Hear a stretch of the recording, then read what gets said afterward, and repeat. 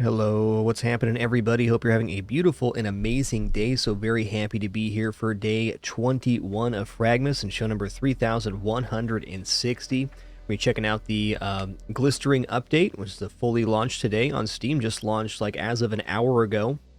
We did play the beta for this a little bit. This is the finalized version. This is the last major update to this game before 1.0 releases in 2024. Awesome. Been following this game for a long time, and it's been amazing the whole way through, but it just keeps getting better.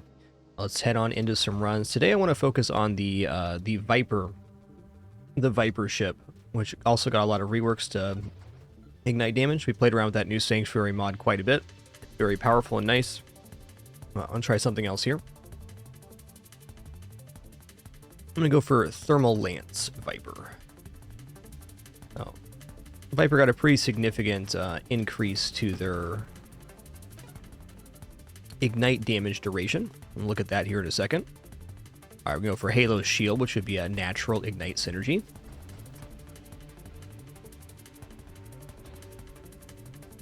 Hey there, Zoga, Armethius, Kinster. Good to see you, Dr. DK, Melody Bunny, and all the other cool early people. So thanks for being here on this awesome day. It's going to be a good one, you can just tell. Tomorrow we'll also be checking out another update. The Tiny Rogues update drops tomorrow, which I'm excited for. Alright, here's Viper. When you take a hull hit, you disgorge Venom Strike projectiles towards the offender. Venom Strike projectiles deal 90 burn damage a second. When you crash head-on, you release up to 24 additional Venom Strike projectiles, increased by plus 2% per your level. Okay? The effect strains the longer you have not crashed head-on, up to 10 seconds, and has a 2-second cooldown. 50% head-on crash damage resistance, plus 50% total ignite damage. So it takes our ignite damage from 120 a tick to 180 a tick.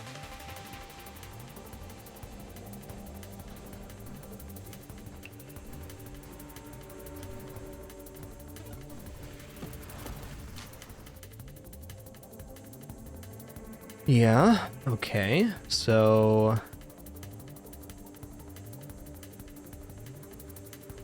the Thermal Lance scales with fire rate and blast radius. So let's grab mines here to start.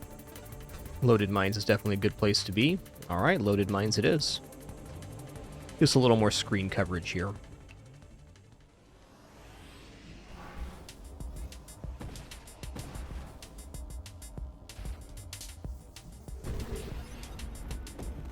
And get blasted.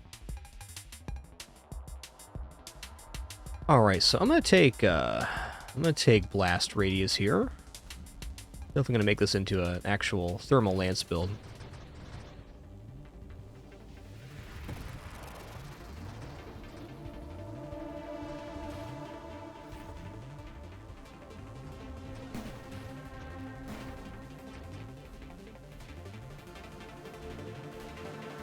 Alright, well, pretty much always firing, so I'm not too sold on efficiency, though I like the idea of Gemini Protocol with Halo, because as an effective Halo, it does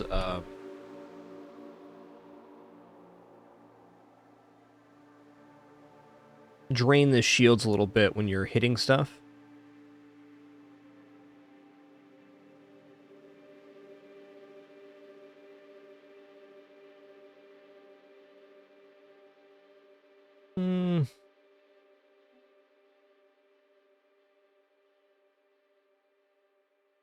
I think I will take efficiency here.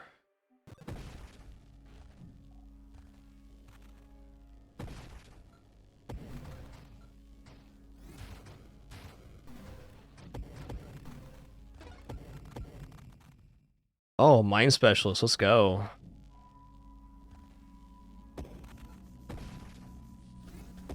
There's this more mine effect. You can see the lances got bigger there. Alright, burn damage, yes. Probably should have taken that stabilization to get to the power reserves so we're a little more mobile. Hey, you as well, Great Rain. Hope you're having a nice one, dude. Cheers. So I was not expecting this update to actually drop today, so I'm pretty excited when I saw that.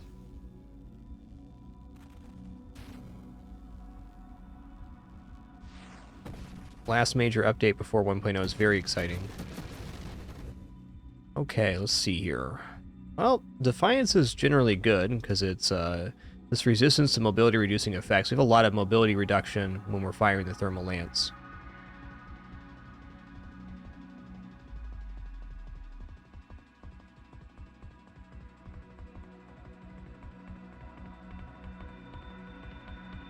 Yo, Crystal Camu, thanks so much for that continuation. Appreciate the 26 months. Glad you're still enjoying it. Thank you.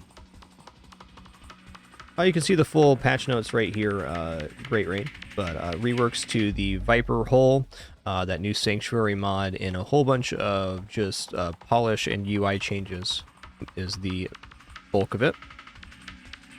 Yo, Bobo Wing, thanks so much for 94 months. 6 more for that 100 club. Thank you. That's quite a few. I kind of want to take some fire rate here because it will increase the amount of prongs on the mines. At the same time, not so sure on that. Regenerative shields could definitely be okay here. Let's just take regeneration. I mean, it's not going to hurt.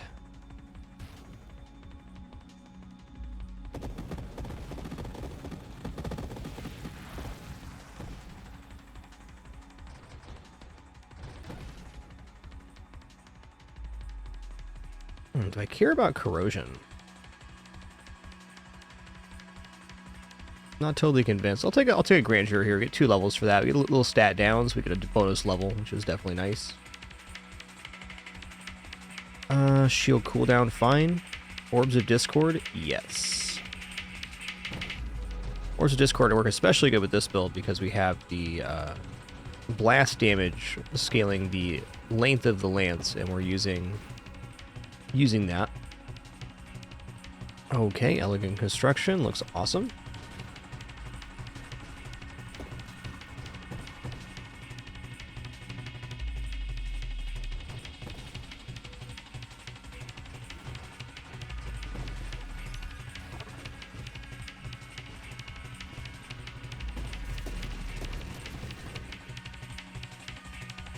I kind of like the idea of a spontaneous generation here. I'm gonna take it.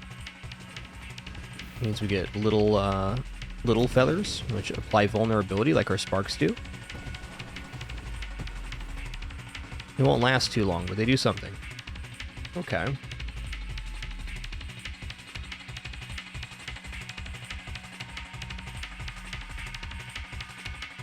Seems very likely we're going to want the deflagration mod, so let's go ahead and grab Purge here.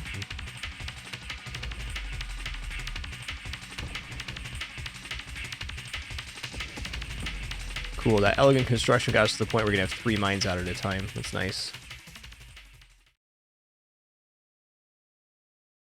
Well, shield effect radius seems quite good here.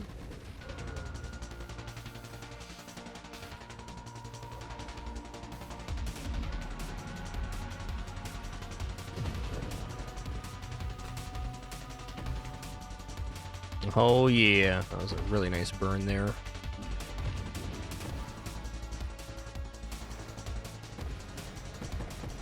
Oh no. Okay, we're fine. Fine-ish.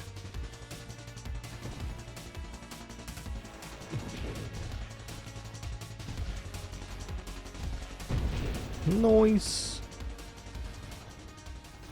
Dang, Purple Wing, has it really been 94 months rather? Or is it 64? Even though I said 94 before. Brains are hard.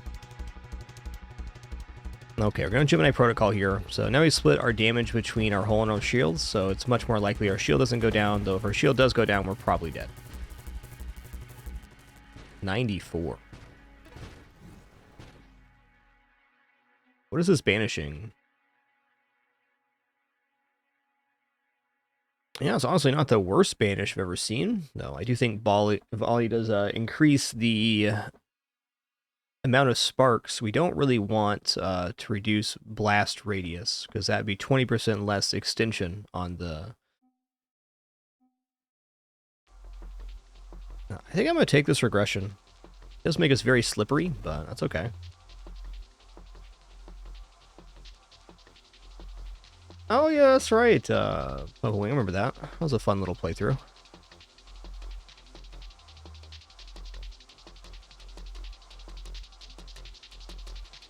Rate of fire I am, however, going to take. Yeah, there we go. We got 4 tendrils on the mines now. That's purty. That's purty.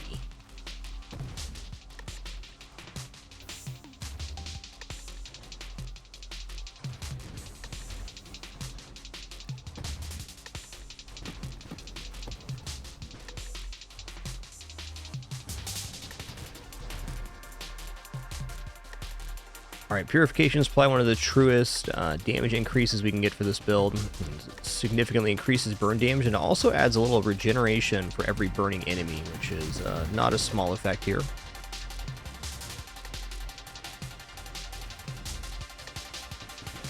My cat, Daisy Doo, is massively out of control today. Massively.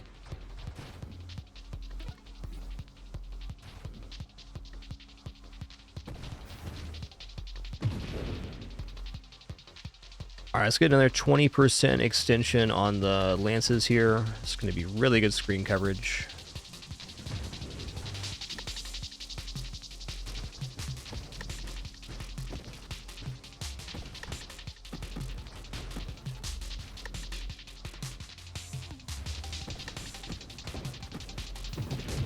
Yo, Mr. Erda, thanks for 113 months and that very kind message. Glad that's been your experience, dude. Just happy to still be here doing this thing, having this experience. A lot of things have changed over the years, but our enjoyment of games has not. That's nice.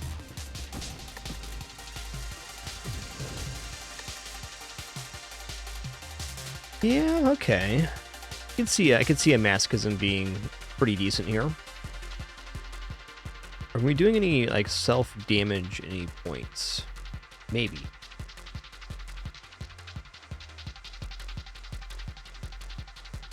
Well, let's keep it cool for this one. I mean, this is not bad, this base hull and shields. I think I will take conversion here. This is more stats. It's going to make our shield a little bit smaller, but since we have Gemini Protocol splitting the damage in between, it's not really a downside.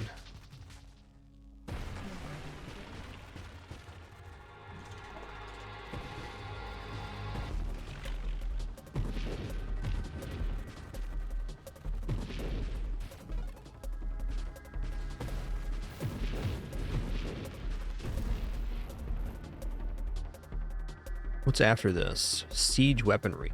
It could be an interesting idea for another build, but not this one. Just take the adaptive armor. Taking damage quite frequently here, so that's all making sense to me. Get these mines loaded up at the right spot. Will really mess up this crab. There we go. That's the one right there.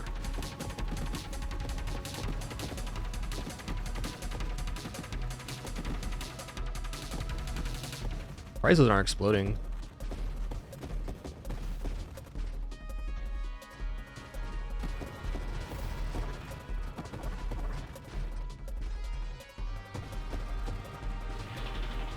Yo, Doran, thanks for 124 months. Yeah, it's been an awesome fragMas event so far. We do have our remaining streams, which is 10 after today. And we also have our Christmas special coming up on December 25th. We're going for a $1 trillion run in Risk of Rain, which I'm not sure still yet if it's totally possible, but I think it is. The Chris Krangle Jingle Jangle Holiday Money Extravaganza Bonanza Christmas Miracle Spectacular, the show, this December 25th. Be there, be square. All day. All day.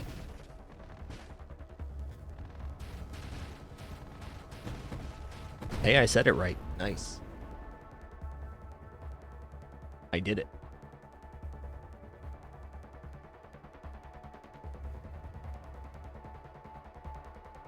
I think we're going to go for Radiant Shields here. 50% shield effect radius is not small on Halo Shield. Yeah, Varix, the latest patch just dropped today. This is the last major update fully launched today before 1.0. This game will officially be releasing in 2024. A few remaining things to wrap up. Yeah, that's one way to do it, Cameo. That's one way to do it. Nothing wrong with being square.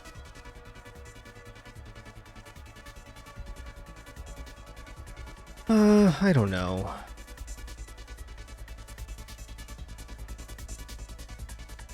think I'm going to take Focus Shields. It really increases the burn damage.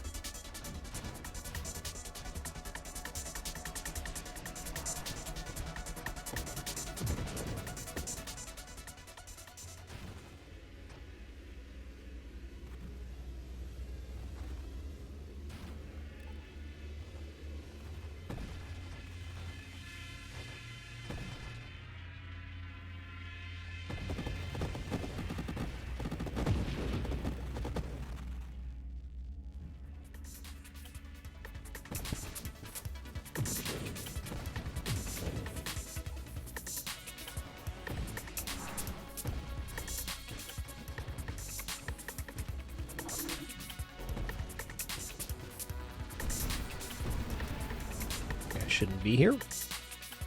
Okay, definitely not a hidden power build, that's for sure. Well, let's do a roll on that one. Weaponized shields is definitely interesting. I think I'm going to try Burst Fire, see if we get to 5 tendrils here. Okay, not quite 5. Fair enough. Still a nice increase in the size of the lance, 20%. And pretty impressive. Wow, interesting. Another projectile. What's that do here? So that gives us 2 spark count, so we'd have double the sparks essentially. Let's try without that for now. I'm gonna go deflagration here. This makes enemies that are killed by burn damage leave explosive shockwaves, so anything segmented is gonna leave a massive AoE. Yo, Landscape Go, thanks for that big 7-0 indeed. 70 months. Thanks, dude.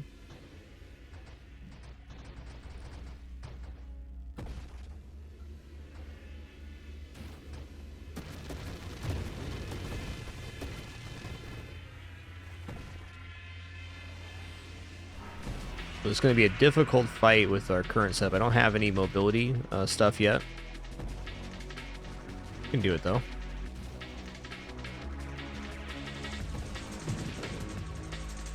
Target now.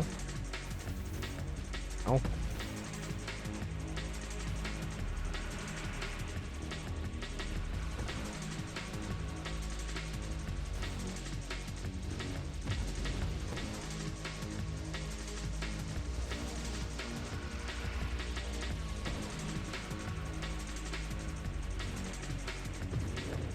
Okay, orbs down, that's good.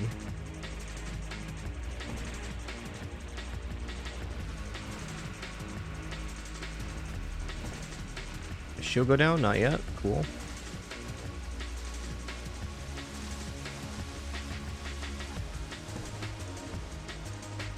Damage pretty spectacular here, honestly. Very nice.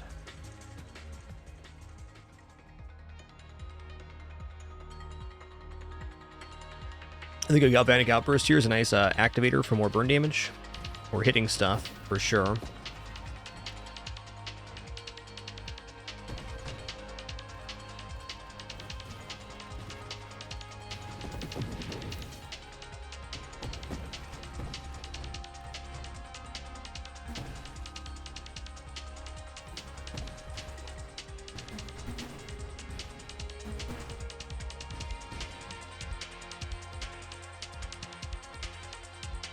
I mean, this is weapon blast radius, which is pretty nice. Charge shot would be, I think, probably a target here, yeah. Just for me, though, I gotta get the movement abilities before we go charge shot. Magnitude's rarely wrong.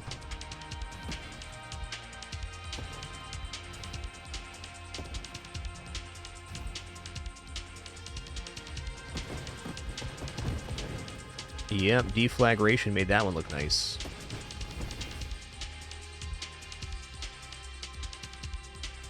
Okay, we take stabilization here, because after this is agility and power reserves. Once we have agility and power reserves, we can take charge shot.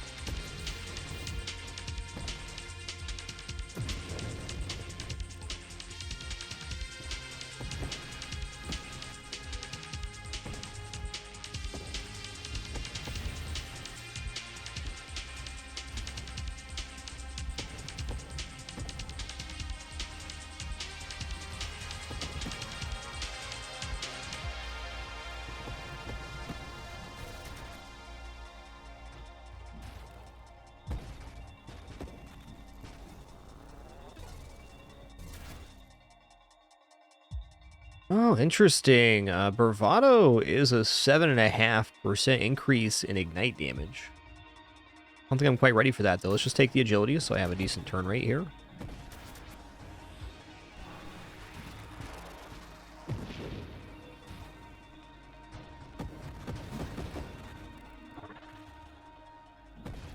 Wave 100.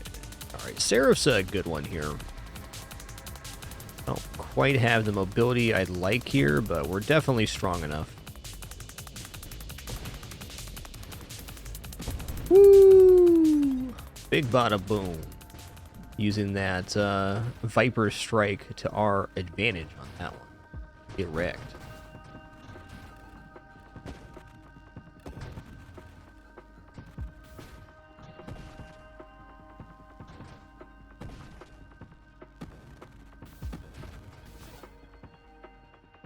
Alright. I don't think I want any of these. Last Stand's alright, but this isn't really a Last Stand build. Let's just reroll here. Oh yeah. Weaponized shields is fine. Evolutionary niche is also pretty okay. Let's see what 5% of 120 would be the increase there. It also increases our head-on crash damage resistance, which is not bad. 5% there. I'll take an evolutionary niche, just one. A lot of nice stat increases on that.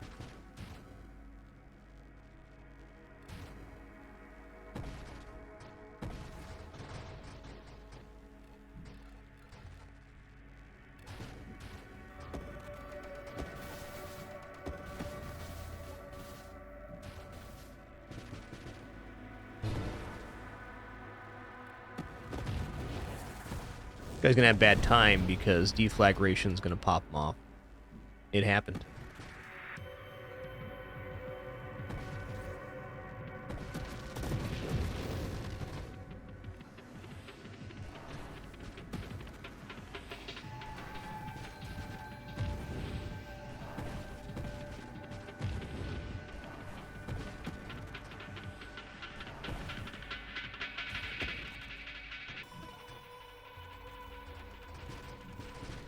Additional lances are added to the mines via the fire rate modifier. I mean, this winnow actually looks okay. I don't like the idea of getting rid of strafe, but everything else here I could definitely live without.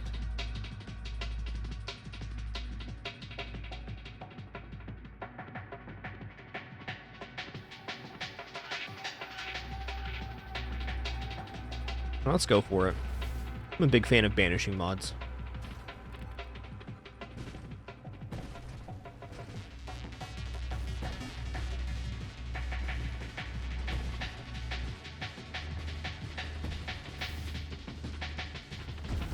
Interesting. So I released the Viper Strike there when the projectile hit me head on. Wonder if that's intended or not. Probably depends on the type of projectile we hit.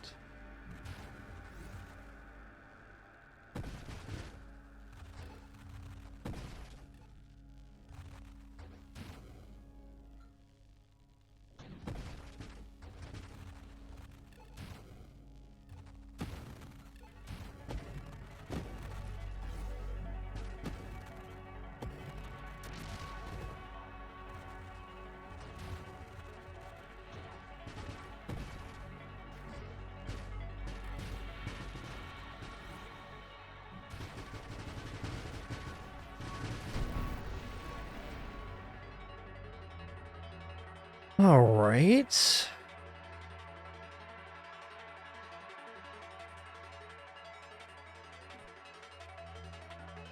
Yeah. I think I'm going to go for payload here.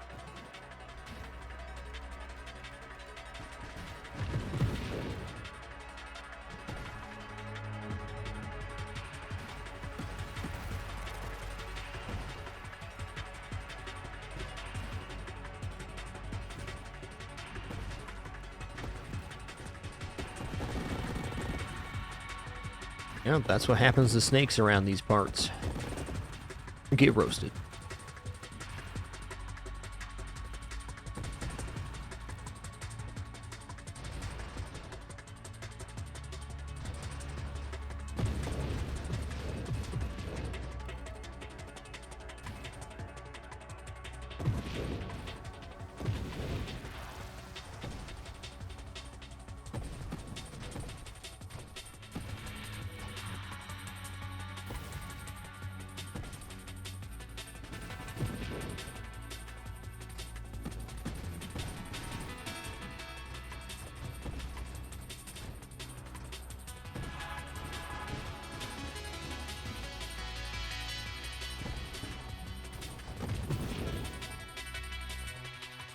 All right, here's power reserves. Nice. So 50% resistance to mobility reducing effects from weaponry. So I can actually maneuver like a normal ship. We're not all slowed down by having the lance extended. Like, we're basically back to our base stats.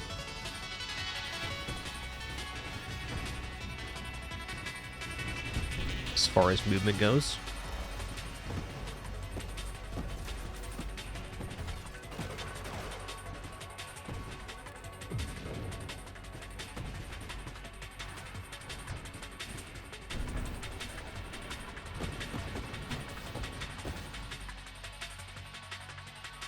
All right, here's Charge Shot, which is an additional reduction in our movement ability, and that's okay, because we're going to have Charge Shot. I will not be taking Charge Mines on this occasion, but Charge Shot will ramp up massively over time. Since this is a weapon we just continually fire, it's just going to get better and better for quite a while.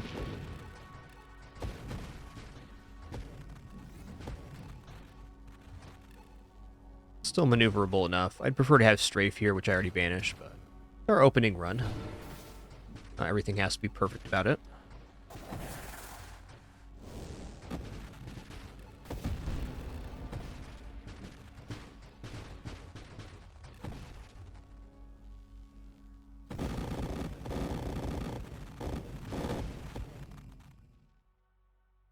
Yeah, okay, let's take a Defiance here. That's more mobility reduction mitigation is important because we have multiple sources of problems for mobility. One, the Thermal Lance has downsides for firing, and then two, we have Charge Shot, which is a 50% reduction in thrust as well. Or is it 30? 30%. So we got 30% and 30% here.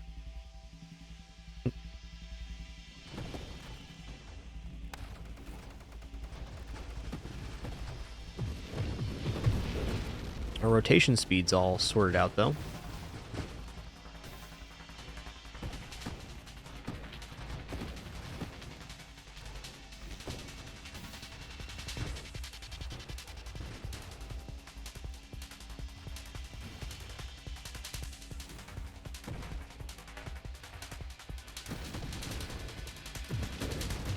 Just tried to blink there, which is a mod I don't have. Probably one I'd like to get here in the next couple levels, though. Not even sure I have the improved thrust yet. Maybe.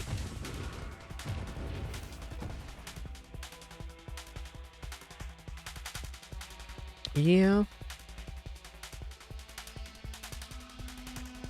Oh, here we go. While charging your weapon, 20% of your charge value is applied to your shield effect radius and shield effect power up to a max of 100%. That is definitely something we want here. I kind of forgot this mod was in the pool, but it's going to make our Halo shield immensely better. See, the radius on it now is insane.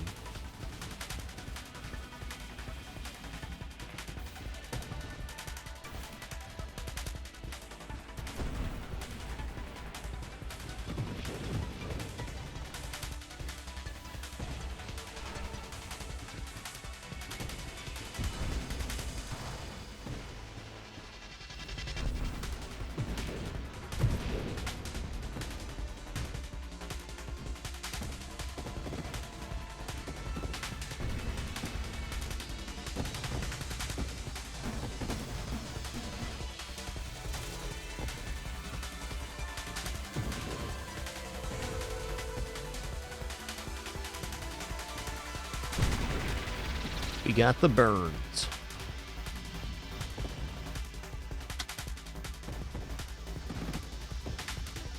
What's up, Fluffy Kirby? Good to see ya. Dude, that Galvanic Outburst is nuts right now. What's up with that?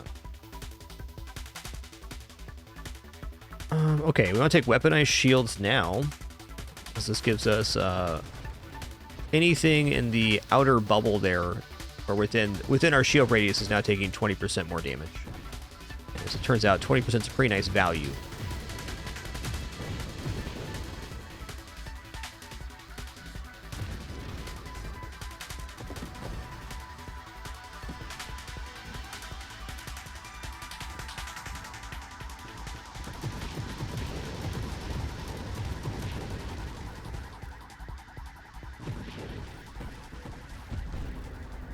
Basically, Dank, burn damage causes ignites is how it works now. A pretty major rework to ignites and burn in this update to make them more consistent. Essentially, anytime you apply burn damage, it's also applying a damage over time ignite.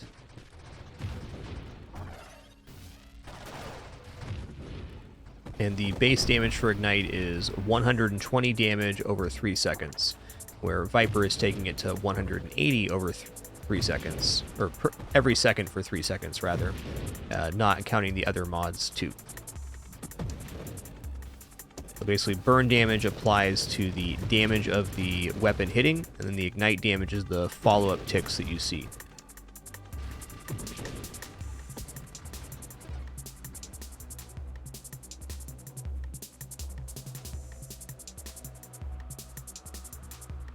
Okay. I think I'm going to roll here. I got 17 rerolls right now, and definitely some stuff that I want. Would love the improved thrust. Another galvanic outburst is honestly not bad here. Another defiance is also not bad here. Let's just keep rolling.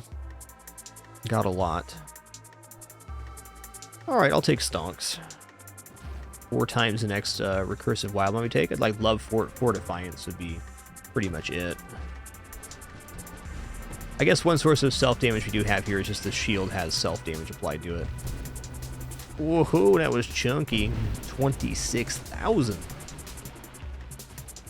That's one. Uh-oh, these crabs showed up to the crab boil. It's a bad idea, guys. Woo! You see that 40,000 right there? That was because of all the little fellers applying vulnerability. That was sick.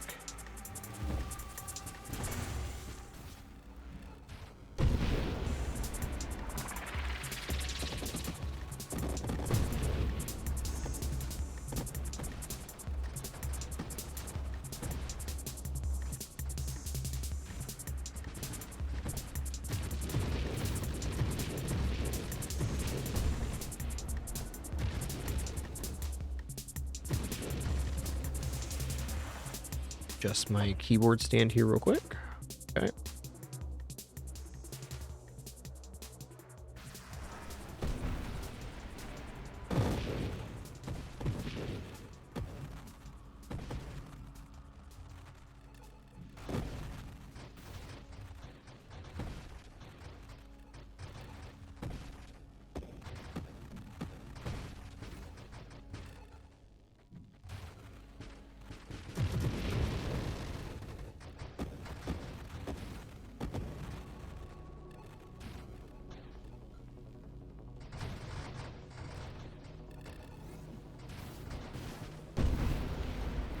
Alright, big bada boom.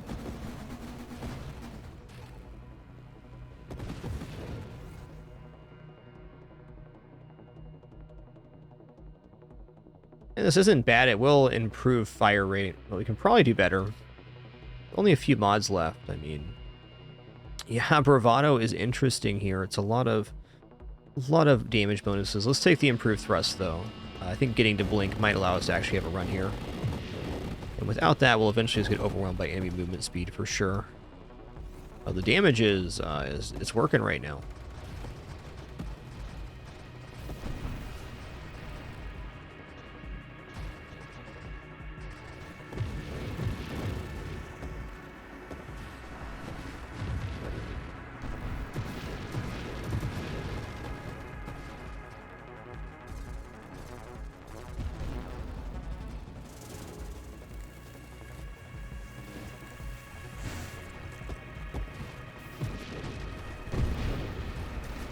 That was a big deflagration right there.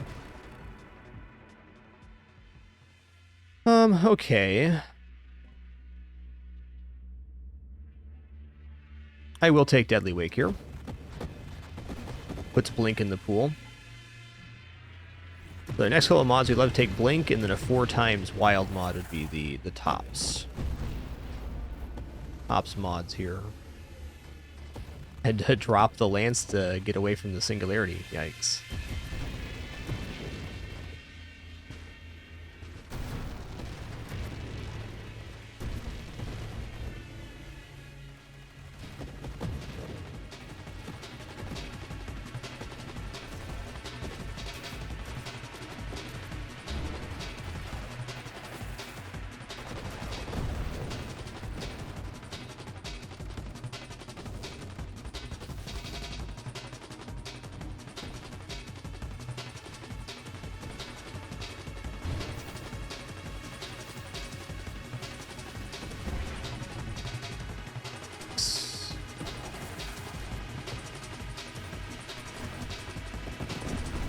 I don't get that guy down, we're in trouble here. Okay, looking good now. Pretty scary wave.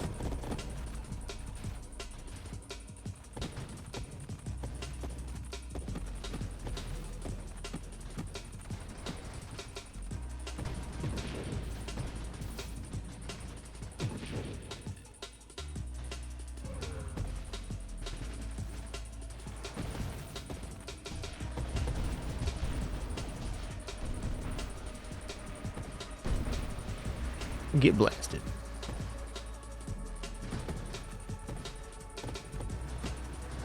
Alright, broken mill here. It's a build. It's cool. Wow, more Seraph, huh?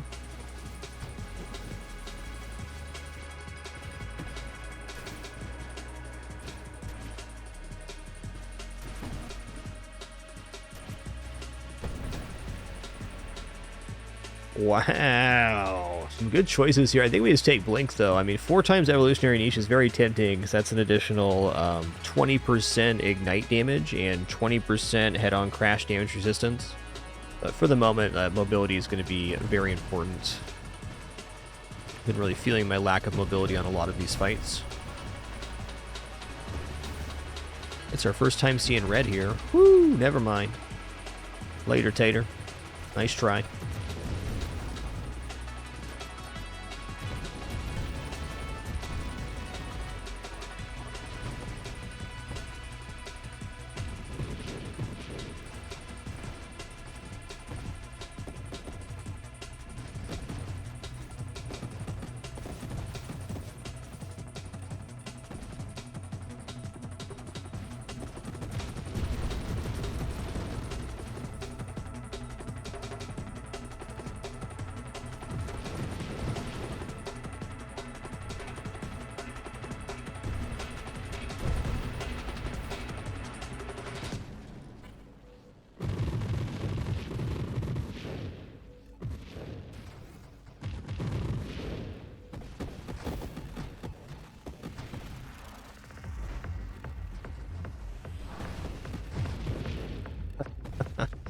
Love it.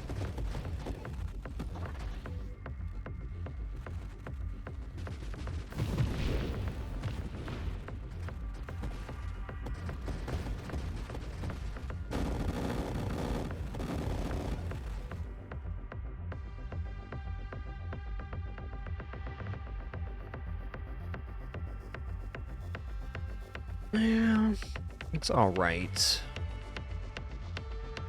There's 4 times Evolutionary Niche again. I think the only thing that might be better than 4 times Evolutionary Niche would be like 4 times Defiance, so we get a full movement complement here, but pretty tempting.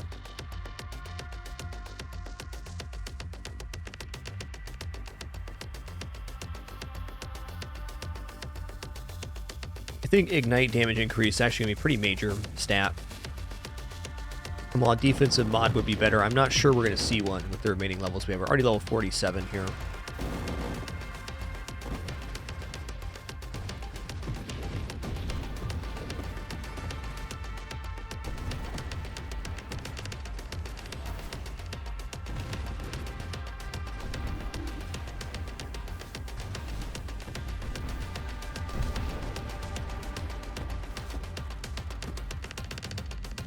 Night damage is doing good indeed.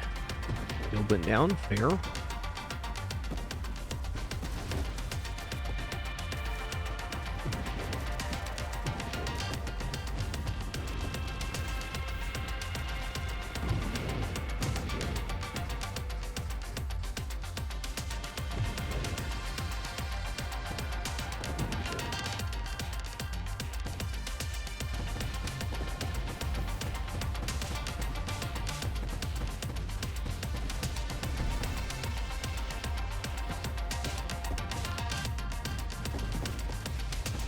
Yeah, nice Azulthorn. Thanks for being here. You have a relaxing rest of your day. You made it.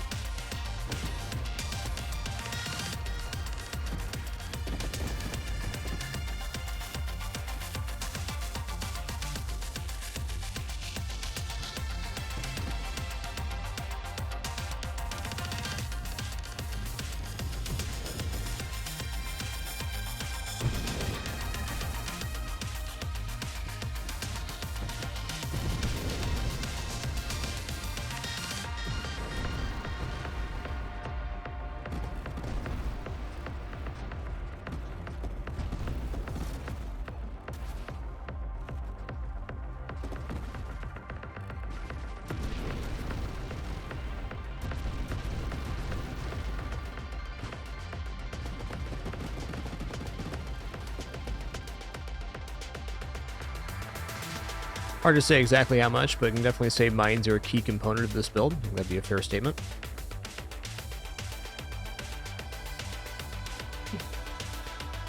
You know, I think another spontaneous generation sounds pretty nice here. These are definitely a large source of our damage on waves that come one after another.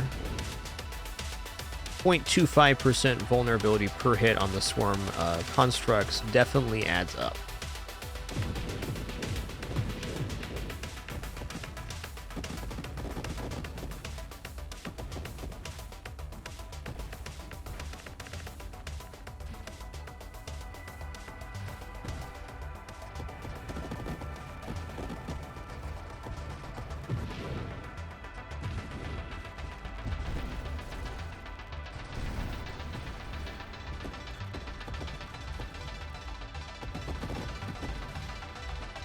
One of the better feeling thermal lance builds I've ever had. Pretty nice.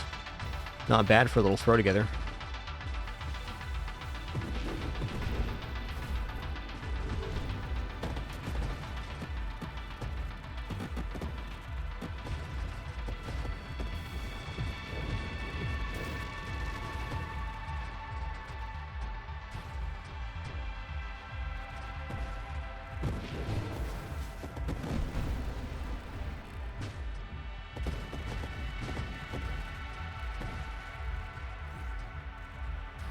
Going to be resetting all my progress and scores for 1.0, which will release sometime, I think, early next year, Q1 or something like that.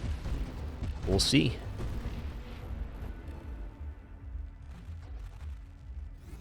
I've been pretty regularly reaching 2 mil, which is pretty awesome.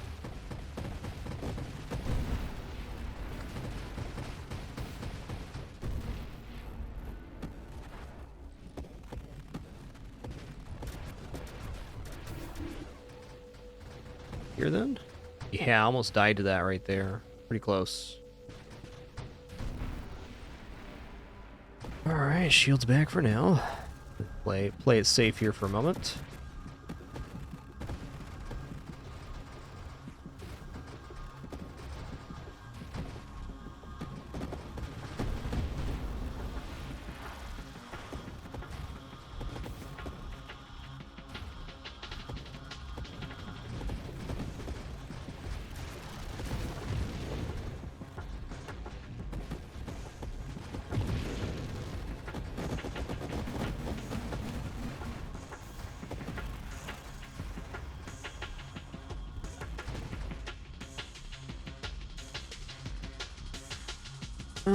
Got aerials. Corrosion's probably, like, it's pretty inoffensive. I mean, it does add burn damage. Oh, corrosion no longer has minus 10% weapon damage. Interesting. Okay. I guess that's a no-brainer then.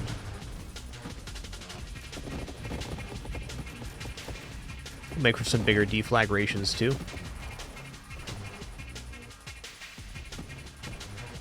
I'm not sure if I'm going to do any Sanctuary builds today, Broomstick. We'll see. Our last 2 play sessions are basically full on Sanctuary, so I'll try a few other things out. Though I wouldn't say a build couldn't have Sanctuary. I just don't have a set plan for builds today.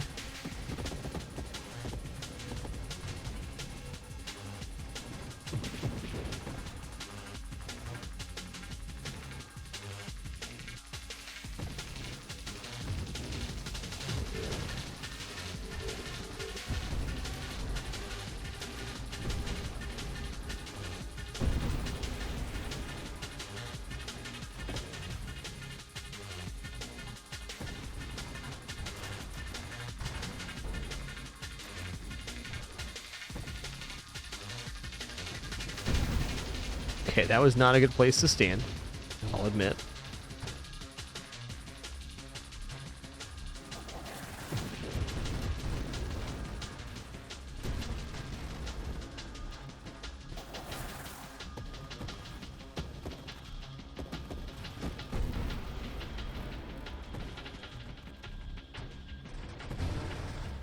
Chunky.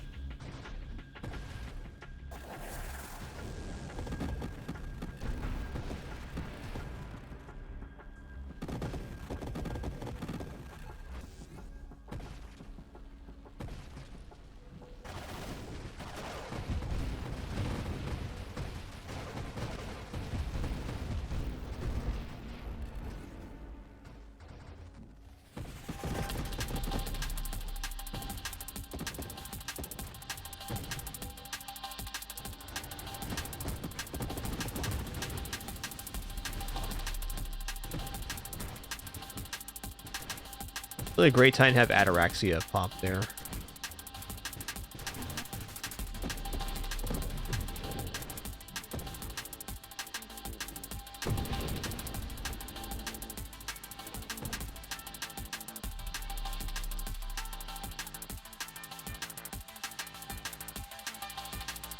This is a 15% increase in the lance size. I think the downside is it pulls them in, so things get pulled into the mines and they explode.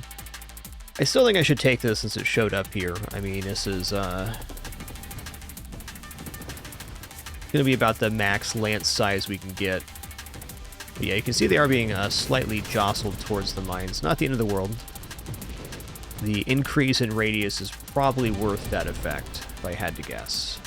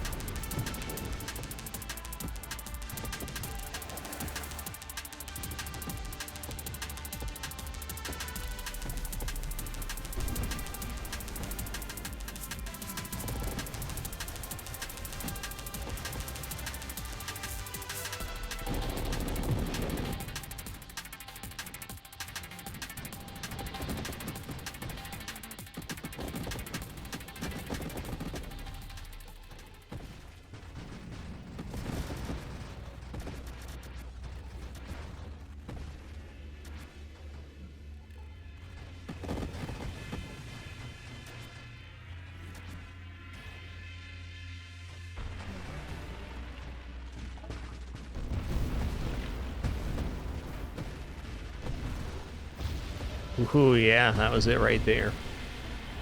All right, GG. That was a very fun opening run. I enjoyed it. I want to try something similar with Vortex mines now. I think that Viper should do quite well with Vortex with the increased ignite damage. Let me grab a quick refill on my water here, and then we'll head into another run.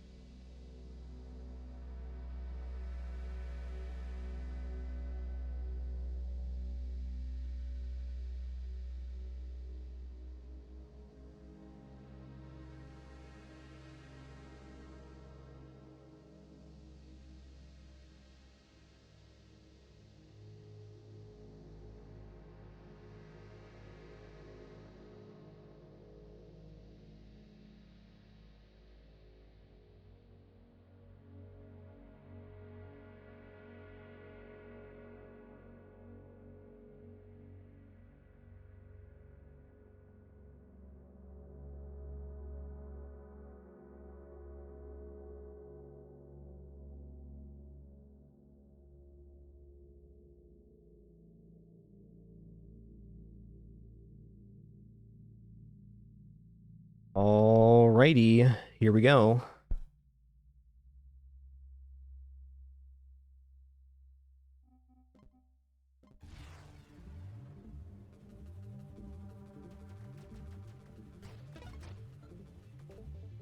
Now we're going to be doing Vortex. So charge up and release a slow-moving, roiling vortex. Targets are drawn into the vortex, seeing burn damage while traveling. Large vortexes increase energy bolts, or release energy bolts that burn nearby targets. The frequency and damage of these bolts is proportional to the size of the vortex. Minus thrust while charging. Added weapon projectiles increase vortex degradation rate. So this, we can have multiple projectiles, but it'll increase the rate at which they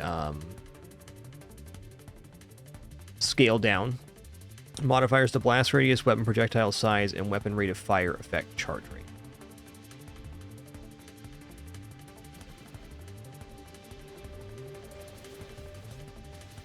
Yeah, the devs said they'd like to get this game for Switch and other devices, but it's really dependent on how the 1.0 release goes, honestly.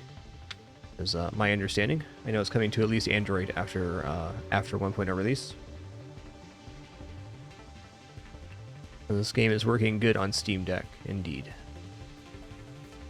Okay, what shield do I want for this? I actually be dropping shield here, so maybe a consideration of which color vortex I want. Let's go for orbital. This cool blue is always a nice feel.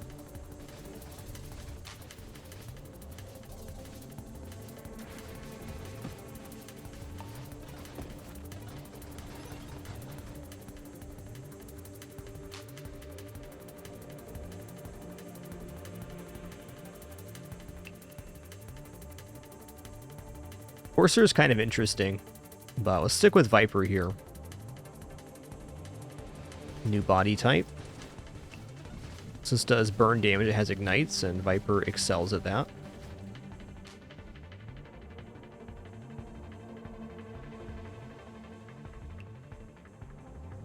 Okay, let's add in some targeting.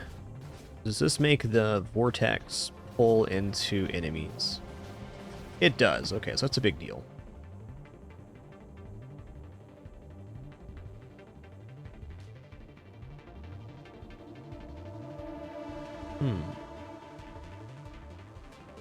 You know, I think I do want guidance. This should be actually a pretty major deal. Should really be able to pull into enemies quite nicely. Definitely don't mind minus velocity.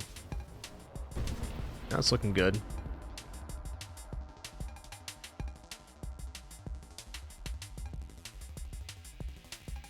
Alright, let's take some self-damage resist here. Vortex's whole thing is that it does self-damage when you charge up, and it ramps similar to siege weaponry, so you gotta be careful with that.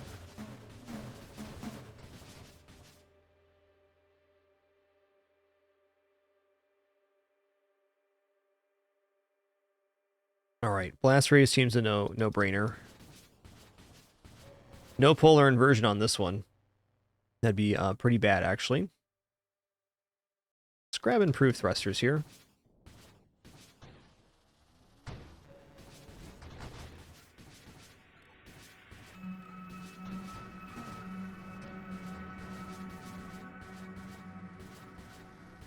Loaded mines is definitely an objective here too.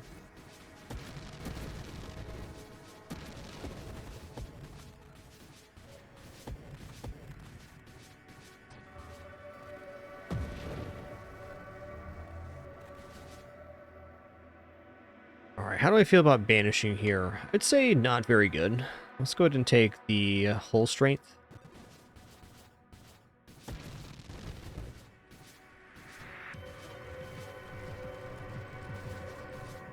Okay, there's mines. Loaded mines will greatly increase my screen coverage.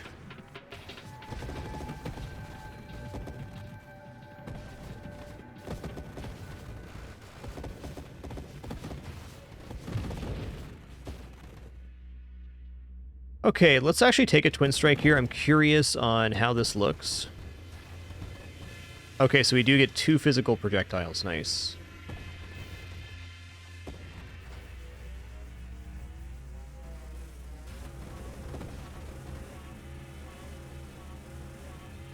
little spicy here, man.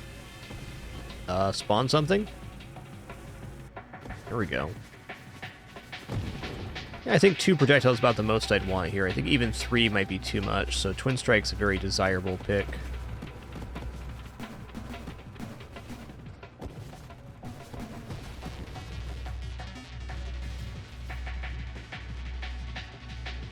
Definitely not against taking some more self-damage resist. Let's go loaded mines for the moment.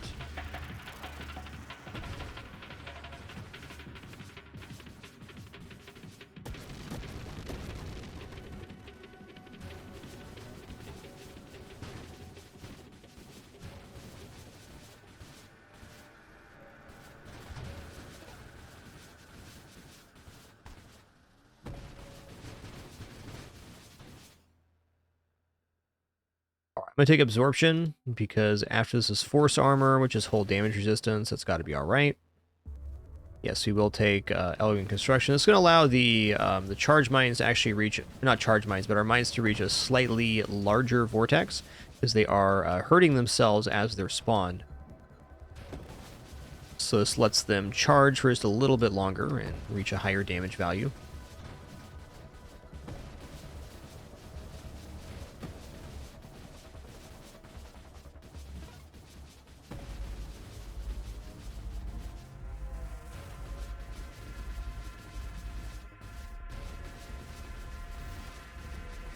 Snap.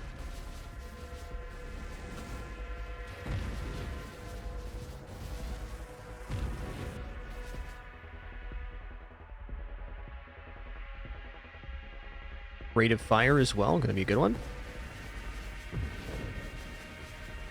think that actually helps out the mines too, it does. I don't want to be in here.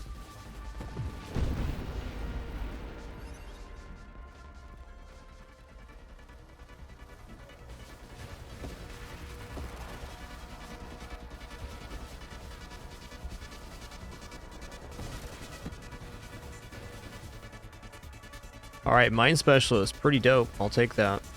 That's Mine effects, so that's more charge on the Vortex. Those are actually turning out to be pretty spicy.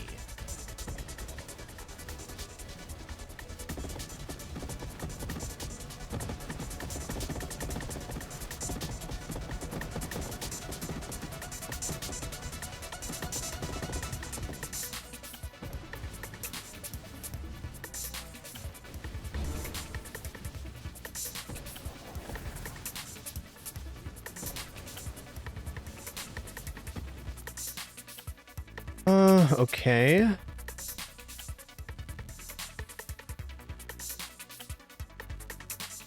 Stabilization seeming okay. I want the power reserves for sure, so I should probably just take this now.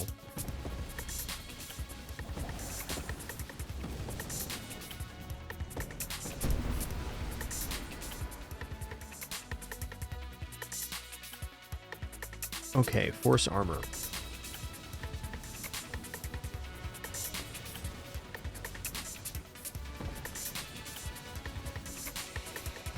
Hey there, Glatrus. Nice to see you. I don't have a day-to-day schedule for games, no.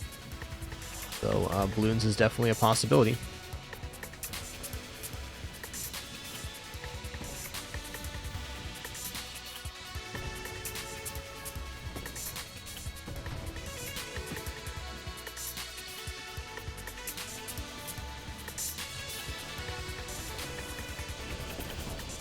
Ooh, that's spicy. Okay. Yeah, I'm really liking this Vortex with guidance. This is something I didn't take before, but those floating into them seems really nice. Okay, agility is always good. Yo, Sate, thank you so much for that Prime subscription. Glad you're enjoying the content enough to even consider. Cheers. Certainly, charge shot's got to be alright. Oh yeah, weapon projectile size. Here we go.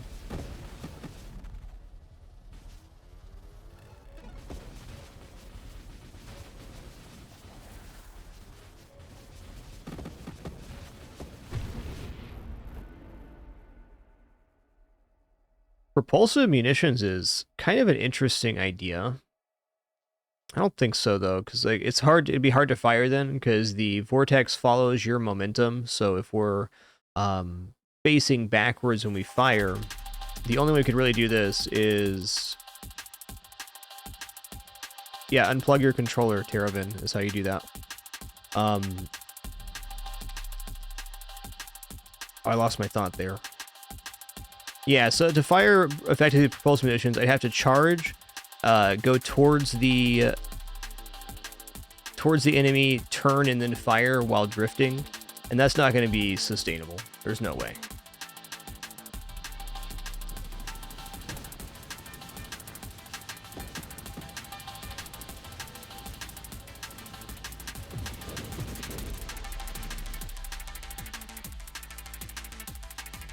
Okay, this isn't going to be a shield build. Yo, cheers today.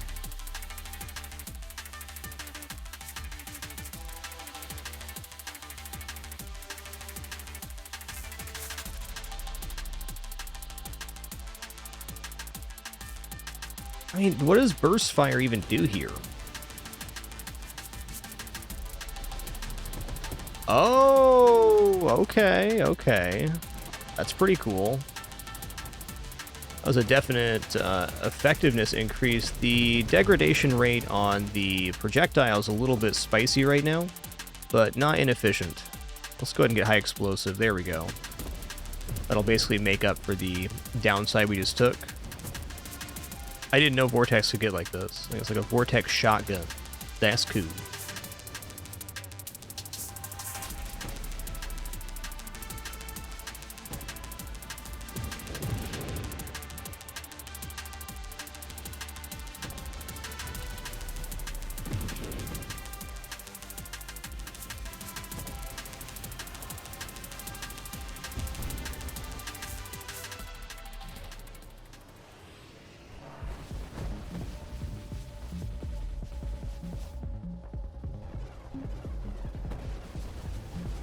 I gotta be really careful of my charge rate right now too. Like, we're taking a lot of self-damage here. I do have ways to mitigate this, but we're not quite there yet. I think if I could do this again, I might not take burst fire. Just looking at how dilapidated the vortexes are getting. I think I'd rather have one extremely large vortex.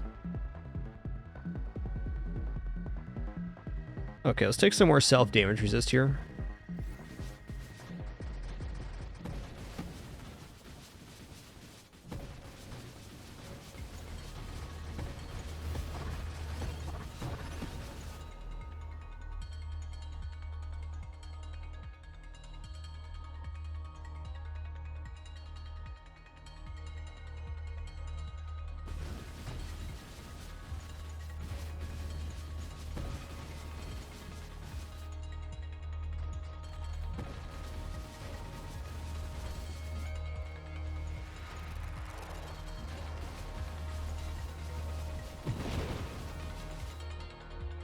See, this run's moderately scuffed, and that's okay. I'm gonna keep rolling with it because I mean, this could turn into something really spectacular. I'm not sure. I've never had a vortex run with this many projectiles before. We've got twin strike and burst fire.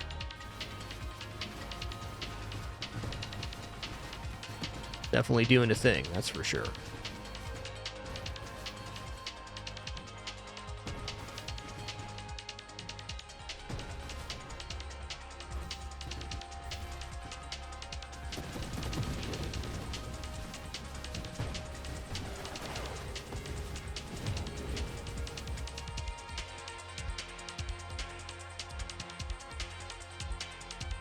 What is convergence going to do?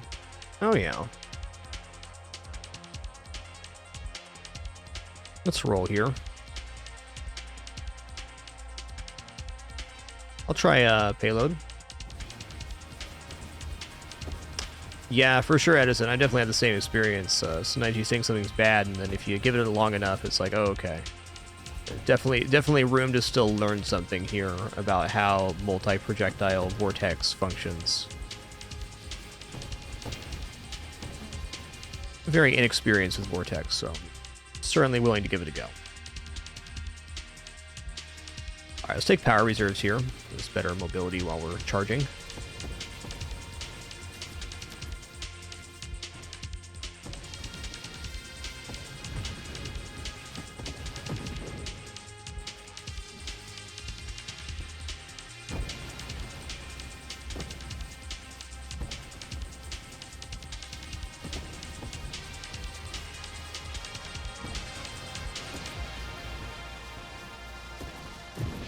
That's pretty good. Okay, another Twin Strike's just, it's asking too much of this build. We're going to take Candescence here. We're dealing mostly burn damage, so it's just a flat increase.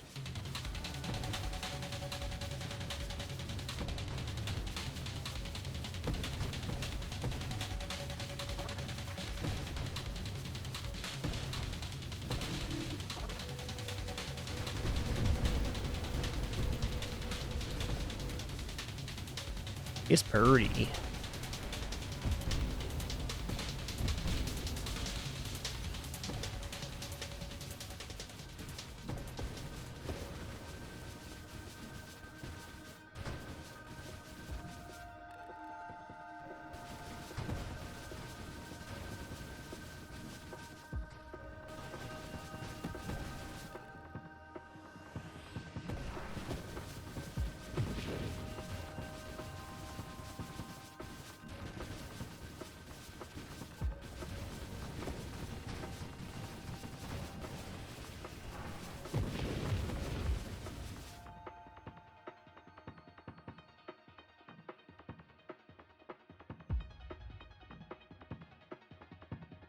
I'm gonna go adaptive armor. We're gonna get armor stacks while we charge the Vortex, and more importantly, at the end of this line is a 20% self-damage reduction, which I think is going to be very important here.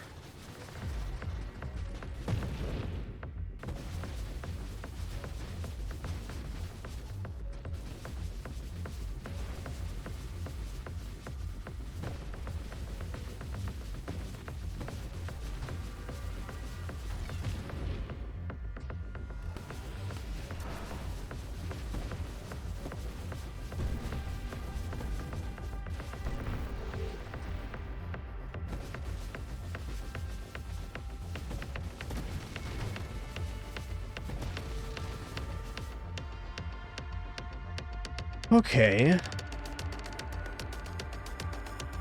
I don't think a third Masochism is really wrong here, but I don't think we need to take it either. Let's grab Corrosion. Does this just deal flat burn damage? Yeah. So Purification's raw damage for this.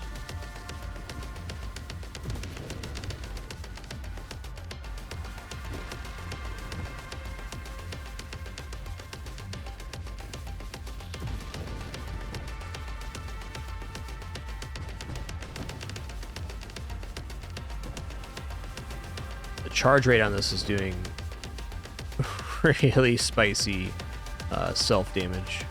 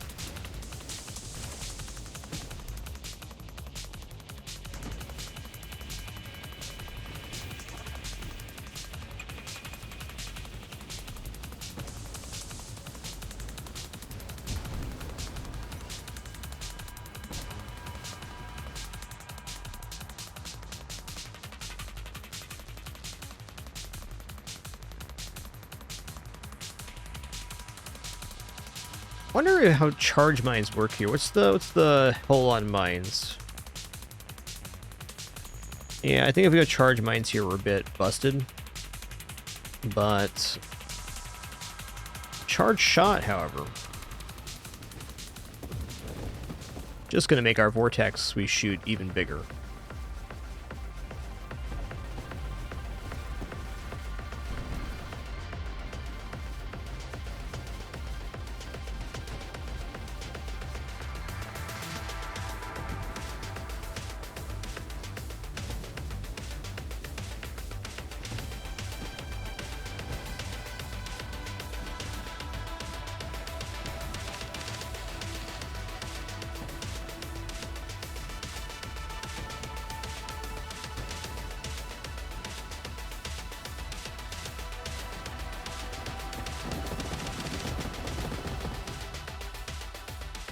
Okay, here we go. Revelation. Would love some more damage resist here. If I get to the point where I get core shielding and also drop my shield via the regeneration route, we could have a really serious build here.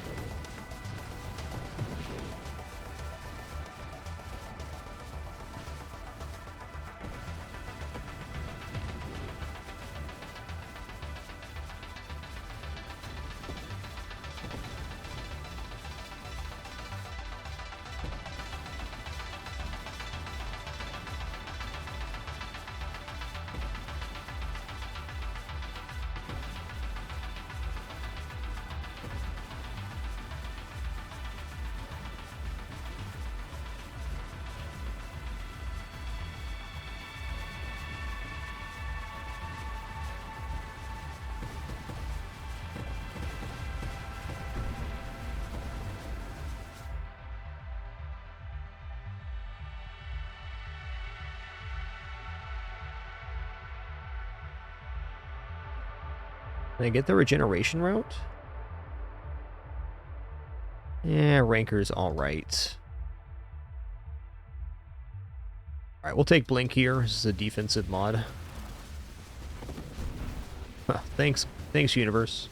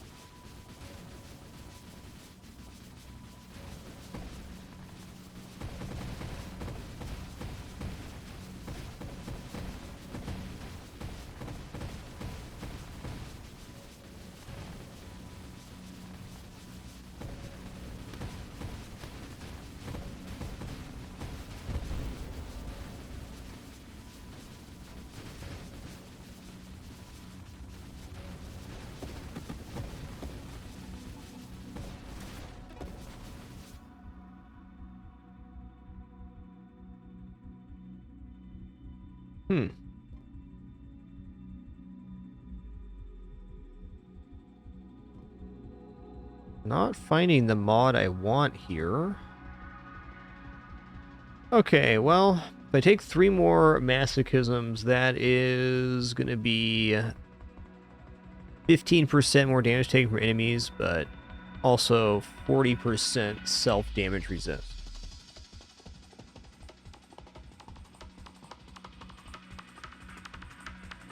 I'll give it a go here. Why not? Yeah, I got some core shielding right now. I can build up some really major volleys of these vortexes.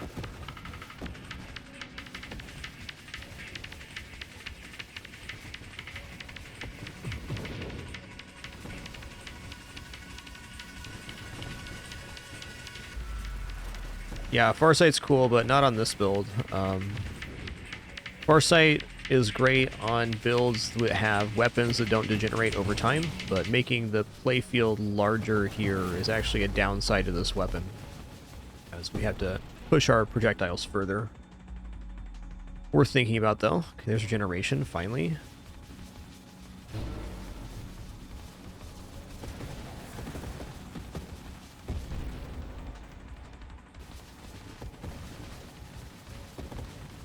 Big fan of the Farsight mod myself. See, when they initially released the playfield scaling with Farsight, that was a very major change in the game. very good one. It was an ingenious way to add more dynamic to the scaling of the run.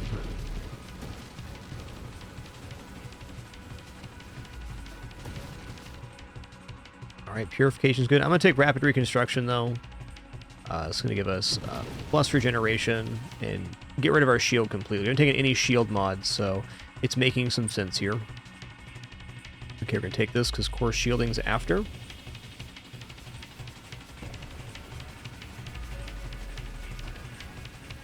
It's pretty good, man.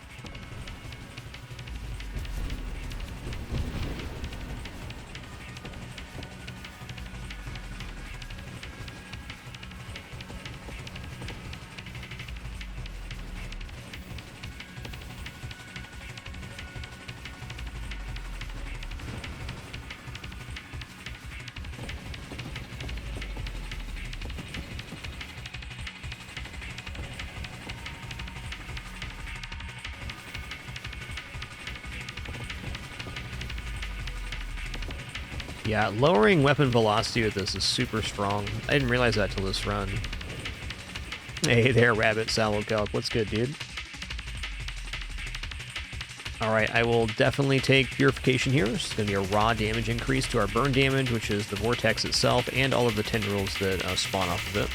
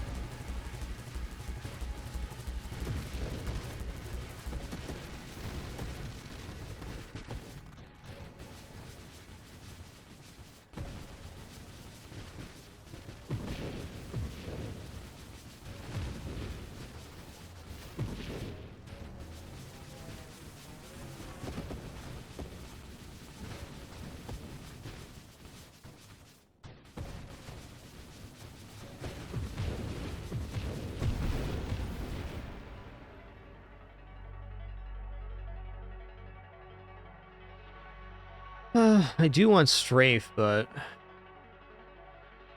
want a lot of other stuff too. Take agility here.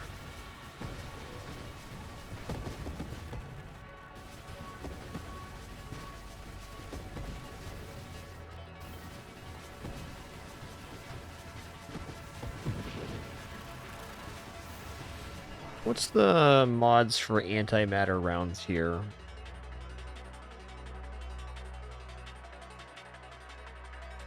Payload plus concentrated blast. Okay. I'm curious how much the Vortex themselves could degenerate enemy projectiles. That could be an interesting defensive function if we had the Vortex charge in front of us.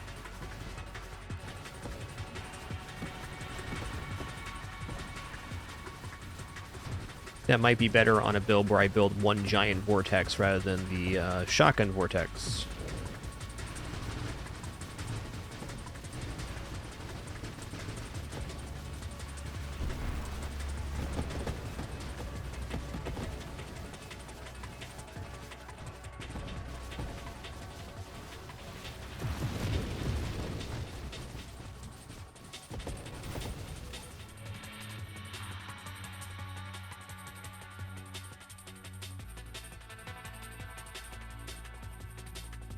I don't have Purge yet, so new defect. Let's take Concentrated Blast. I just want to see how this works.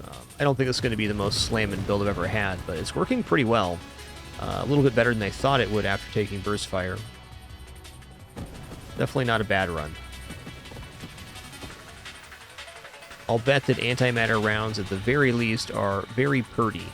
Should be purple vortexes.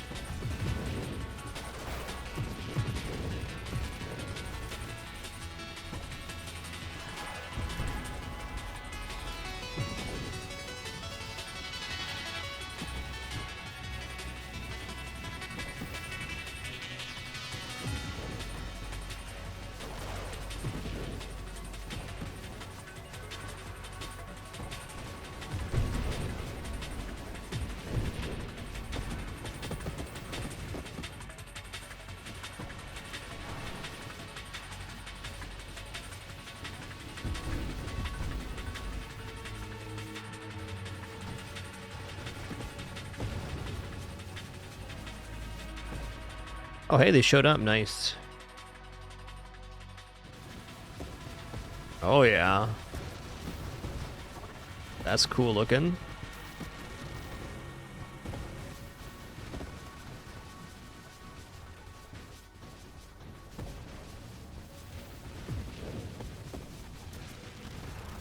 Well, the curiosity here is the degeneration of the... Oh, man, that looks awesome.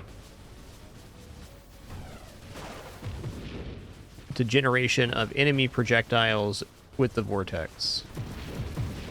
Looks to me like that is destroying the enemy projectiles, basically.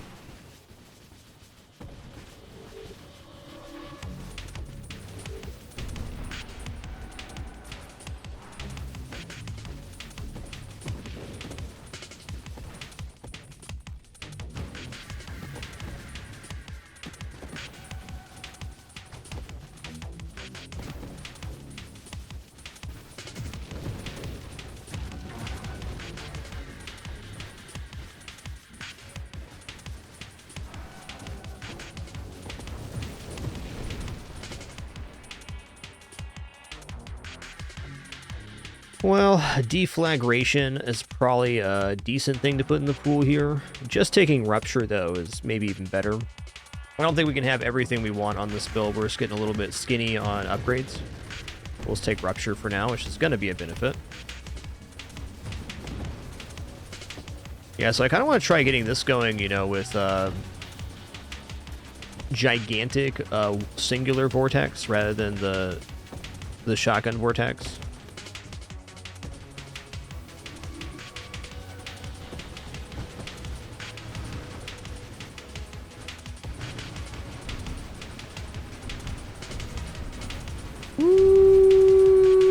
Lad.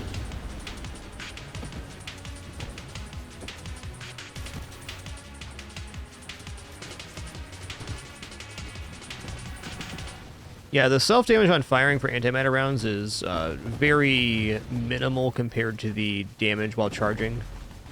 It's probably not even 5% of the charge up fire damage. This is definitely a sketchy build, I'll give you that. But antimatter rounds really isn't adding much danger, in my opinion.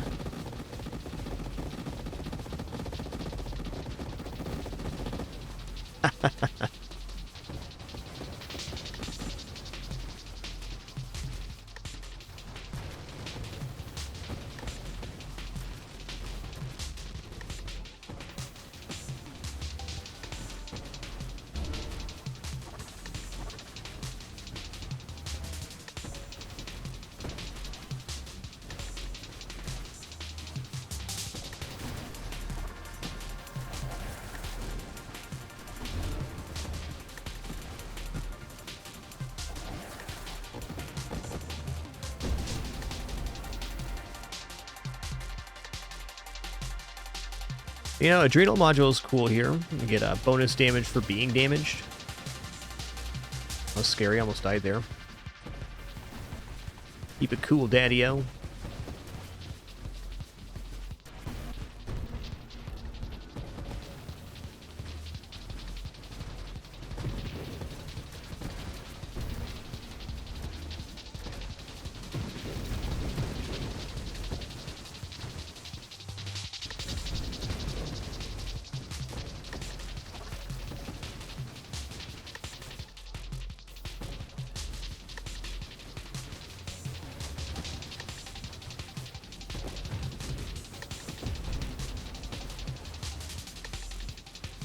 What is the anti-synergy with Viper on Apotheosis? I'm not following Zach. You could articulate that for me. I'd appreciate it. I'm not shooting for Apotheosis on this build, but I agree it'd be pretty good here.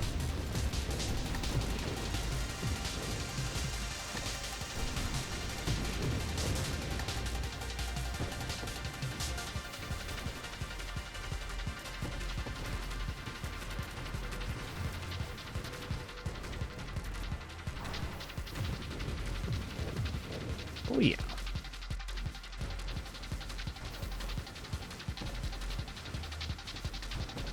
Okay, you can no longer discharge because you can't ram. That's probably not as big of a deal late game. That's true, that is anti-synergy. Thanks for clarifying.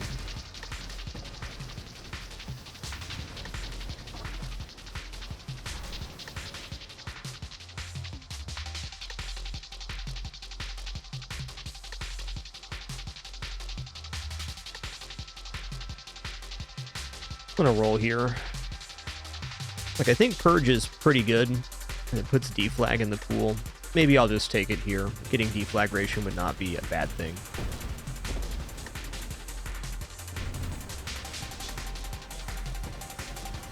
Or shielding would sure be nice too.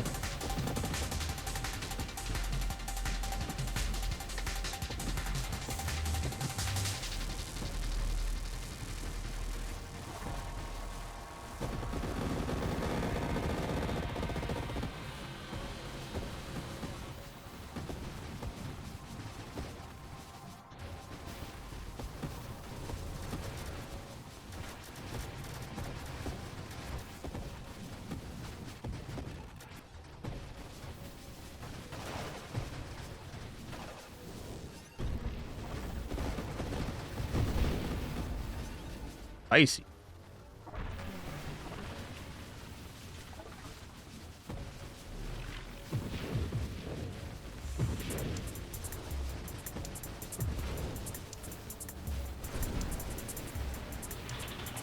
Yeah, almost got myself killed there. It was fun though.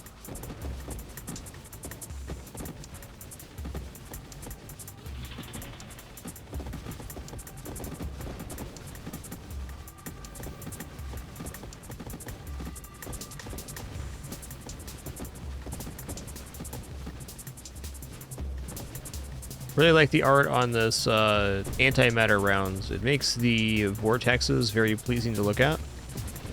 Vortex is a pretty flashy weapon. I'm enjoying the light effect being diminished while still being very clear to read.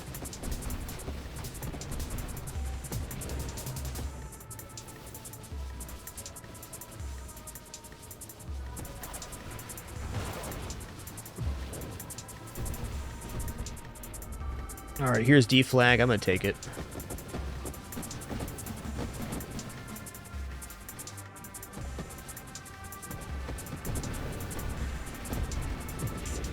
Very pretty.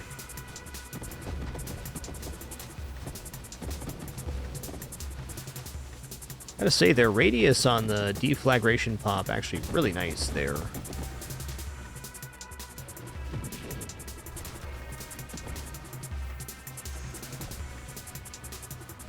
They were a 1.2 mil. Good build, man.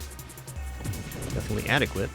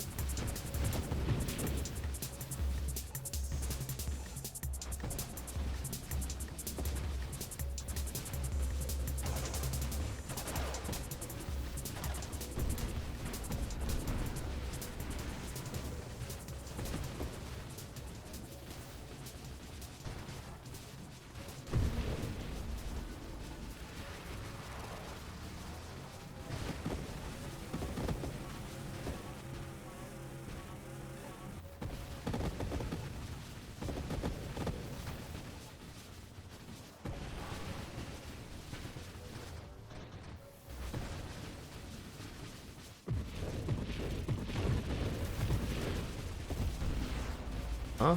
We dead? Not quite.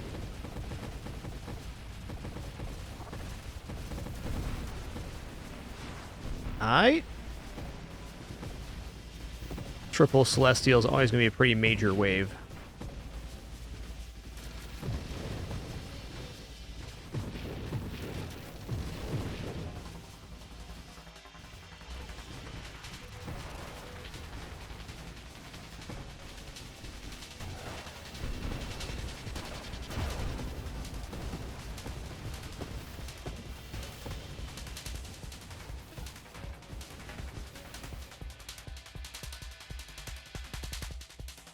Oh, can I please get core shielding here? There it is. Great, now I can actually charge up these vortexes the way I want.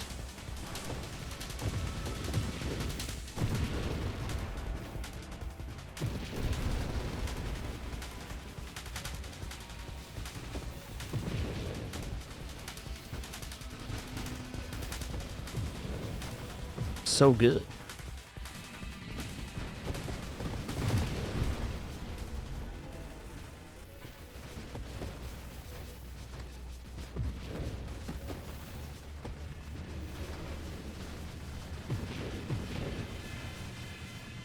The vortexes get pulled into the singularity. Makes sense.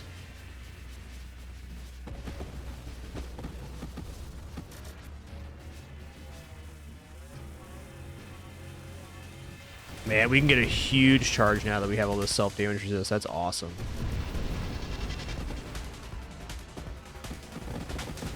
Like, it's a hot minute before the charge damage gets close to actually pulling our hull down. Let me take a look at what our hull damage resistance is right now, or self-damage resist. Yeah, almost 70%. I guess that's what we got to shoot for on this kind of build. What's up, Beargo? Good to see you, man.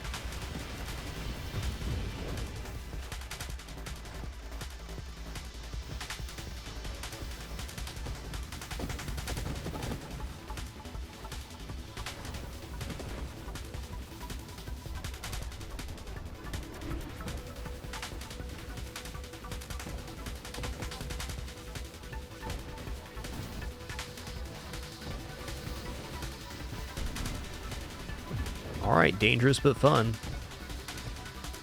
Pretty much the whole game, that's what it is.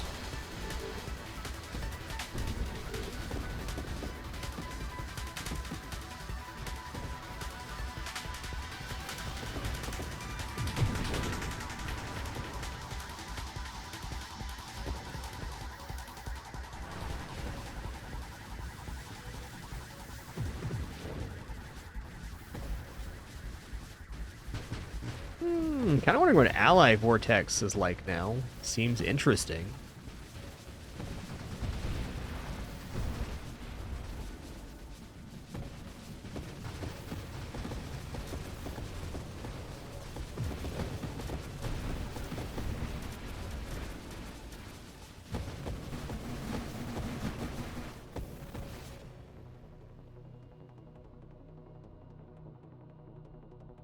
I'll take strafe here.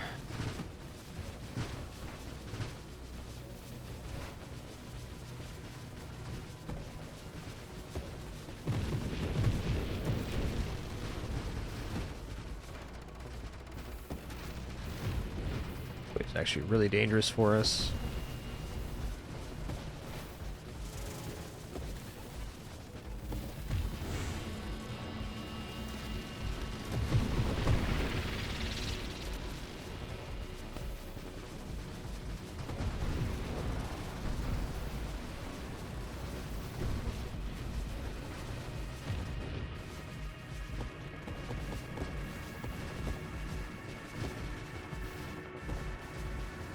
All right, hear me out. What about Overseer Vortex on Engineer with maybe Mortar? That'd be quite interesting.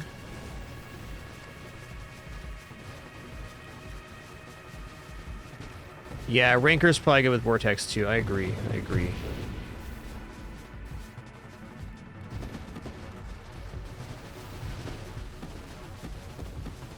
Get us to our maximum vortex faster for sure.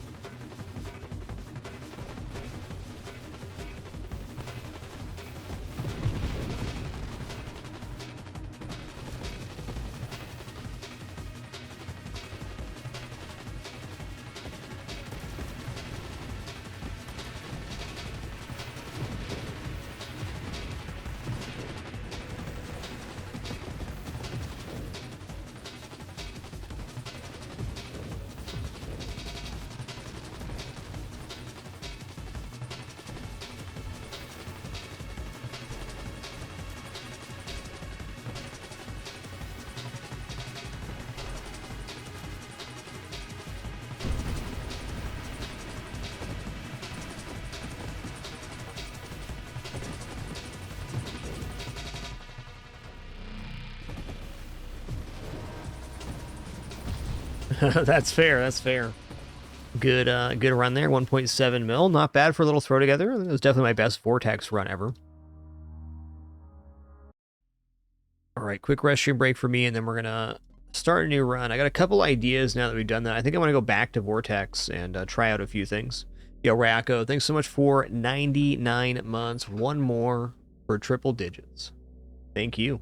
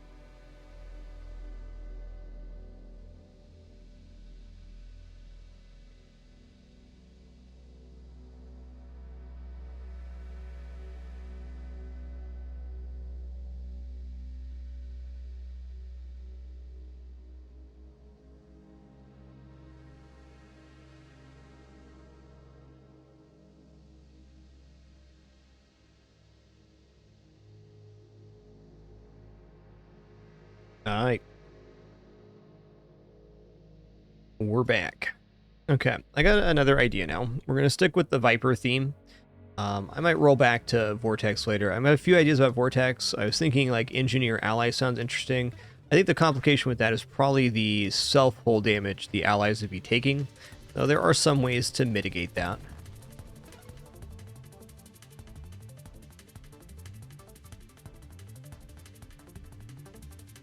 Okay, Torrent. Yikes, dude. This wave is nasty.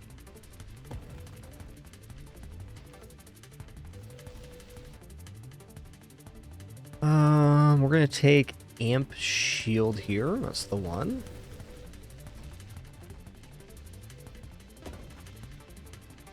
Honestly, surprised we survived that wave. All right, Viper.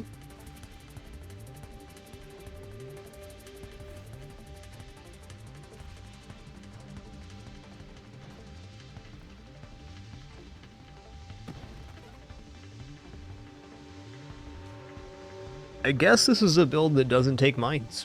Let's read the tooltip on Torrent here. Deploy a close-range, widespread, rapid-fire lattice of energy, projectiles travel in waves and degenerate over time, minus 30% thrust while firing, damage 20 projectiles 3 times 2, rate of fire 12 seconds. So I don't actually need to improve the rate of fire here, and I don't need to improve my projectiles either with the way I want to build this. What I'd like to do is get a build that operates on basically 0 shields, but while we're firing, we're also doing the infusion effect. It's going to be tricky to get this build together, but I think if it makes it there, it could be one of the most disgusting offensive builds ever made. Time will tell. I've never seen anything like it pulled off, so it's just an idea right now.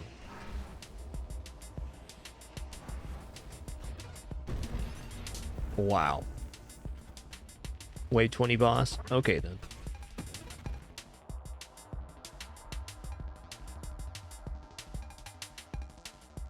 I think we probably should take, like, drones here at a minimum.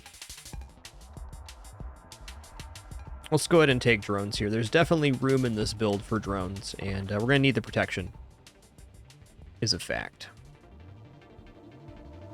Okay, here's flash shielding. I'm going to take flash shielding.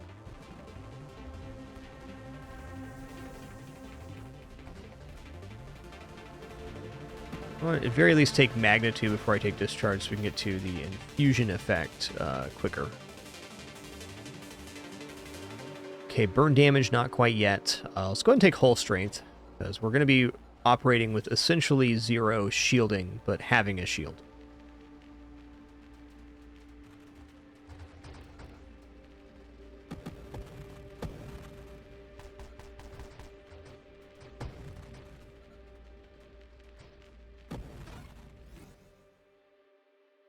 I don't have magnitude yet, so I'm not going to take discharge. This blast radius is interesting, and I can see deflagration being useful. However, let's go ahead and just grab improved thrusters right now. We're going to want all the mobility we can handle in this build.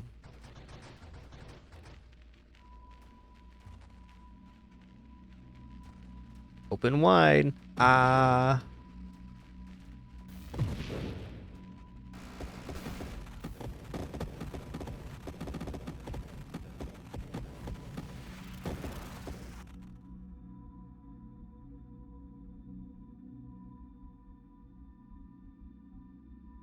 Adaptive armor is a yes here.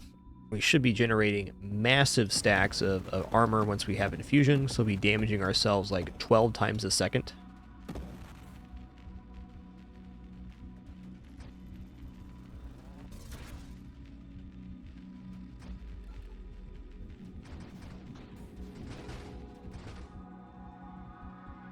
Okay, there's magnitude. Cool. So now we're free to take discharge, so that'll put infusion in the pool, which is kind of what we're trying to get to. Wow, magnitude really increased the reach on this Vortex. Or Torrent, rather.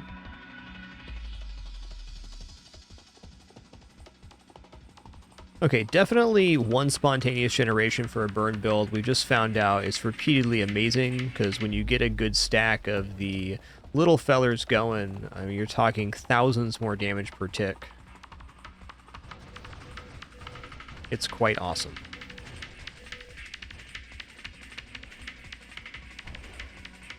It's tough because the reflexive shields.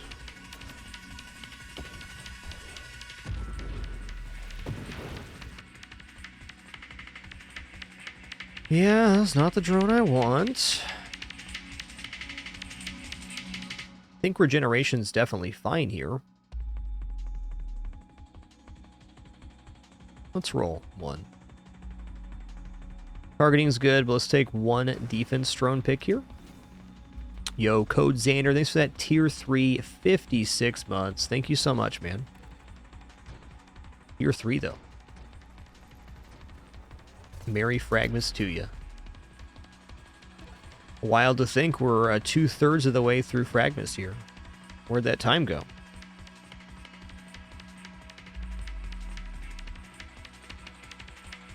I like both sides of the tree here.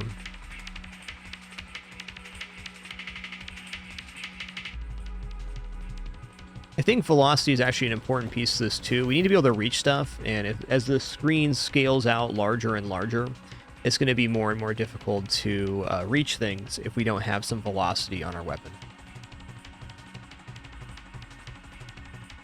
Yeah, sure does, Code Xander, sure does. I'm going to take targeting here as well. Won't need guidance, but targeting, yes. Oof.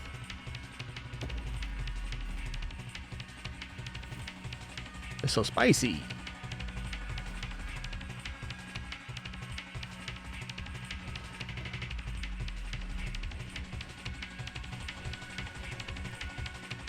Alright, here's discharge. This puts infusion in the pool. Right now, however, what this is going to do, it does increase our damage quite a bit when we're close to stuff, but we can drop our own shield. Once we have the infusion mod, it actually removes the ability of the self-damage to drop our shield completely. There it is.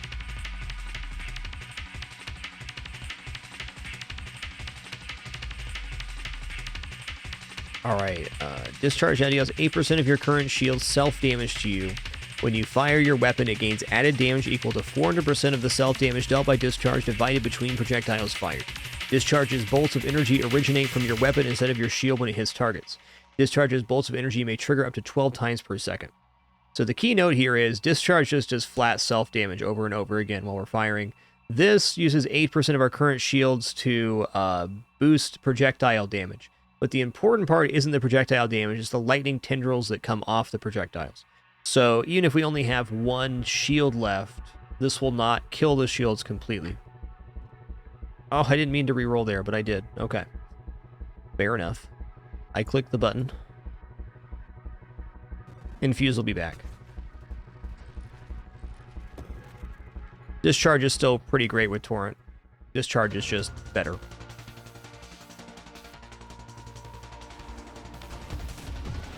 Let's disgorge here. Yikes.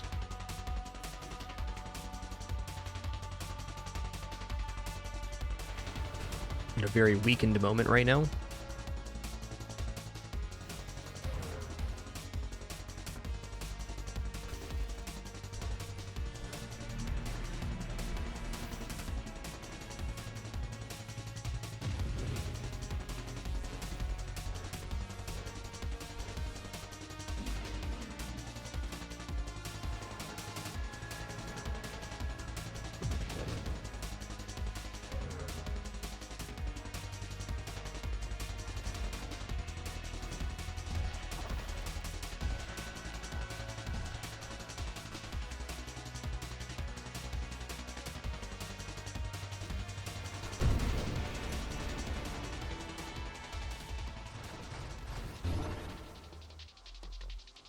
Alright, let's see if we can fish for infusion again.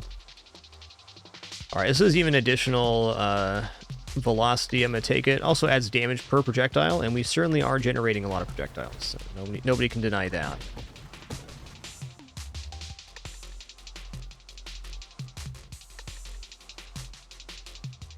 Yeah. Being punished right now for not taking infusion when it first showed up.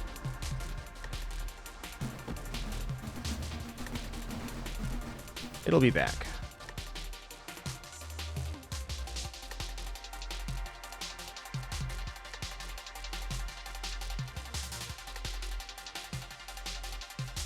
I don't know how important core shielding really is here, but channeling will be good for sure, just for regeneration purposes.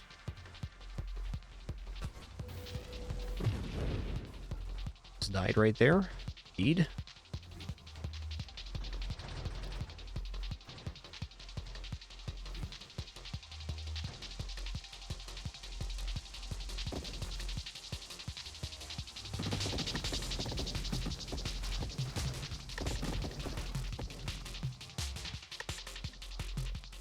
Infusion, please.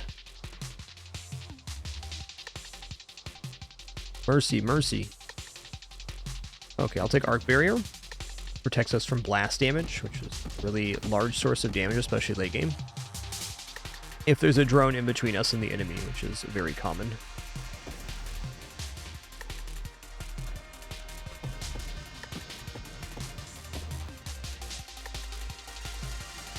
I hope you're having a nice one too, Mr. Smee. Been a great one so far. I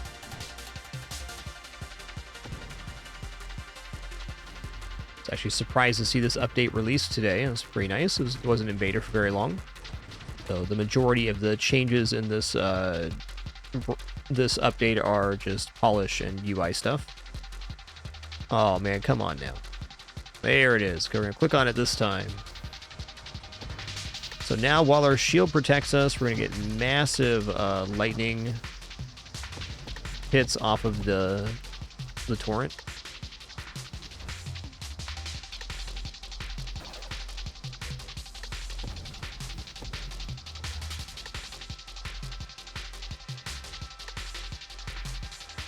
Okay, counter pulse is also pretty good. I might consider just elegant construction here. Let's actually go volatile shields. With the way our shield is operating currently, it seems very likely our shields will be dropping.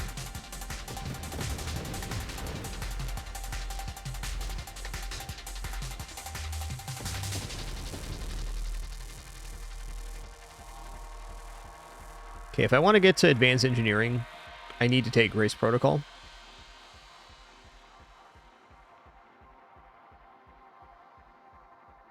So I'm going to do that. Actually, not too worried about the self-damage aspect. It's happening so frequently that there's not really much mitigating the... Not much mitigating this damage. It's just a part of the build. I even intend on going Tempest Break here, which will make it so the shield is staying at one hull, but when it does break, it'll do massive damage explosion, and then also be unable to be interrupted on cooldown.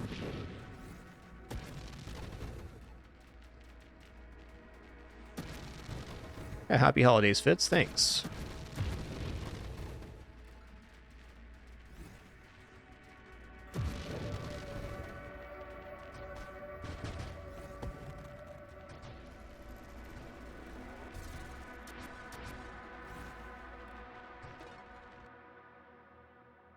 Okay, here's Deadly Wake. So this puts Tempest Break in the pool, which is the other half of what I want. When your shield breaks, it discharges powerful bolts of energy that burn nearby targets. While your shield is down, it cannot be interrupted. Faster shield cooldown, more shield effect power, which in this case is thrust and damage. We're going to have a super tiny shield that's infusing every projectile, but will pop immediately upon taking damage. But lucky for us, after that happens, it recharges quite quickly, even if we're holding down fire. Shield cooldown should probably be somewhere in the 4-second range with this.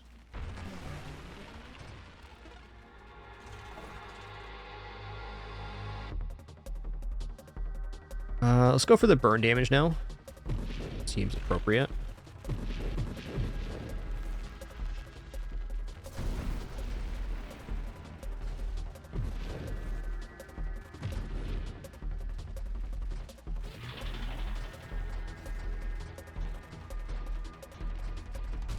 Electrified crabs, hell yeah.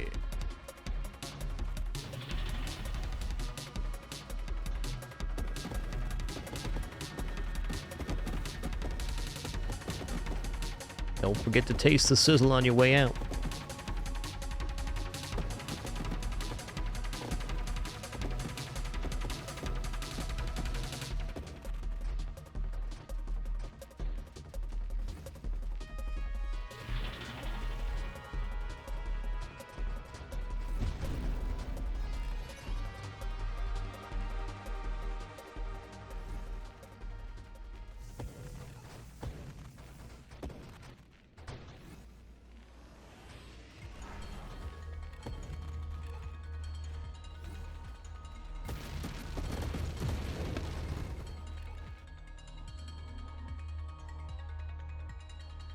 Well, Tempest Break's what I want, but I can definitely see why we're going to go for something else right now. Probably Kinetic Boost is fine here. I don't know, maybe I'm going to roll. Hard to argue against Agility. It's just a great mobility mod.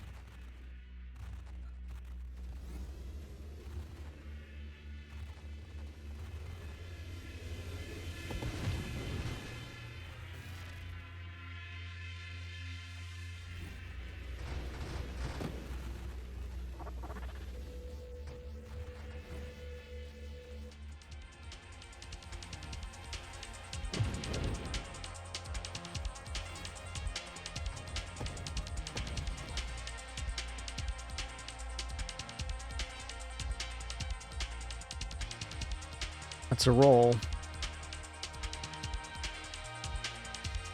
Okay, yeah, deflagration seems like a nice target here. Isn't what I was hoping to see at this moment, but I accept it.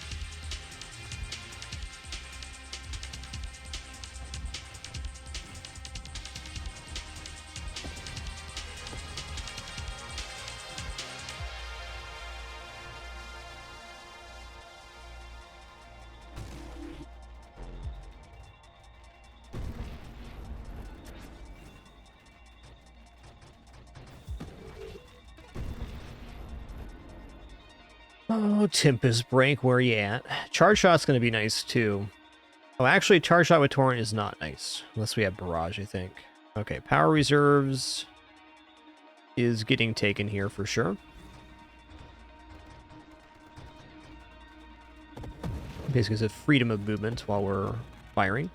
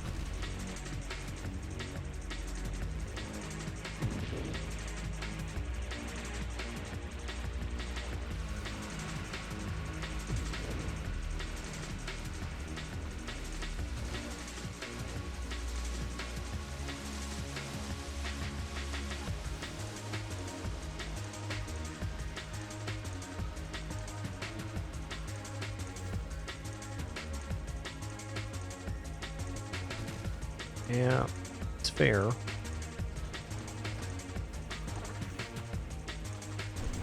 Alright, it's a tough boss for any build, especially this one. Yeah, Blink does sound nice. I'd love to see Tempest Break on the next upgrade screen. Tempest Break's going to be a pretty major bonus to this build. It's going to keep the Discharge Torrent up with a much higher frequency.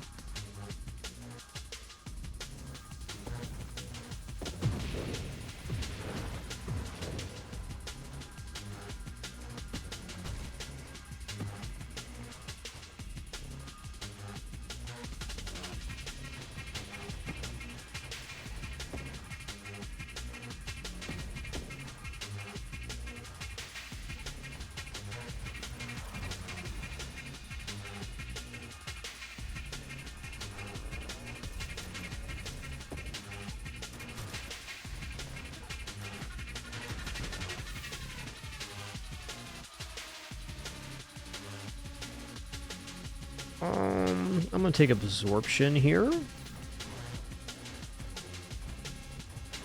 Absorption is a flat hull damage reduction on hits, which seems good because we're going to be at very low shield and off shield quite often with this build.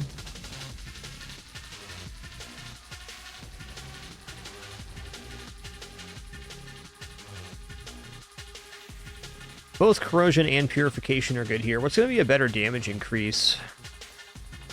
Honestly, Purification's probably safer because it adds this 0.4 hull and shields recovered per second for each ignited enemy, up to 5 enemies, up to 2 hull and shield per second, and double recovery if we have no shield. Corrosion, though, with the amount of projectiles they're producing, does, and tendrils, is a lot of damage. Well, we'll end up taking them both, so let's start with Purification here.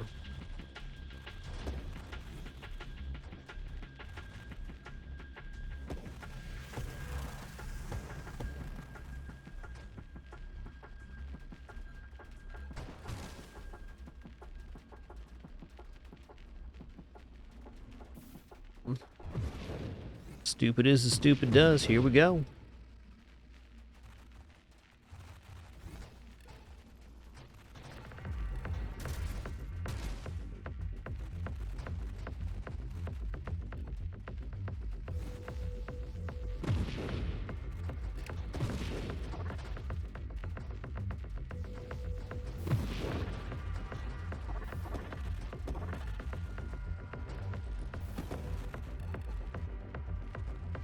Man, Ataraxia Torrent is sure is a pretty deal there.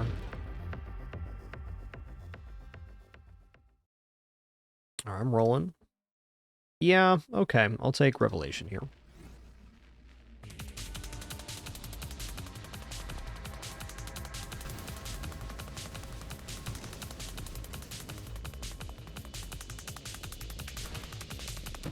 A little bit disappointed in the damage on this, to be honest. Seems like infusion almost works better with slower weapons.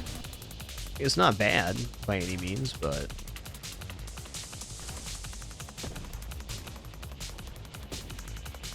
this build still does have a little while to go, so we'll give it a chance here. I'm unconvinced on this one. I think what Torrent really wants is a large amount of investment into weapons.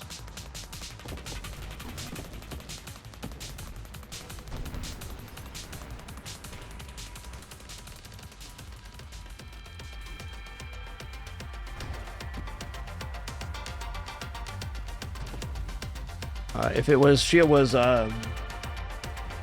down, that's what the wording would be, Nomad Kane. So it's when you physically don't have a shield. It's the same wording as the carrier. There's definitely other mods that say while your shield is down versus while you have no shield.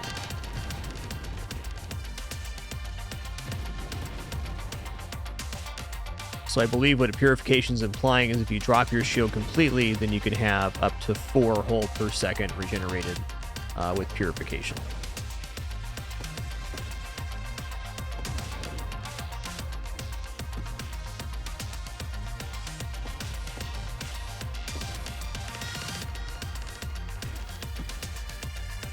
Warp Strike, huh? Probably not.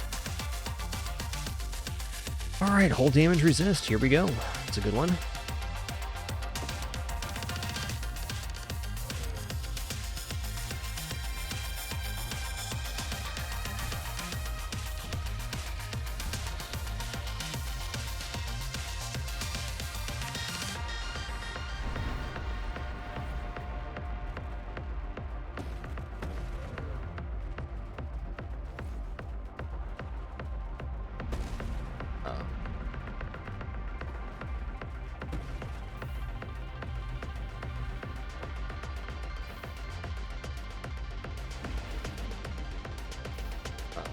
I dead?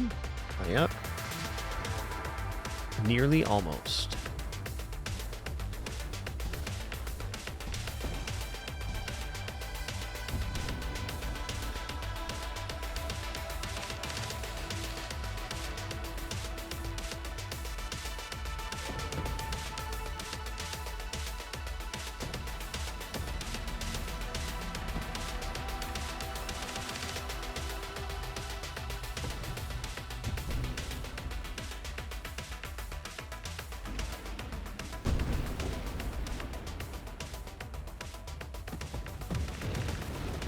Kind of feels like this build wants Essence Sap, which was not what my expectation was. But fair.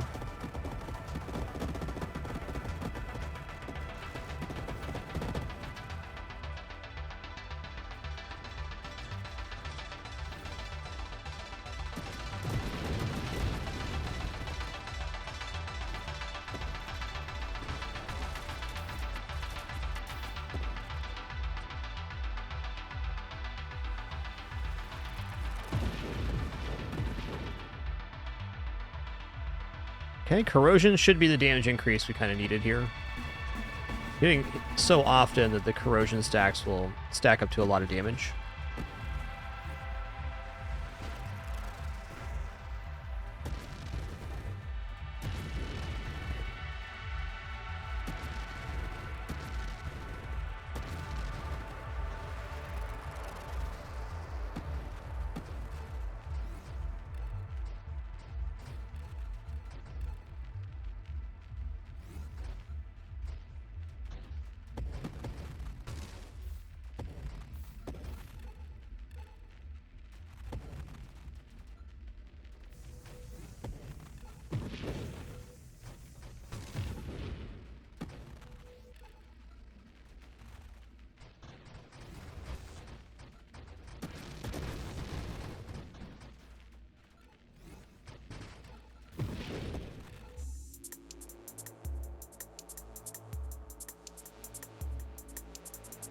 I guess we're going to work towards Essence Sap here.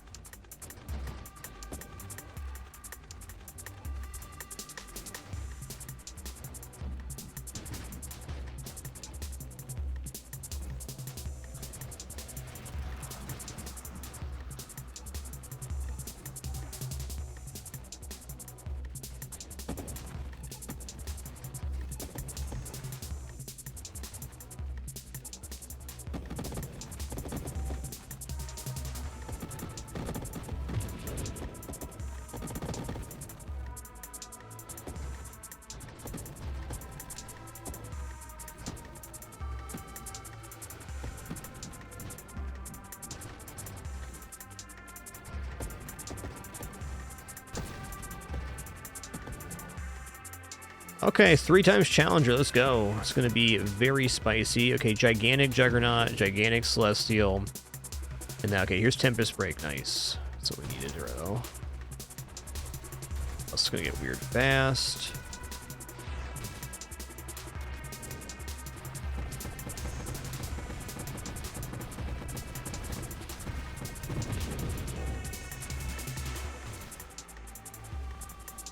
Oh, no. This is okay.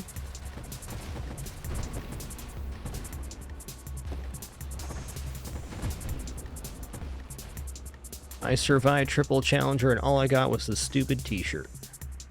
Alright, here we go. There's Terminate. I'm in.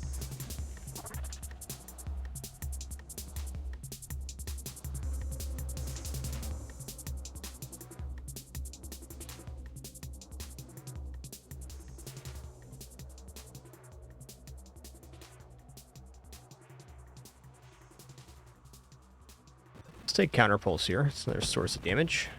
Source of clearing small enemies with the defense drones. Triple Challenger is great though, because we took the Revelation mod, so we're actually gaining an additional like 2 levels off of that. So we get 1 level for each Challenger defeated. It does take 1 to take that. We got a triple.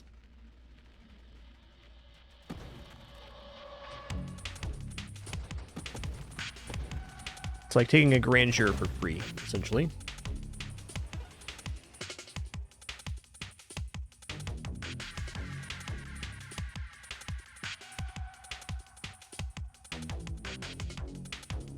Yeah, I probably should take that. Okay, here we go.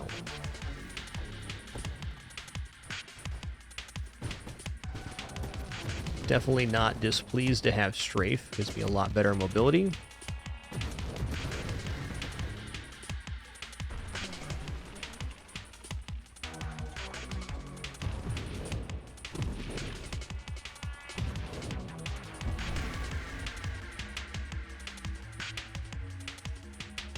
The song gets me bopping every time. What a bop. Just vibing.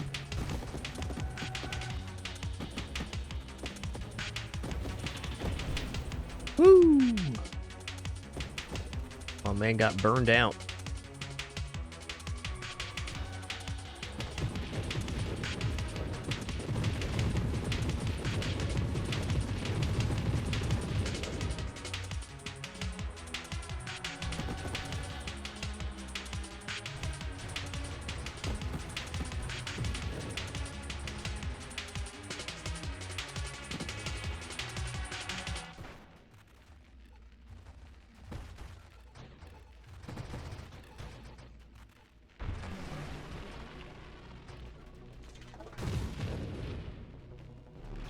A lot of crabs in this galaxy, just saying.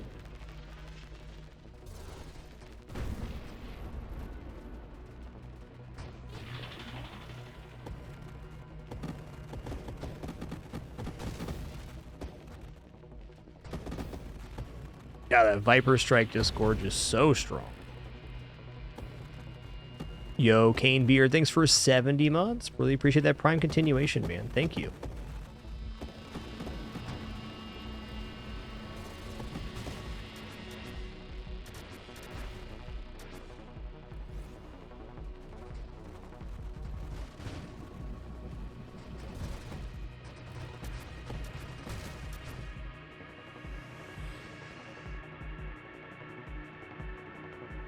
Roll here. Another spontaneous generation is probably quite good. I'm gonna take it.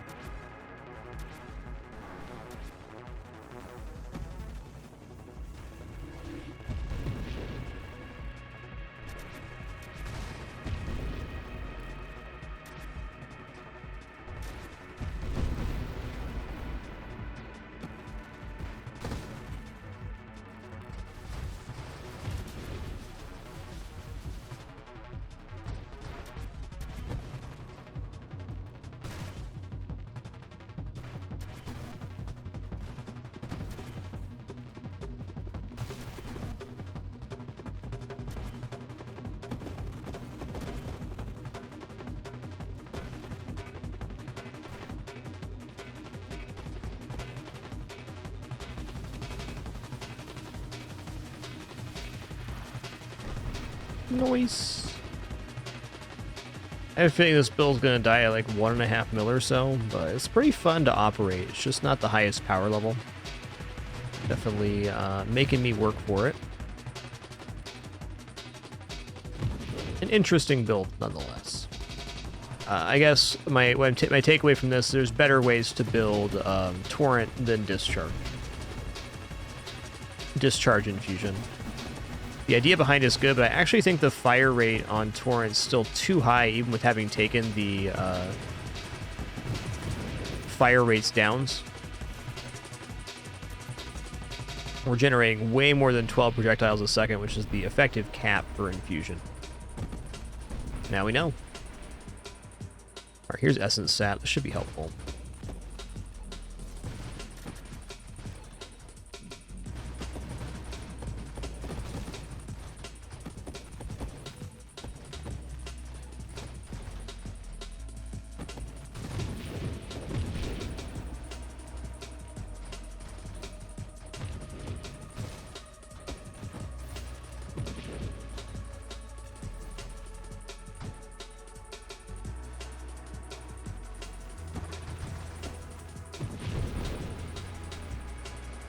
Definitely been a build we're trying.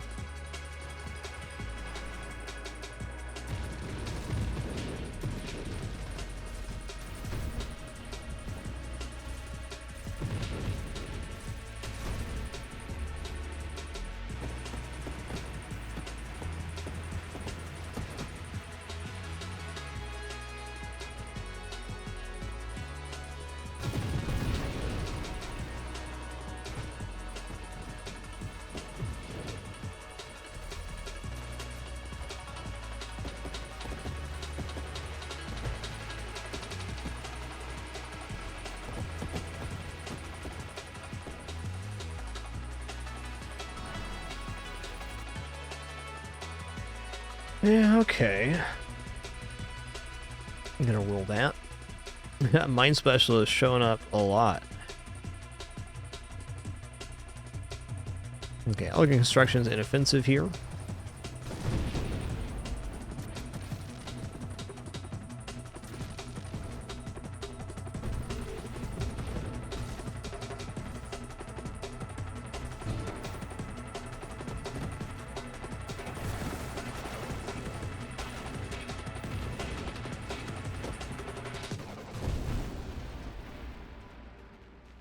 Way too spicy. Also completely self-imposed there. Oh yeah, alright. Fair enough, fair enough. I guess infusion's out there. Alright, let's go back to like a classic here. Let's try to build into Corsair Railgun Barrage with Warp Strike. I'm curious about maybe adding Sanctuary into this, but I'm not entirely sure on that. Darts could also be worthwhile. You know, I truthfully haven't done a Salvo build in a long time.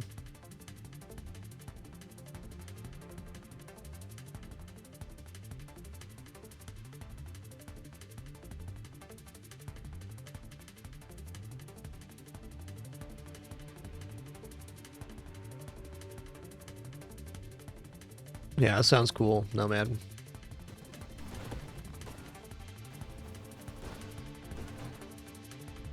Alright, for this I want to, at the moment, turn off auto-firing. Just with the way a railgun operates, my ability to point and then fire is very important.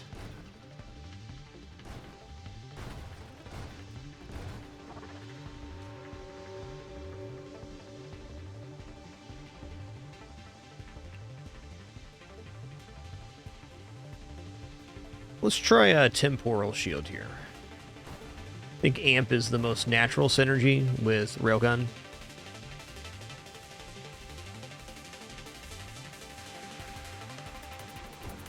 But Temporal sure is pretty. I'll take Velocity, that's just raw damage for Railgun.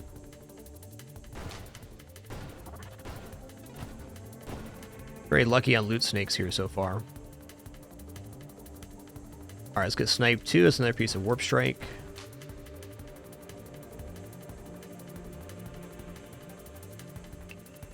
You know, I often go volley here, but I don't think I need to. Yes, I do need to if we're going barrage, which is my target here. Corsair barrage is a personal fave of mine.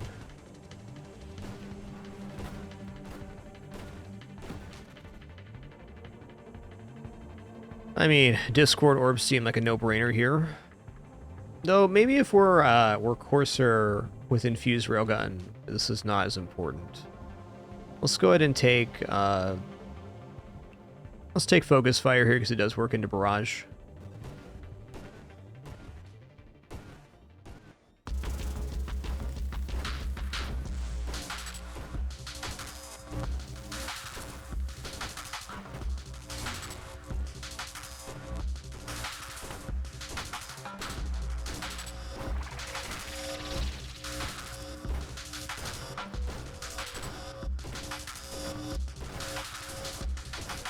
Yo, Sanctus, thanks for 109 months. Much appreciation. Okay, as a heads up, guys, tomorrow we'll be checking out the Tiny Rogues update. It's dropping December 22nd, which is tomorrow. Pretty massive update. Been a while since the game received a large update, but the dev's been really busy on pretty massive one. Really like that game on the last time we checked it out, which is about a year ago. I'm excited to see what the next update has. So they work towards a 1.0 as well. Okay, mines, yes. Yes, indeed, mines.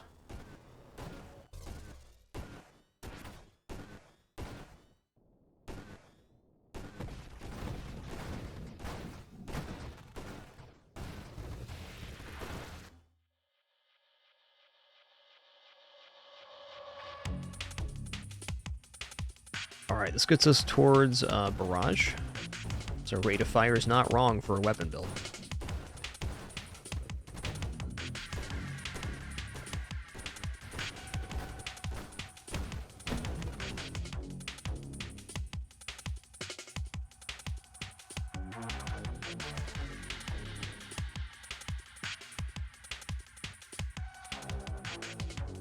Alright, hull strength's going to be something we take here. The end goal of this build is infusion, so with that, it's like we gotta have something protecting our hull. I guess.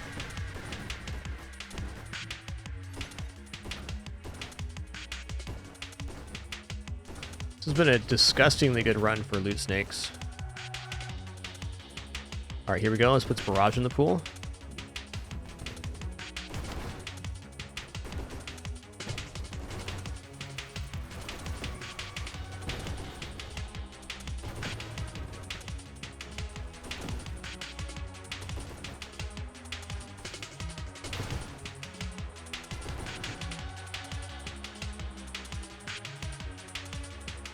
Alright, I'll do loaded mines here.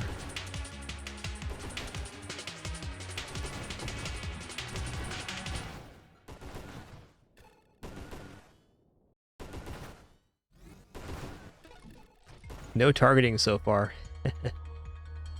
Very interesting. I think firing array once you have barrage is good. But right now, not adding too much. Let's take shield durability, because I do plan on trying Sanctuary here. I think we're asking a lot of this build to make it to all of the targets we're looking for. But I know that the core of this build is solid, so we should be able to make it. Oh, wow, I picked up a Ricochet here. That is so amazing. Ricochet is the single best mod you can get for Railgun, in my opinion. Because it makes every single projectile you fire end up hitting another projectile, or bouncing off and hitting something else. It also works with infusion, which is ridiculous. Okay, here's a piece of Warp Strike.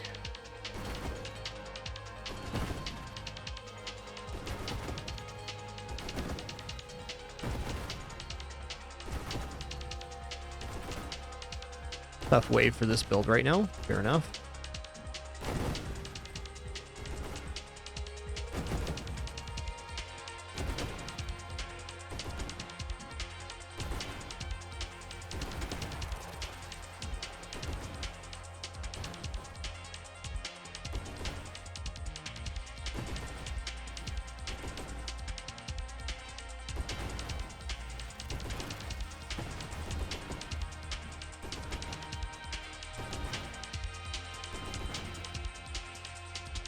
Okay, here's targeting. That's definitely something we want.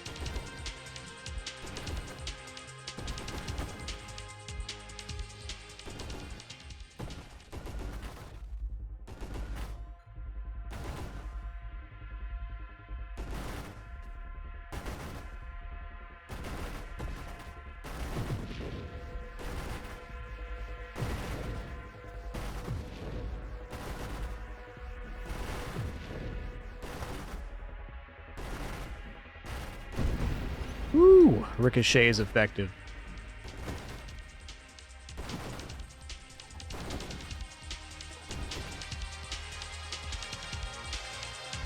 Okay, we're gonna be taking... Not taking Streamline here, so we're gonna take Deadly Wake. Once we have Blink, we have Warp Strike. Once we get Warp Strike Barrage going, we're in a pretty sweet spot for a hot minute. We have a lot of options from there.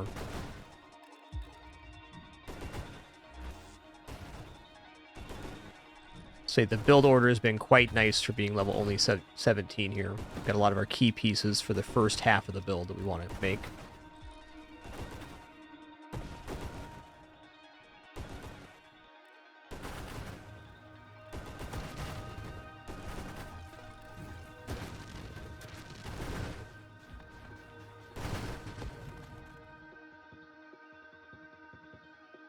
Alright, this is also a piece we want. Gonna keep taking the pieces. It's part of the end build we want. Infusion Sanctuary Barrage Railgun. That's the one.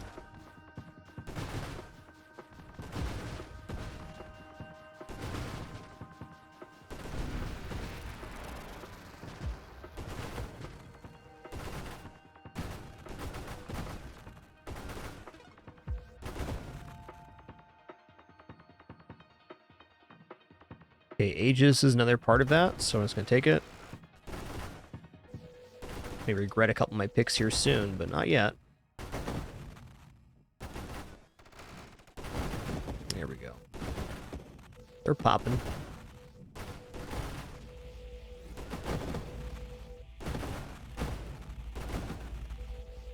Right now, barely enough damage to pull this off.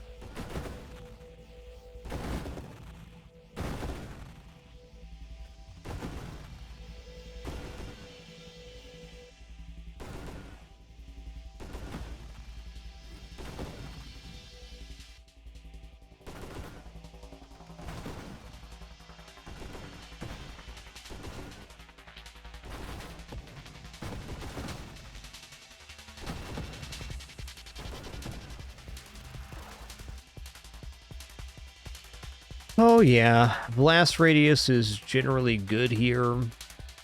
This build is going to go Essence Sap too, almost certainly, though. Maybe I have to cut Essence Sap out of this to make it work. Let's roll once here. Okay, there's Blink. Now we have Barrage and Warp Strike in the pool. If we could pick those up as the next two mods we take, that'd be fantastic.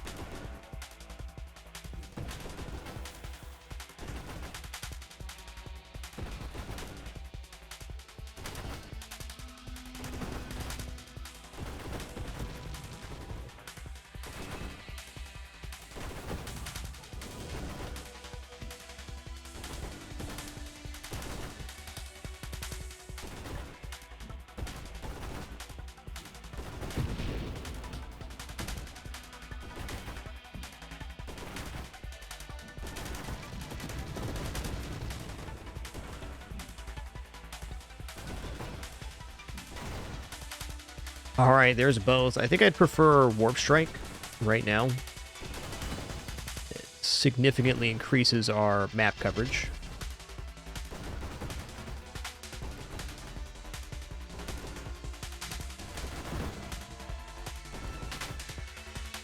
The biggest benefit here is the ricochet shots that go off the side of the map can loop back around.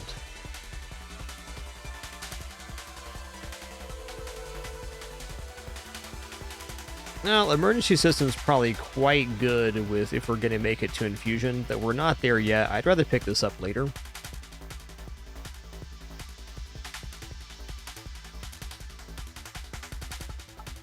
That's a tough one. I think I'm just going to roll this.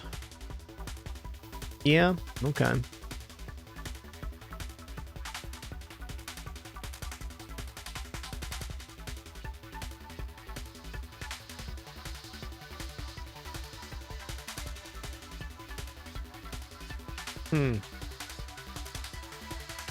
Burst Fire is okay with Barrage when we make it there. Incendiary Strike is also alright. I'm going to take Incendiary Strike. This is probably something that should be cut from the build with how many Wild Mods we're trying to take. I'm just thinking at this moment, every enemy that gets hit with the Railgun, taking the damage again over time as a burn is a very positive effect.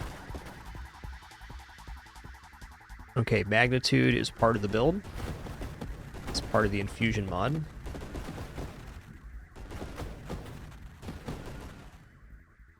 Incendiary Strike takes care of a lot of the smaller enemies that don't quite die in one hit, but then they die shortly afterwards.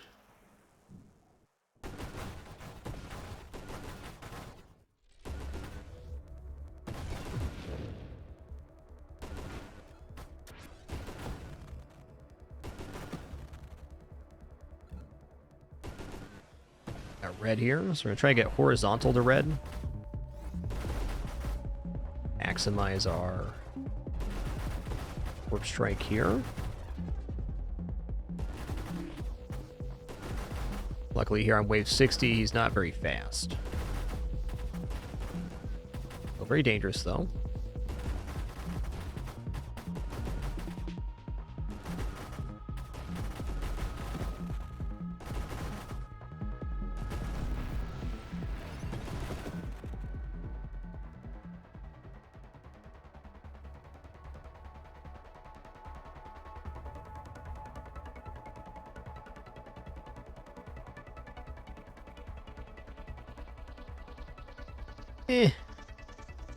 Splinter's okay. Splinter and Ricochet is an interesting combination of things. Let's just roll here. Okay, Barrage showed up. Oh man, second Ricochet is interesting, but I don't think I want the projectile reduction. Okay, so Barrage here, plus 25% weapon projectiles, plus 1 projectile. 10% base damage for weapons that hit. Your weapon rapidly fires a barrage instead of a burst fire, or spread 1 projectile at a time. Your weapon projectiles have a lateral divergence, which is affected by spread modifiers. Barrage modifies each projectile to have between minus 40 and plus 10% attributes. For triggered effects, barrage counts as firing once. While you're firing, 50% slower total shield cooldown and minus 15% recovery. Toggle auto fire now, because we want to be firing basically all the time.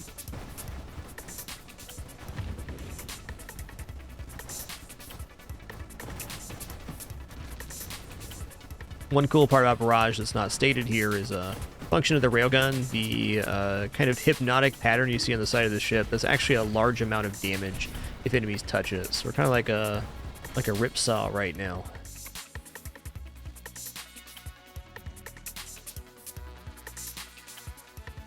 Okay, we'll need elegant construction here.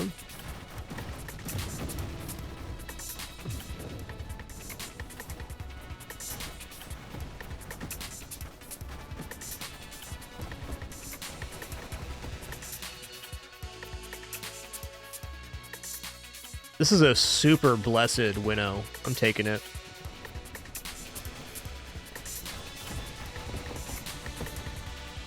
Burnout reactors are good for this build for the loaded mines, but with the other things we're trying to take, it's very unlikely I want to go into the Candescence tree to try to get that function.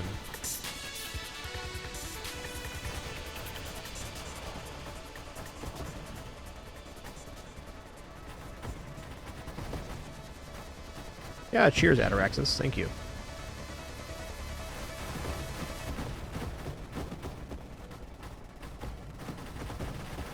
Explaining my thought process is basically what my stream's about.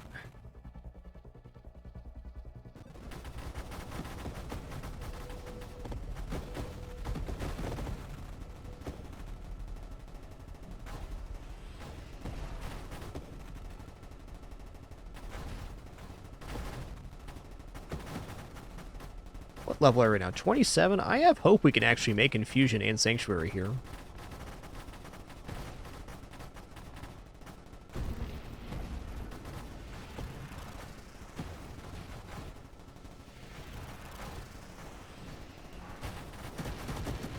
Whew.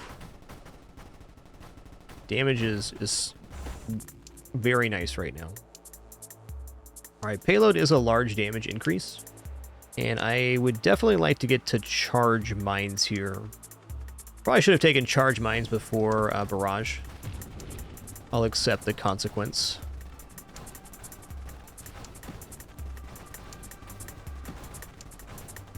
I'm okay not taking burnout reactors, but not having charge mines is just leaving probably 25% total damage on the floor, and that's not cool.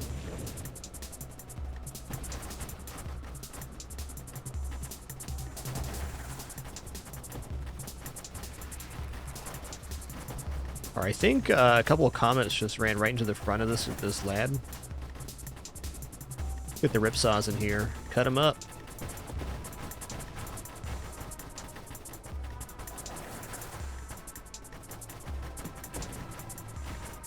This enemy has a very large amount of health. All right, let's take weapon mastery first. This way, after we take a charge shot, and I'm going to have to be spamming the fire button to fire, at least at that point, it's not competing with the weapon mastery. Also, if you're a weapon style build, weapon mastery is... it's not going to be a bad mod.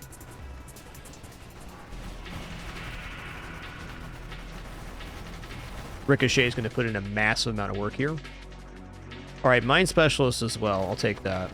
Let's go.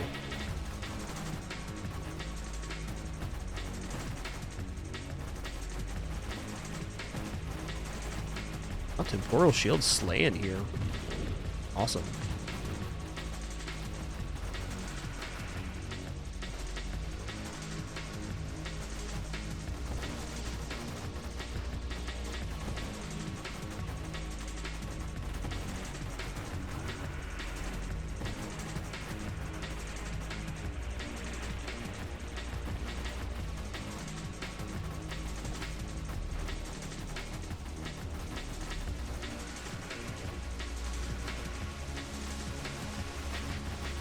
Highly effective.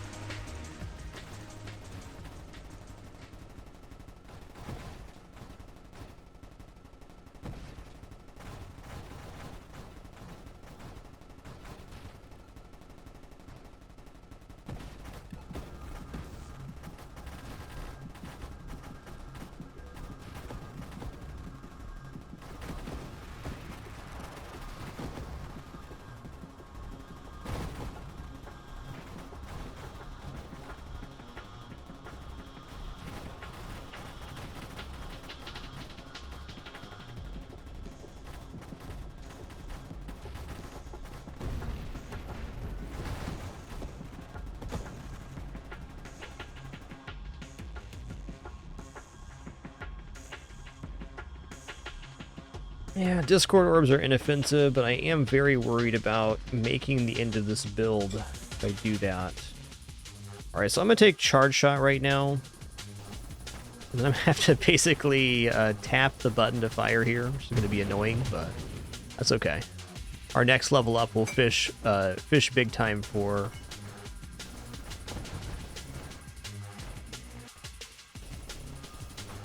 Oh, it's actually not that bad. I don't have to tap that fast. We are losing some damage right now, but not so much as that. Not as bad as I imagined it's going to be. Basically, each time I tap on and off, it's doing the burst fire effect. So we're getting 3 iterations of each side of the weapon instead of having to, you know, charge a single shot each time.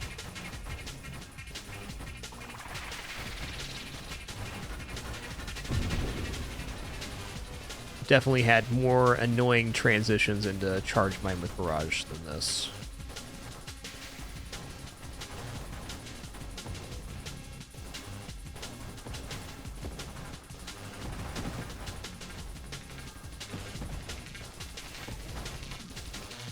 Yo, they showed up right away. Oh my god, 3 times Twin Strike though?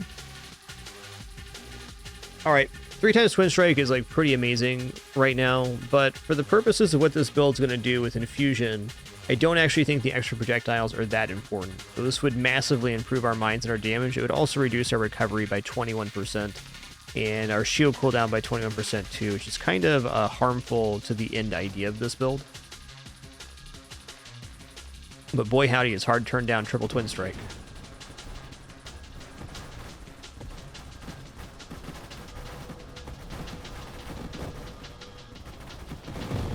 Yeah, those mines are slamming now. It does not, Masagas. So basically, if you're going to take barrage and charge shot, you're almost always loading it onto the charge mines. I believe there's a couple exceptions to that, though. Like one I could think of would maybe be like thermal lance might work that way since it's a charging weapon.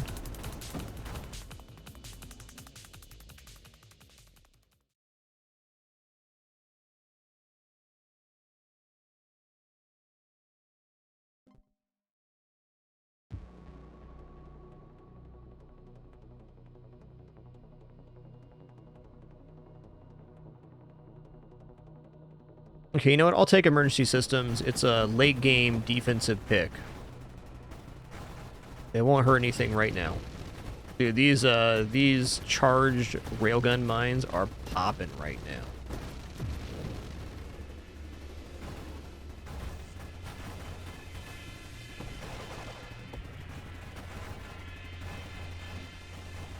Alright, on our next level up here, it is time for me to take a short food break, which is already prepared thanks to my lovely wife. See, the problem is if I don't take my food break on time, my cat gets increasingly obnoxious. Yeah. That one that's right above my head right now, looking at me. Let's not forget last week she top roped me from the high bed because I was late for lunch. Not forget that.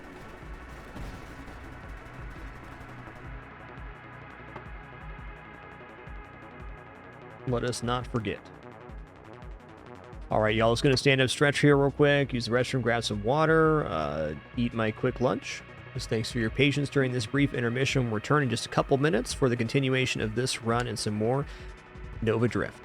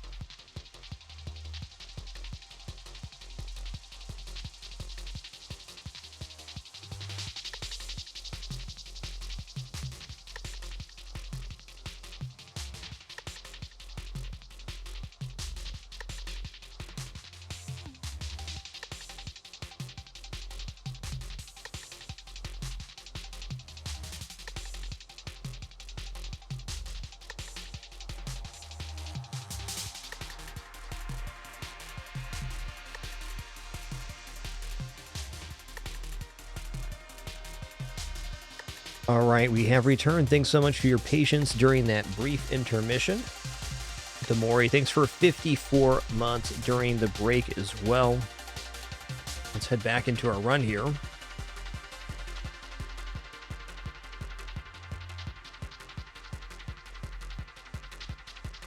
All right, I'm going to take a shield cooldown here because it's part of the infuse mod, which is kind of what we're working towards here. It'll be a little tricky because we got to get the volatile shields mod in order to make this work, which is not really guaranteed to show up since we have opened up so many of the different branching paths of upgrades. This build's trying to do a lot of different stuff at once.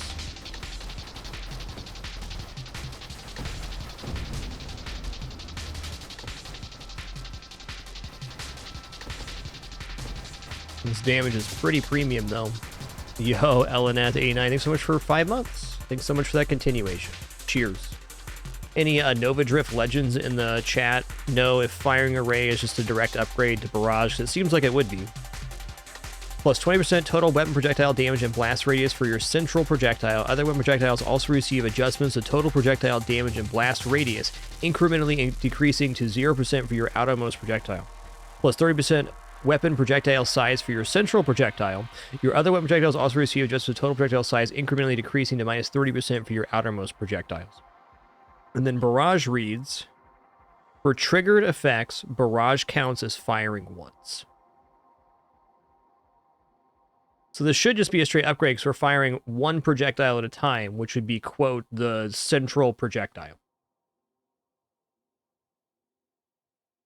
That's mathing out to me. I'm taking it.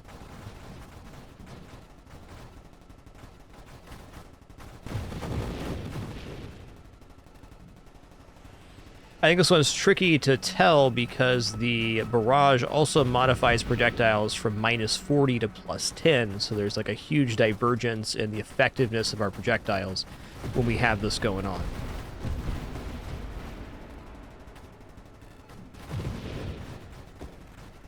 Seems to me to be an upgrade. Wow. We popping right now. This build is like night and day to the Torrent build.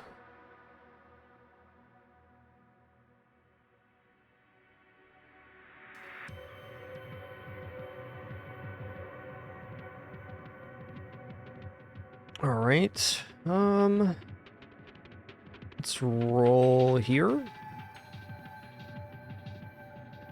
None of these are pieces I want. Though I will say double tap is a good upgrade for barrage and would give our mines more projectiles too. So it's probably inoffensive. Like, what am I going to take if it's not double tap in this case?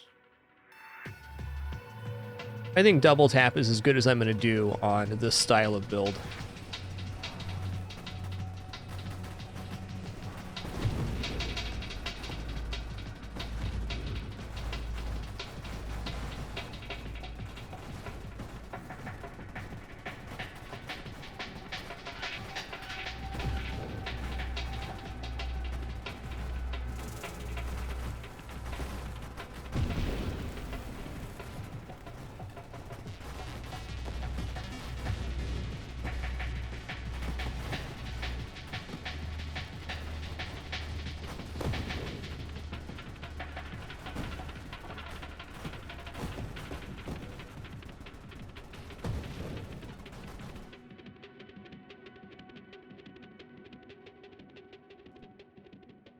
Okay, here's Barrier. This is going to put the Sanctuary mod in the pool.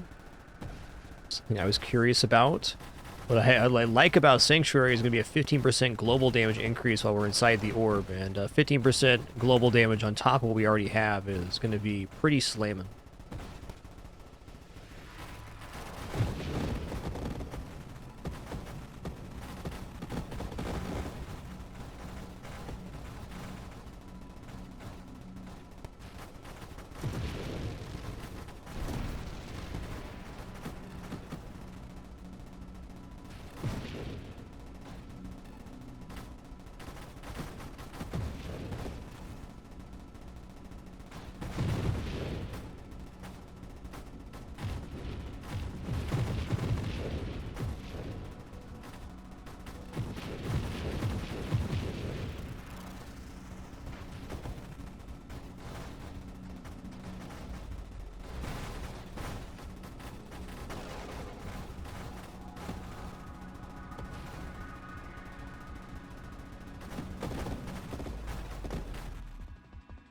Alright, here it is. While your shield protects you, create a large sanctuary in the battlefield that slowly follows you. Your shield still protects you from damage, but your shield effects originate from the sanctuary instead of you. While you are inside the sanctuary, you gain plus 10% shield damage resistance, 50% global damage, and recover 6 shields a second.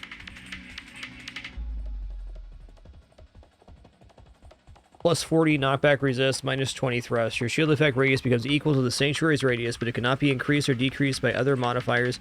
Instead, your modifiers, the shield and effect radius, apply to 40% effectiveness to your shield effect power. So anything that affects shield power is going to make things inside this purple orb slower.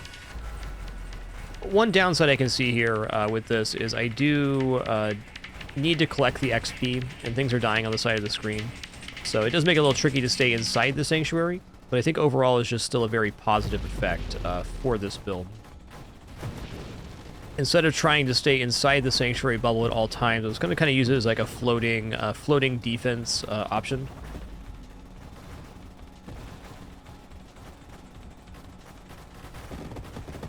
I use 2 different controllers. For this game, I'm using mouse and keyboard right now, though I've also played a couple hundred hours with controller too. They're both great control schemes. I use a PlayStation 5 controller and Razer Wolverine as my 2 other peripherals, depending on which game. Games that are joystick only like Brotato, I use the Xbox-style controller, and games that are platformers with using D-pad, I usually play with PlayStation. Just my personal preference, of course. What level are we right now, by the way? 38. Well, we got time to make the things we want.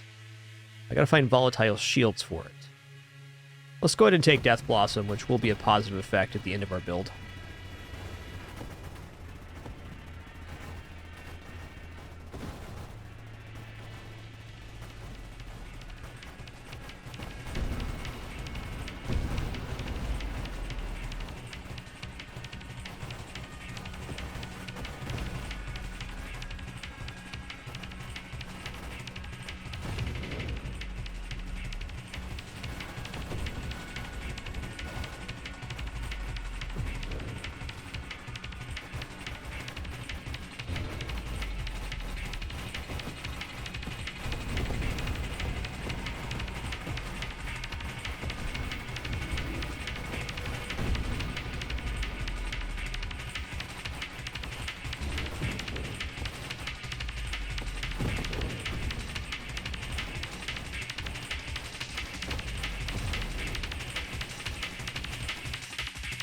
Okay, here we go. Volatile shield. That's the one we need to get to discharge. And after discharge, we can possibly get infusion. I think it's actually asking a lot of this build, but it's what I want to try.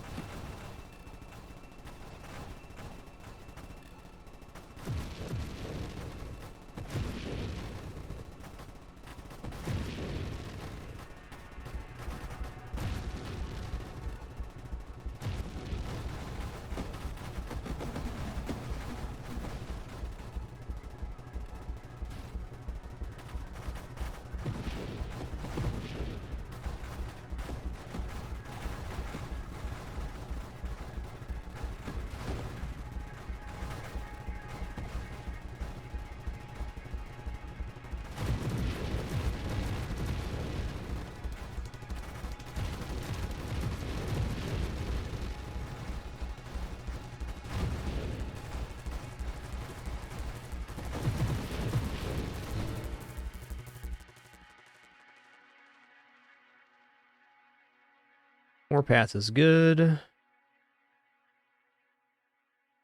Blast radius is a pretty huge damage increase.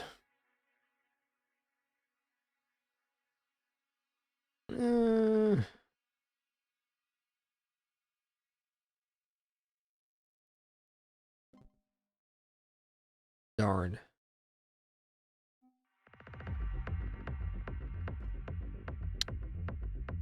Not finding the pieces I want here. Let's roll again. Okay, last stand is very acceptable though. This gives us a bigger radius for attracting orbs. That's a big deal because we're hitting stuff on the very edge of the screen, so it's very easy to leave that XP behind if we don't have this mod.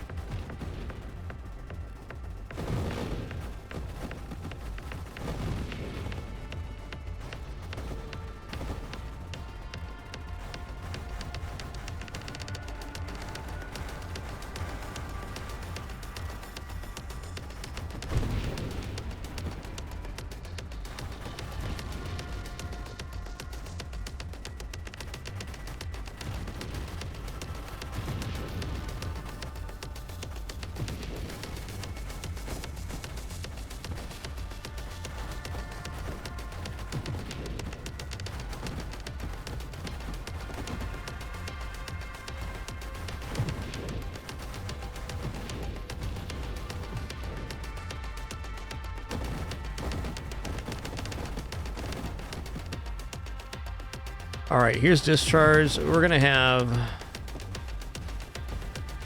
Actually, it's not so bad. I thought our shield was gonna be permanently dropped here, but it's dropping periodically rather than with every single shot. It's good.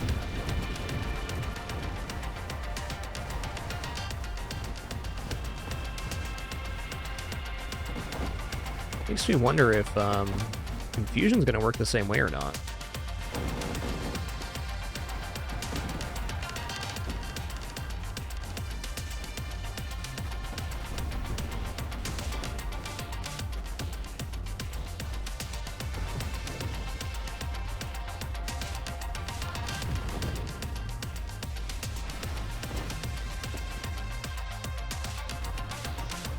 Oh, Seraph's here.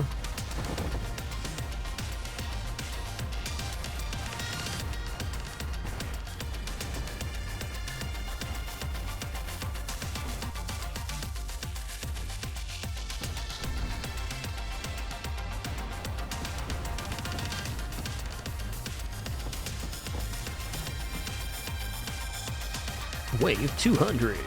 Indeed.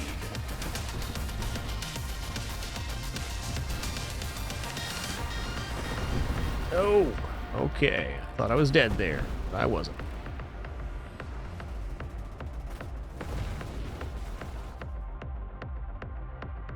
Well, the more I see this, the more I'm interested in taking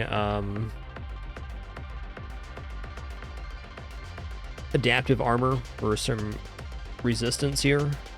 Just core shielding sounds good now. Point of beating two. I'm gonna take this.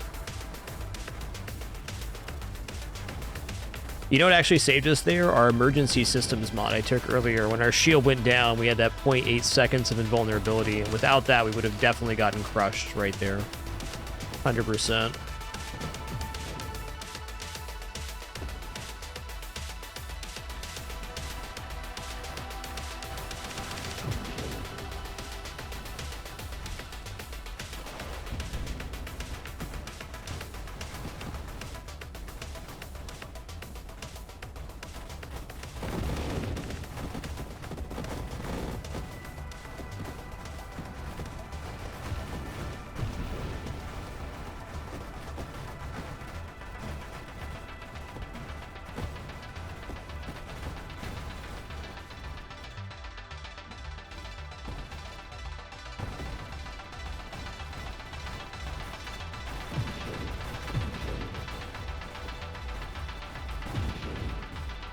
Big bada boom.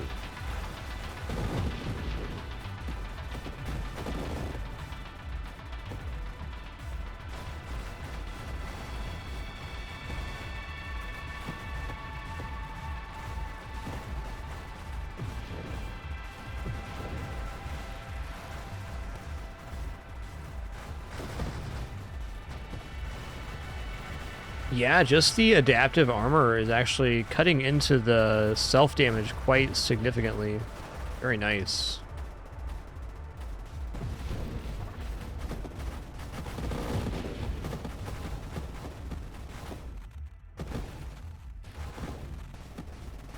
Beautiful build.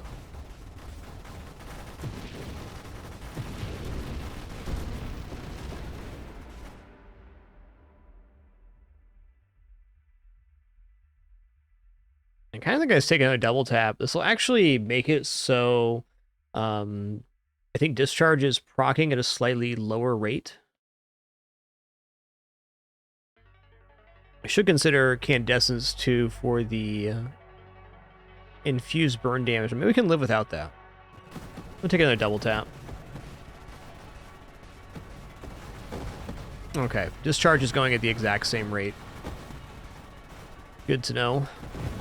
Double tap is not harmful in any way to this build, though. In fact, it's quite nice.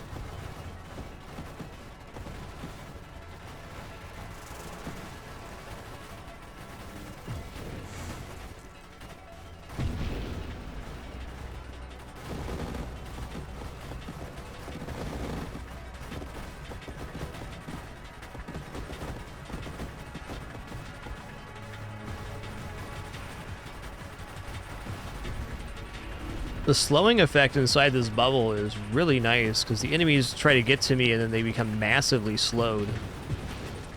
So maneuvering around in this bubble is pretty reliable.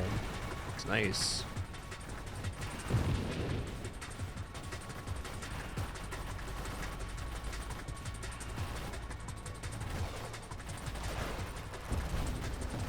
Thanks, universe. Appreciate the assist. Wave 240 is a doozy.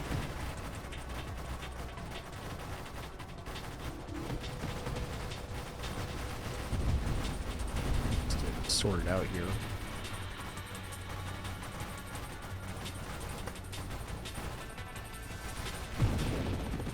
Oh my god, I'm almost dead. Nearly almost doesn't count. Let me live. Let me live to get infused here, please. Please, game. Got my shield back? Thanks. Thanks. Gonna let the mines work here for a minute while I regenerate my health.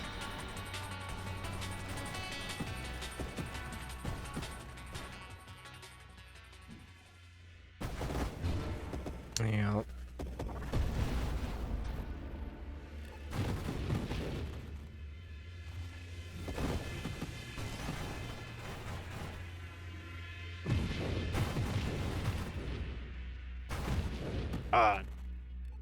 Harrowing moment in this build.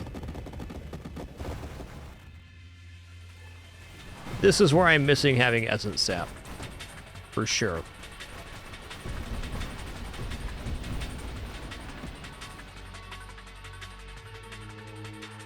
I guess I should probably start working towards that, but I really want Infuse at the moment.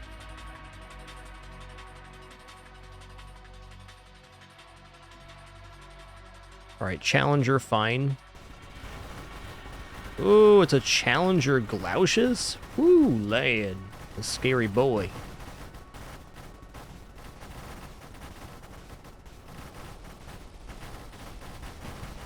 Look at the size of that Vortex. Dang, dude.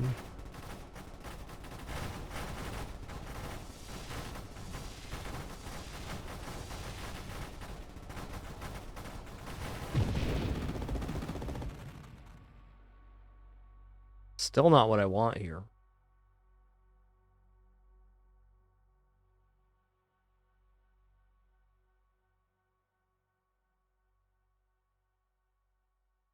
One more roll then. Okay. I'll take channeling. It's kind of what I was worried about in this this run. What I want to do at the end of this is look and think critically about what I could have dropped on not taking on this run, because we may end up being 1 or 2 levels away from something we want pretty badly.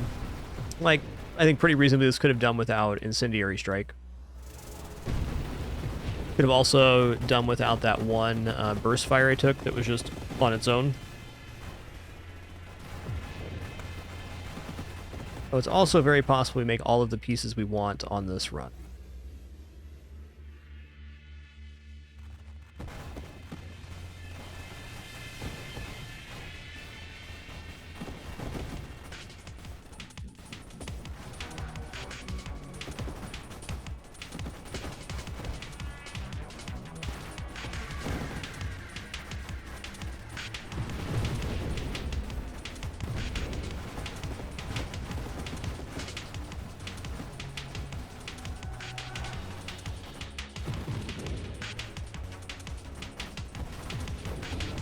J-Fly, the circle is the rework of the Sanctuary mod.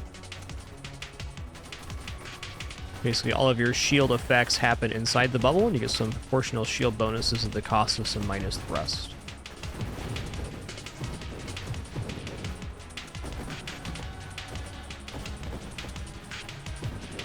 As part of the update was dropped today, the GLISTERING update.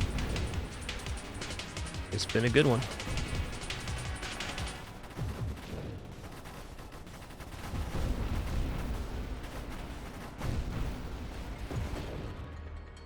Yeah, all right.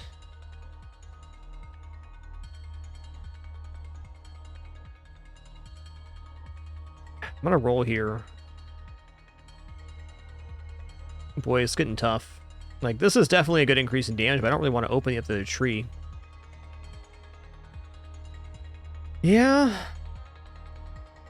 Alright, let's go ahead and take Warpath. It's inoffensive. It adds fire rate for killing enemies. We're killing enemies quite quickly, so we should have, you know, probably 5 to 15% fire rate increase on average.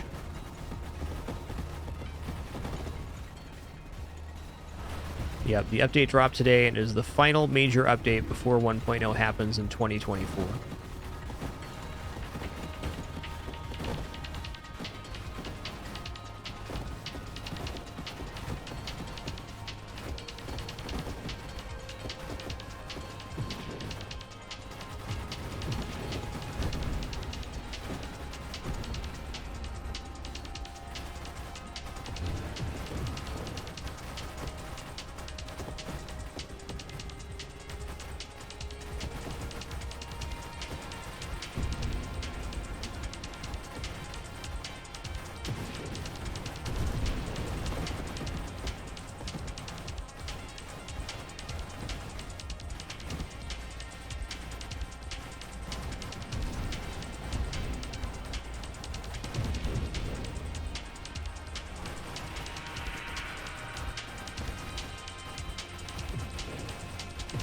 Oh, that slow is so good.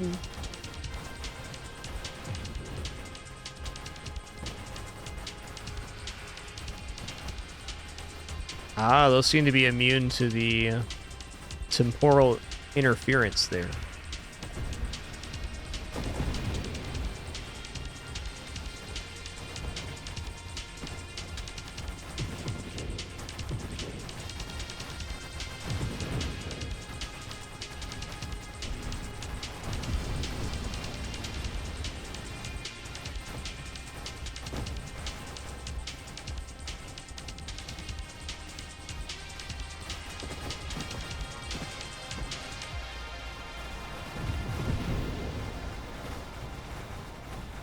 Get me infused on this next level, please. Thank you, game. Appreciate you.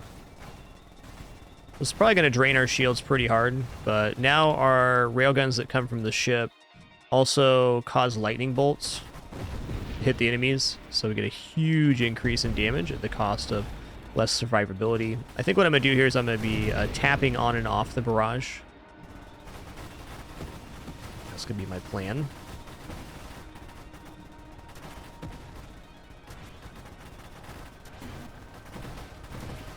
Oh, snap. Oh, snap. Okay, we're alive. I mismanaged that wave a little bit, I'll admit.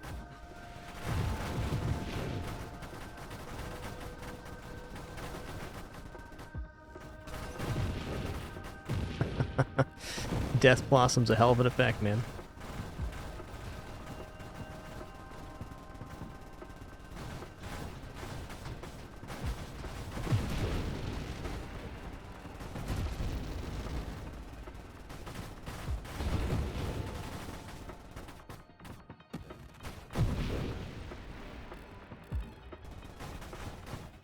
Feels like Infuse is damaging the shield at a higher rate since it's 8%, but it's going faster than Discharge was. I actually feel like there was a way to make Discharge stable on this build with enough damage, self-damage resist.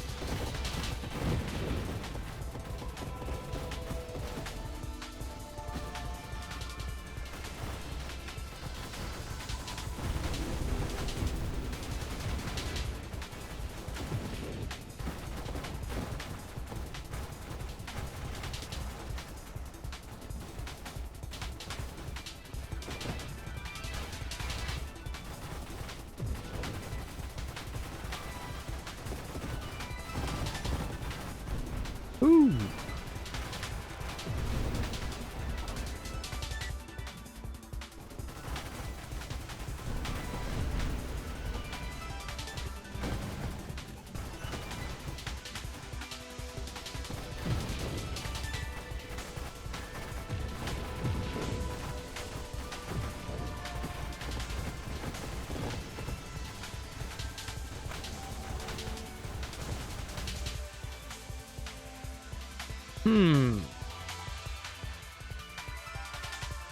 This increases the damage on the lightning tendrils from infused quite a bit. So that's definitely tempting. I think I will do that. Force shielding would be the one I want, but I only have one reroll. So if I only have one reroll and I choose to use it when there's something on the screen that I can take to improve the build, we could run into a complete dud. So I will choose not to do that. And Death Blossom is popping on this build, man.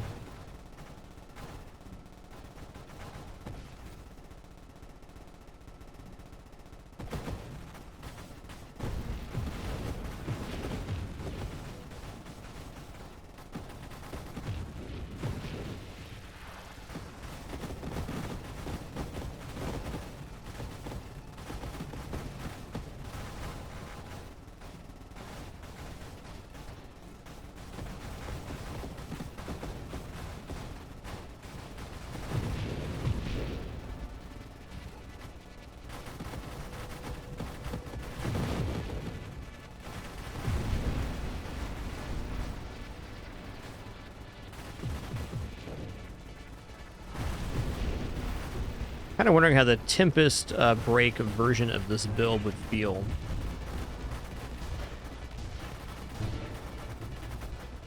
Not in a good position there. Better-ish.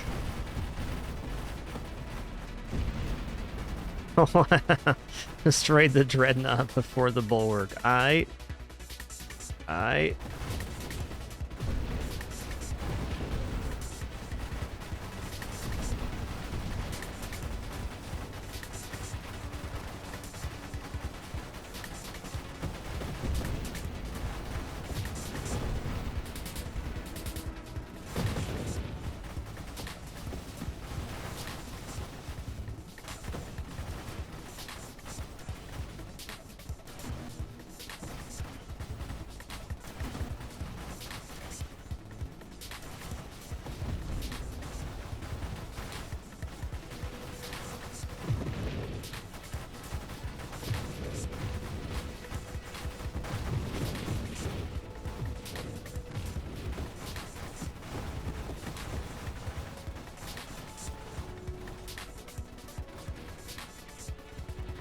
Hey there, Magdalene. Good evening to you.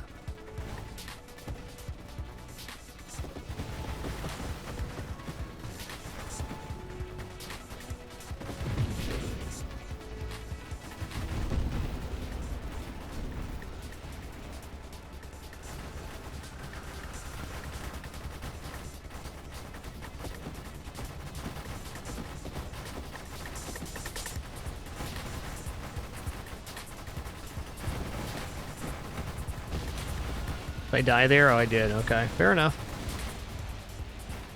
Fair enough. Alright, that build was pretty slamming, but I think it's just one too many things. I actually think adding Infusion in there was maybe a little bit much. We could have just gone to Sanctuary and had a pretty similar effect.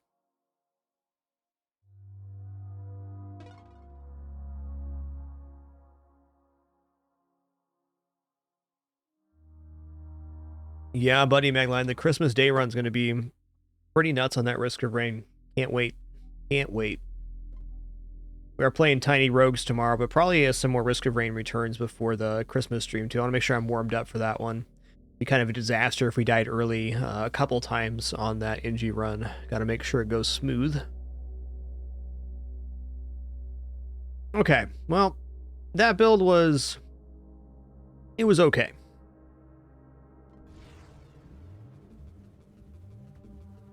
I got a new idea now. I have not done a Salvo build in I don't know how long. Long time.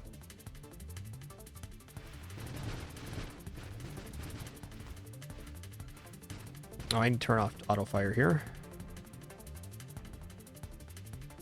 Hey, I don't disagree, Magdalene. Risk Ray Returns is awesome. That's definitely going to be a staple for me for a long time to come. Yeah, me too, Gladia. The Tiny Rogues update looks like it's going to be like a huge update. Like almost like a doubling of the content and a bunch of other stuff too. Alright, let's stick with this temporal shield idea. I like that.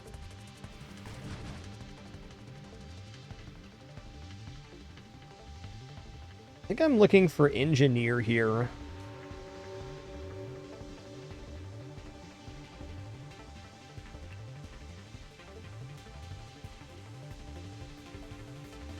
Battery would also be okay for this purpose. Battery is somewhat annoying when you don't have Warp Strike with this build, but it's still pretty good damage. Alright, let's try this with battery. I was thinking engineer, but I can also see the engineer is not really required here. The nice thing about battery and Salvo is you're getting an intense amount more projectiles per proc.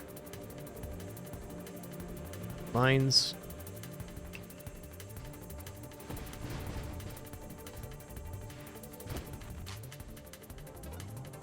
Salvo essentially works by stockpiling a set amount of missiles. So you have basically two stats here. You have how many missiles you're producing, and then how fast those missiles are produced.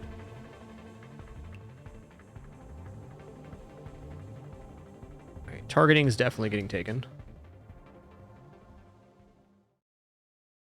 Yeah. Okay, let's go ahead and take improved thrusters. We're going to take the pieces of Warp Strike. There is a variation in this build that doesn't need Warp Strike, but I don't think we're making that one. I should say the non-Warp Strike version of this build is much harder to get than the Warp Strike version.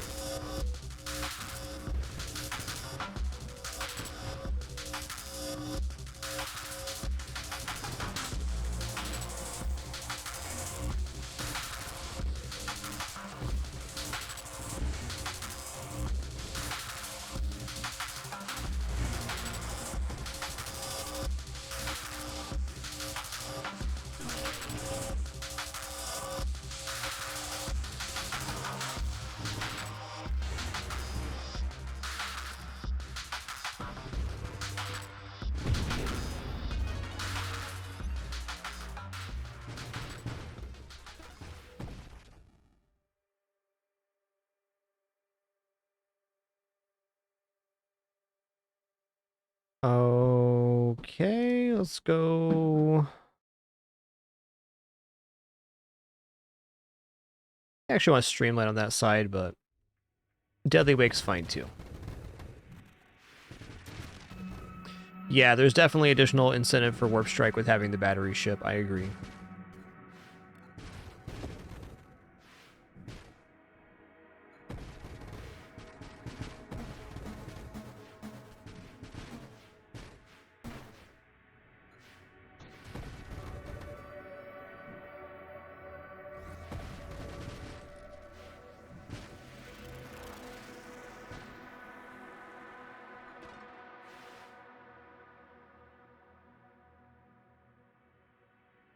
Alright, well, loaded mines is fine here.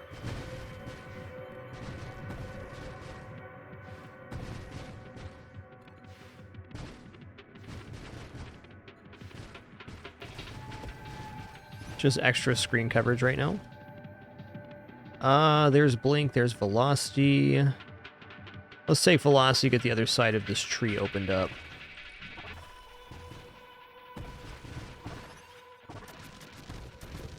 Blink's definitely the better mod, but the sooner we get to Warp Strike, the better on this.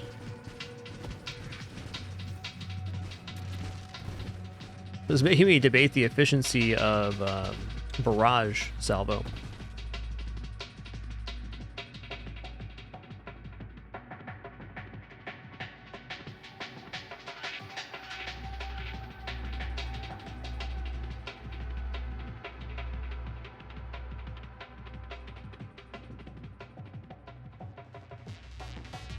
Stockpile rate's definitely a good stat. Guidance is also really nice. Let's take guidance for now.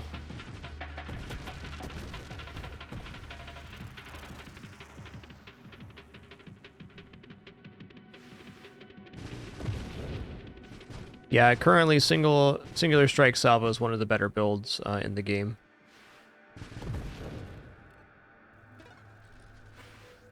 Oh, I don't think it's where this build's going to be going.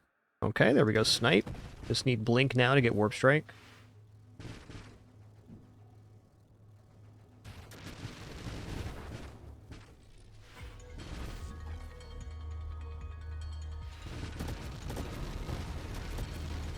Alright, bud, but stop orbiting like that, thanks.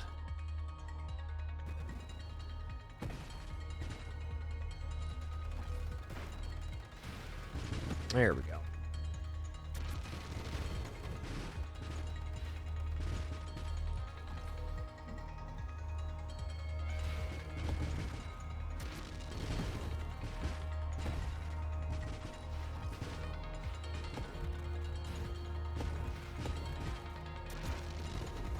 Chonky lad there.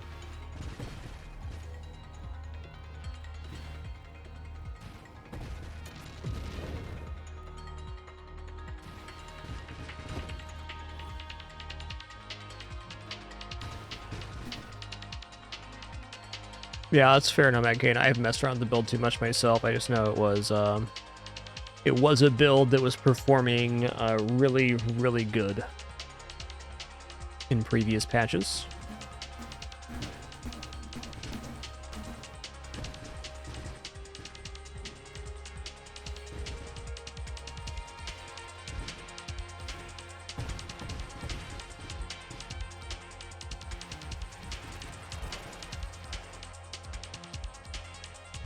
Alright, I'm definitely going to take a Twin Strike here.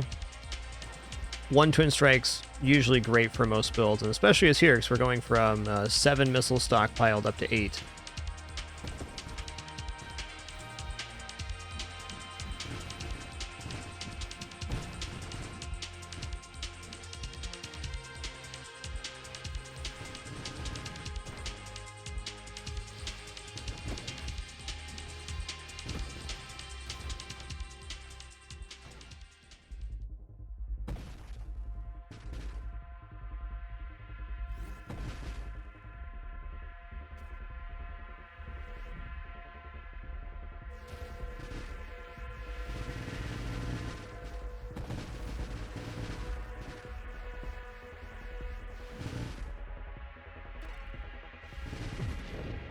Hey, warp strikes here, nice.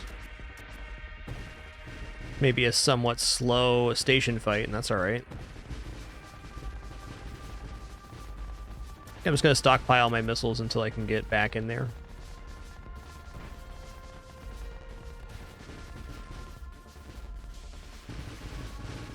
Not gonna leave that loot stake behind either.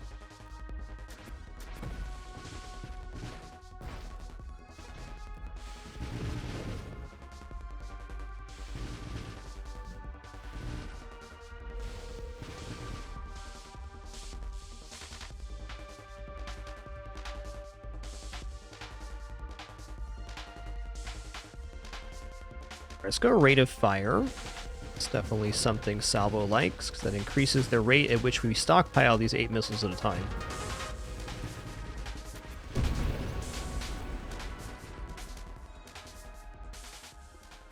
Elegant construction means more mines. That should be good.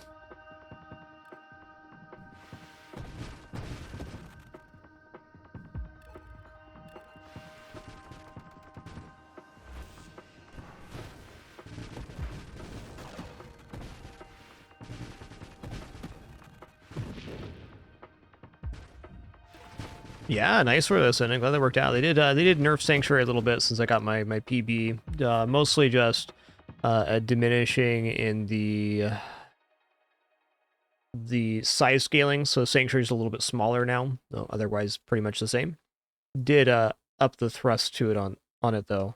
I think that hidden power Sanctuary build is just going to be a really solid contender for a high millions. for a good time to come.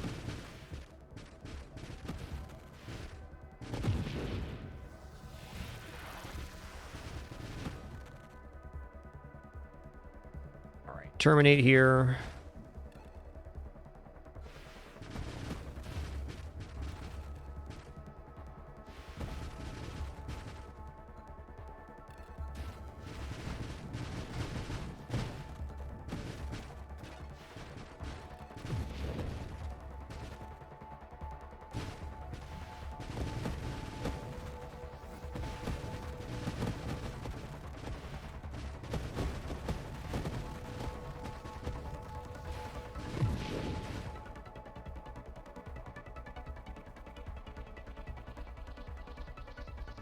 I'm going to take efficiency.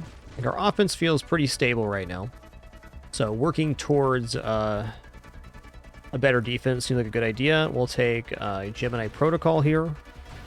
This splits damage between our hull and shields.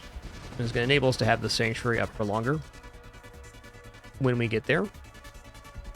Alright, hull plating, Candescence, and shield cooldown. That's a pretty tough banish. I don't know about that.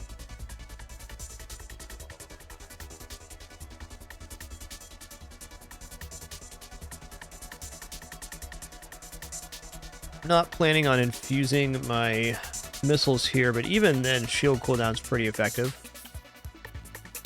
Candescence unlocks burnout reactors, which is very good for loaded mines.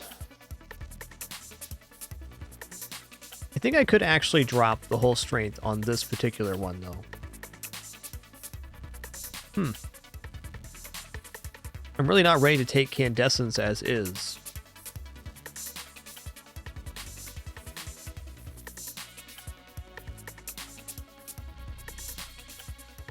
What about Convergence here? I like the minus velocity on this.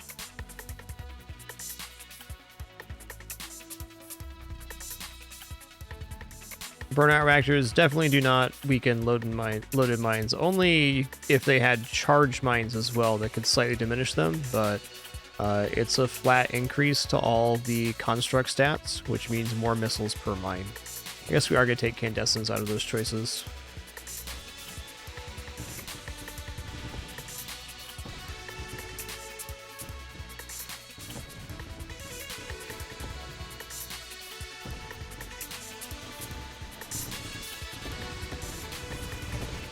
Nothing to apologize for. Fair question. Okay, Ricochet is amazing here. So this is going to give us one less projectile, but now our missiles can bump off into other enemies. This is huge for our personal volley. Does not affect the mines, but greatly affects our missile projectiles. Anytime there's more than one enemy on the screen, we're receiving a huge percentage more damage for that.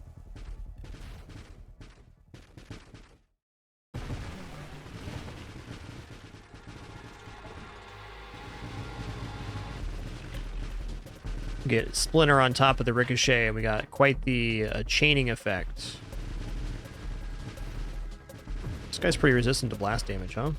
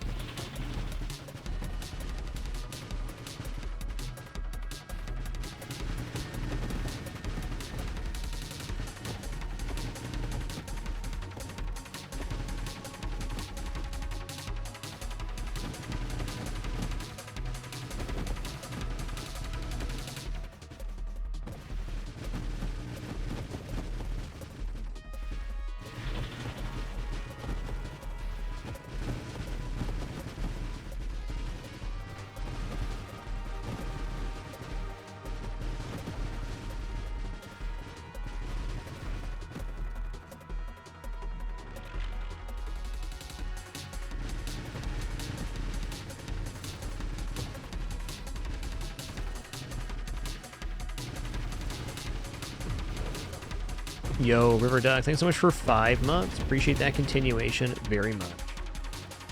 Thank you, thank you.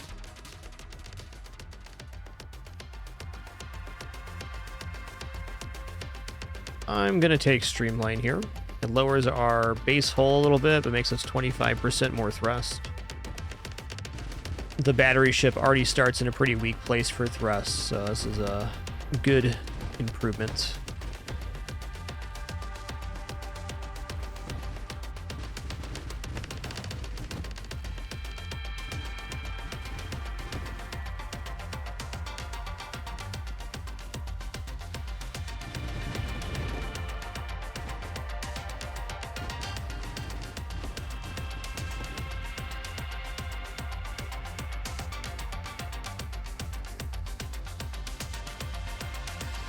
You can see why I want stabilization, but I'd like to reach the other parts of my build first.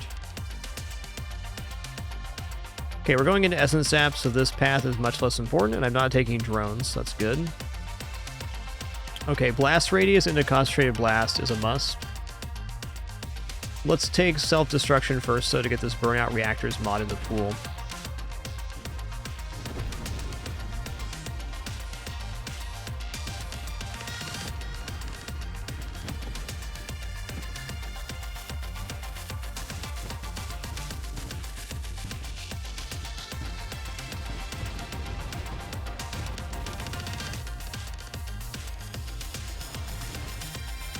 There it is.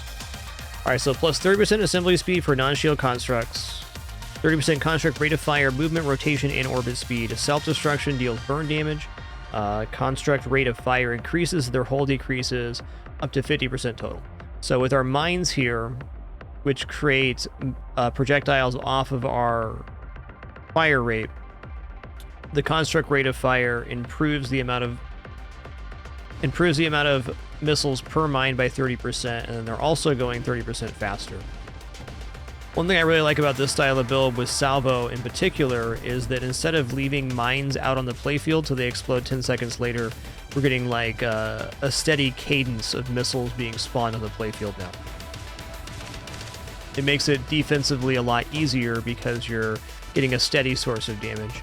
It also allows you, if you think an enemy's not very powerful, we can now charge up as like a super big volley ourselves. Which is nice. Alright, weapon mastery is not wrong here.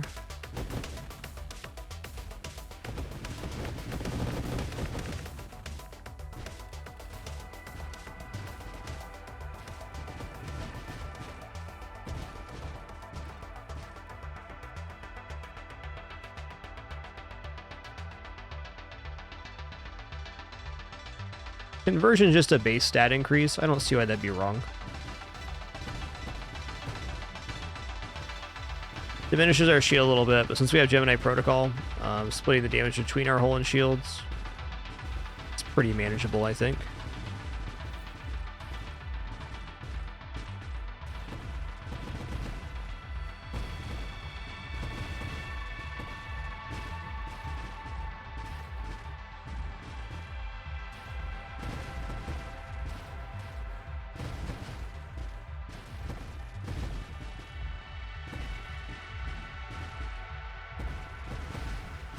Yeah, I got impatient. That's fair.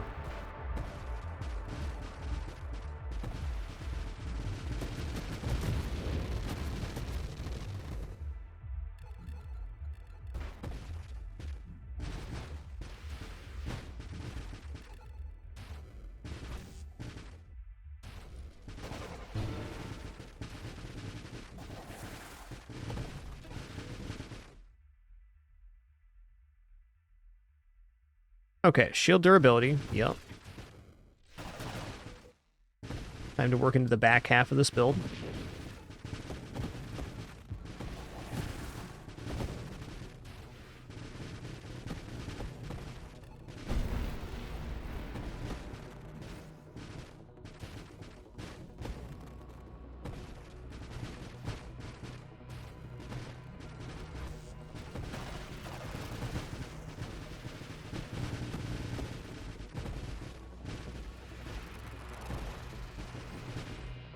Stonks. Alright, the mod I want here for Stonks is called Heavy Caliber. That add a ton of weapon damage and also minus velocity for projectile weapons. So that's the dream right now. Cool thing about Salvo is if you take things that do weapon knockback, they only happen one time when you fire. So you can have a very big salvo with only mitigating or having to deal with one source of knockback. One of the best things about the salvo weapon on top of all of the other nice things about homing missiles.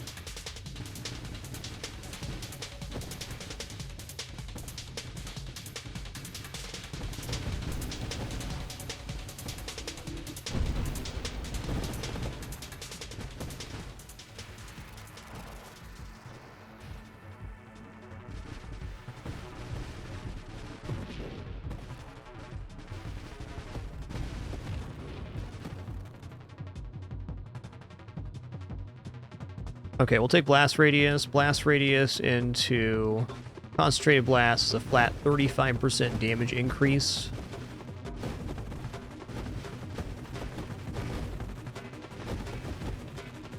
For our missiles, which is the most certainly main source of damage. While blast radius itself isn't all that helpful, if you include concentrated blast, it's basically saying you're taking 2 mods for 17.5% damage each. That definitely sounds great.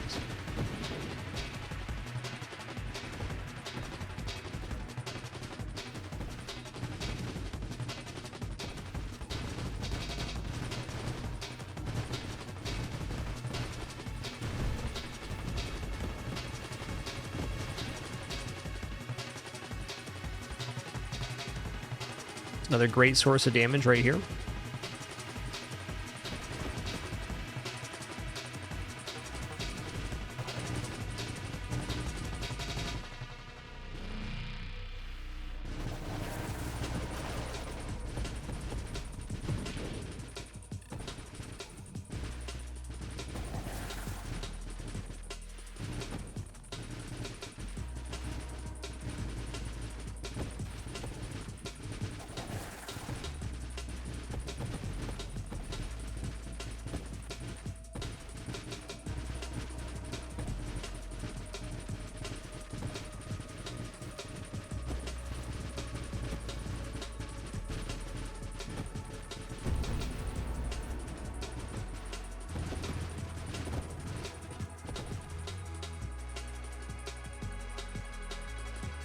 Definitely want last stand.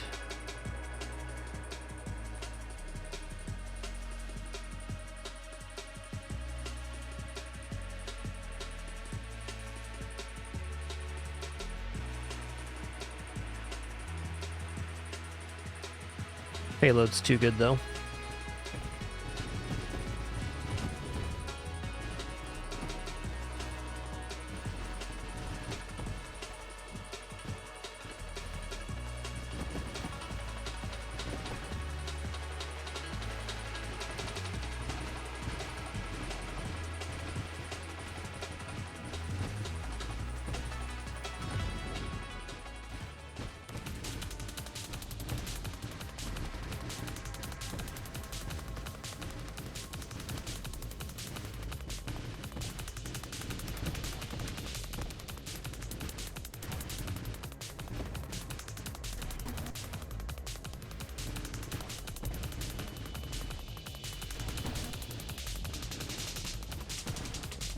If I can pick up Splinter here pretty soon, I think we're going to be in a great spot.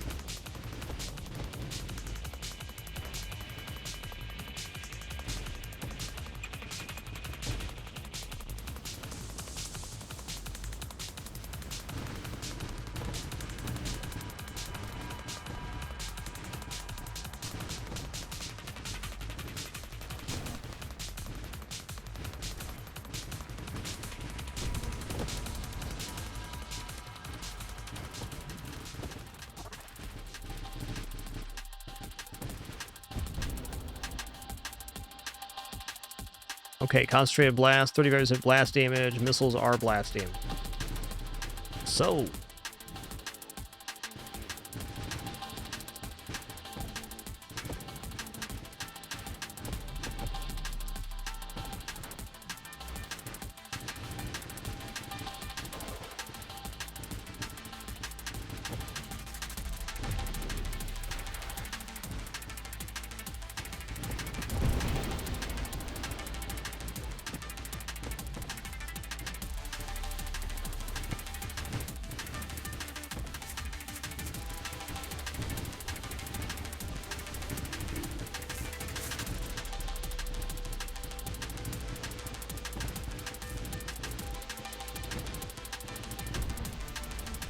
Alright, damage definitely picked up with that concentrated blast pickup.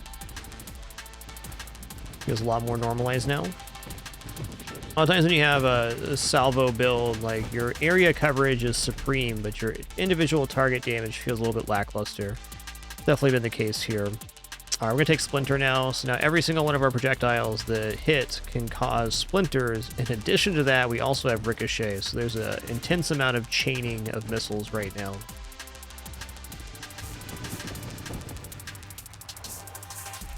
In a way, Splinter kind of gives our missile mines the ricochet effect. The missiles we fire have an additional chain since they also do ricochet and splinter. It's kind of a similar effect. In fact, it is a very similar effect.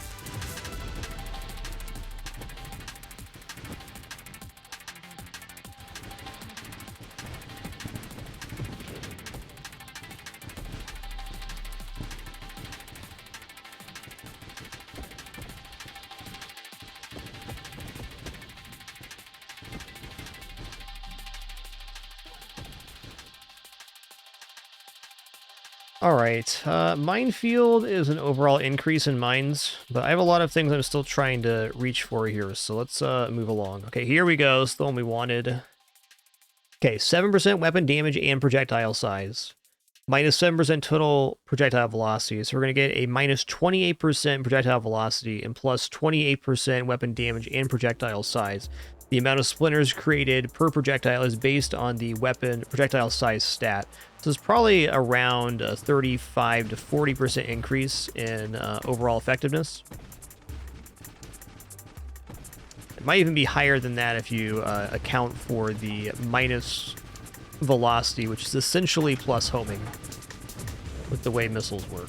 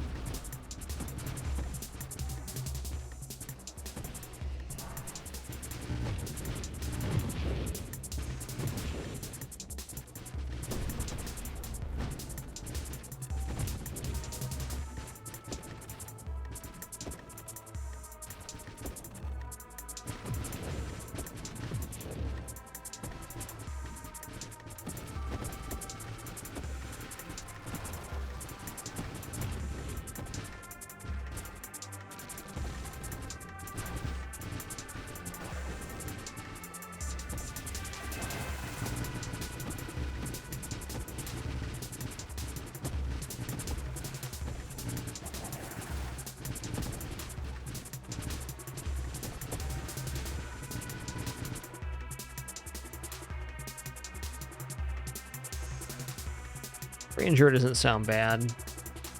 Calibrate's interesting too. Use a roll here.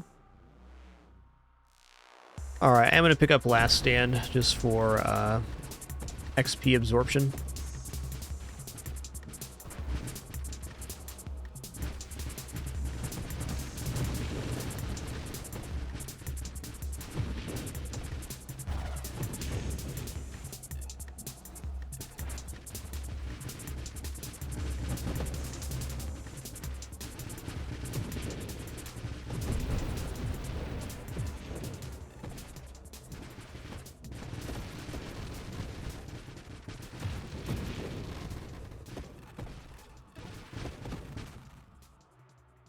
Okay, Mine Specialist is awesome here. It's like probably one of the single best damage mods we could have gotten. They do in two ways right now, Benjamin. We have the Splinter mod, which makes projectiles that hit spawn other projectiles, or a chance for. And then we also have Ricochet, which is causing missiles that hit to bounce to a new enemy.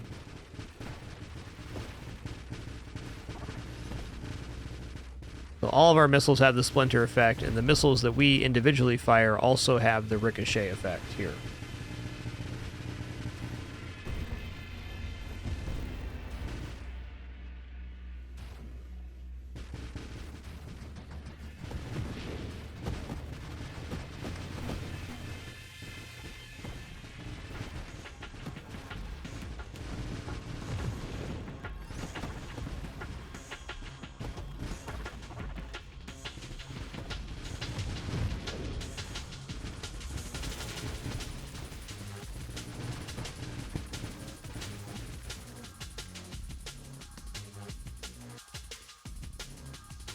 Charge shot's a yes. Fortunately, I don't think I'm going to be able to hold my charge shot here. I was debating leaving it on the ship with Sanctuary, but might be better served just to have charged missiles. Actually, that's not true. We should leave our own missiles charged here. Let me turn on the toggle auto fire, and then we can just press once to start charging, plus press once to release.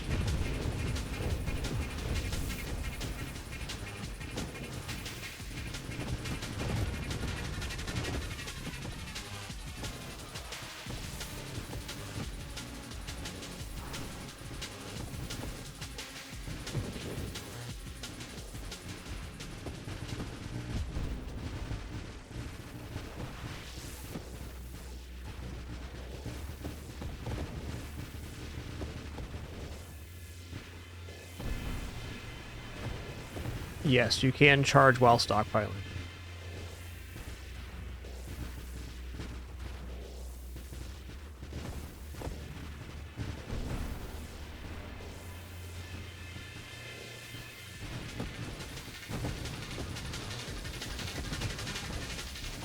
The nice thing about a charge shot with missiles is that you're not only charging weapon damage, you're also charging projectile size, and projectile size is directly proportional to how many splinter missiles you can create.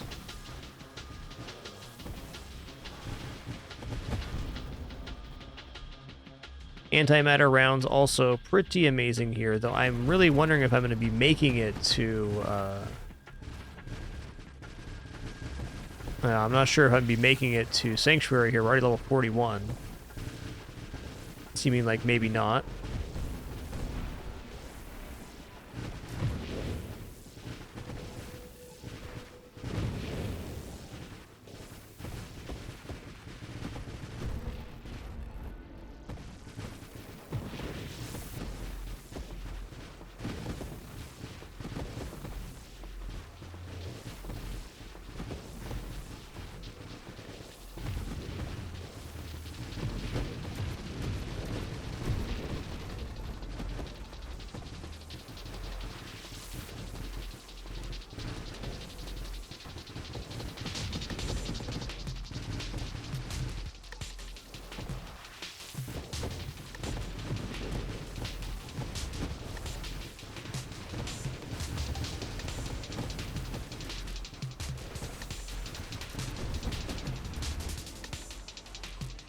There's barrier.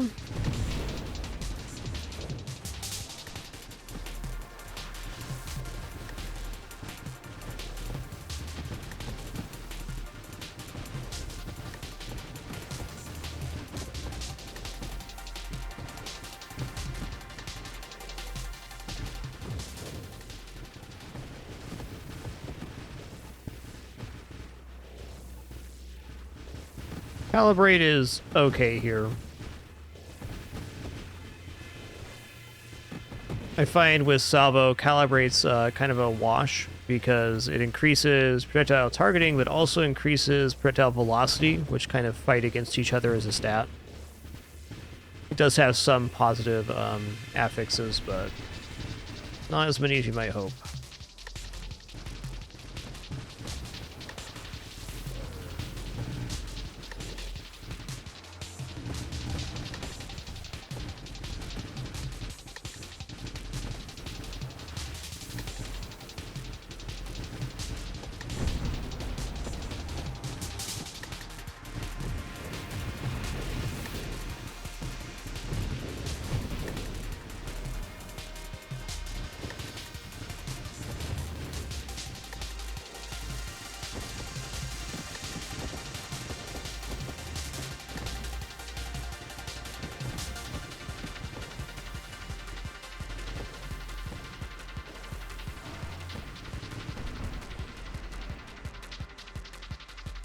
The base damage increase per projectile is also pretty considerable, Dake.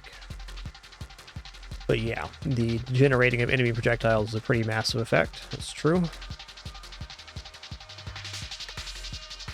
Okay, I got 17 rerolls. I'm gonna go ahead and use a couple here.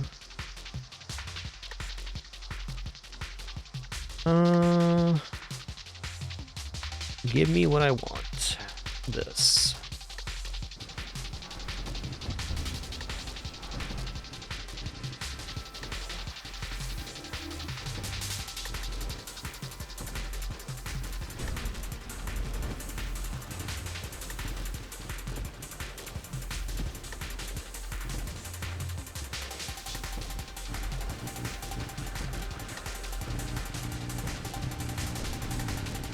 Okay, we took out red there. Wow! Wave 200 gone in a single salvo. Alright. Alright. Later, Tater.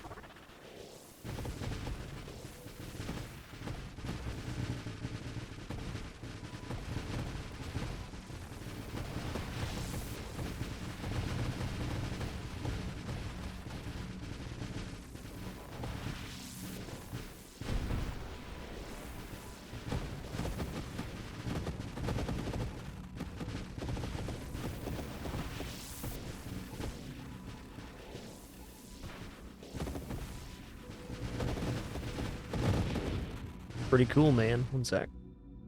Okay.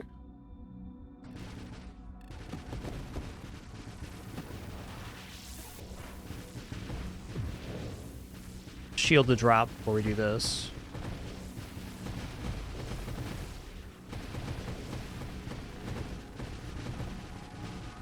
That was a big miss right there.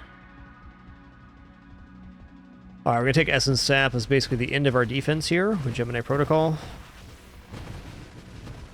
Do I even have Gemini Protocol right now? I don't. Okay, Essence Sap still worthwhile, I'd say.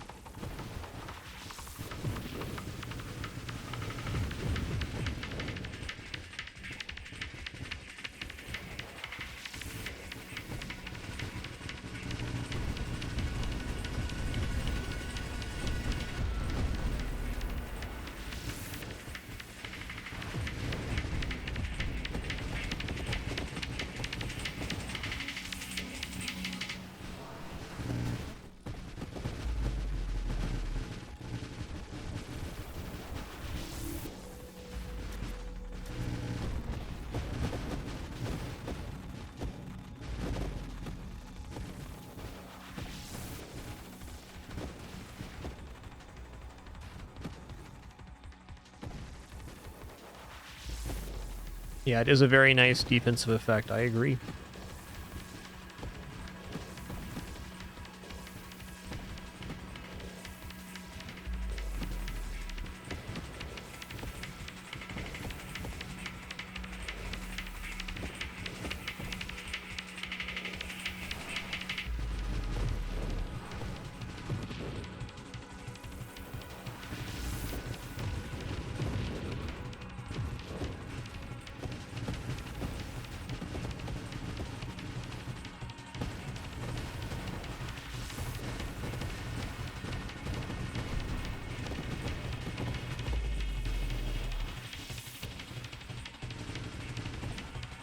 Yo, TC Baloo, thanks so much for 111 months.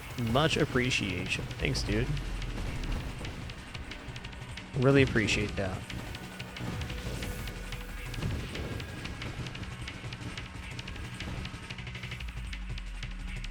All right, here's Aegis. So now we have what we want in the pool there. Is Sanctuary. I'd also like to get Focus Shields so I can potentially get charged charge shields here.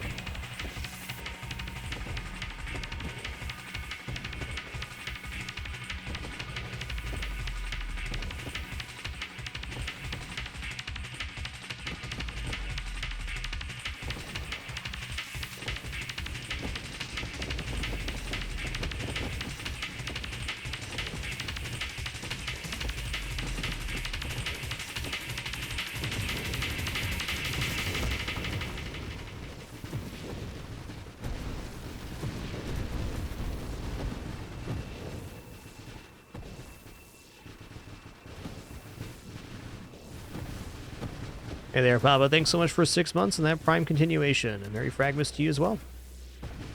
Been a great one so far, and I'm sure it'll continue to be awesome. 2/3 of the way through now. I will not be going Infusion on this build, though. Infusion Salvo is definitely a strong combination.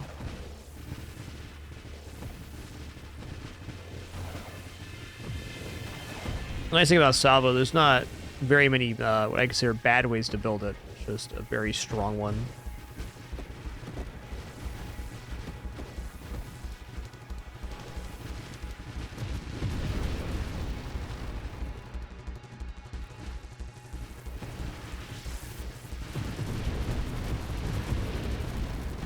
Almost messed up there.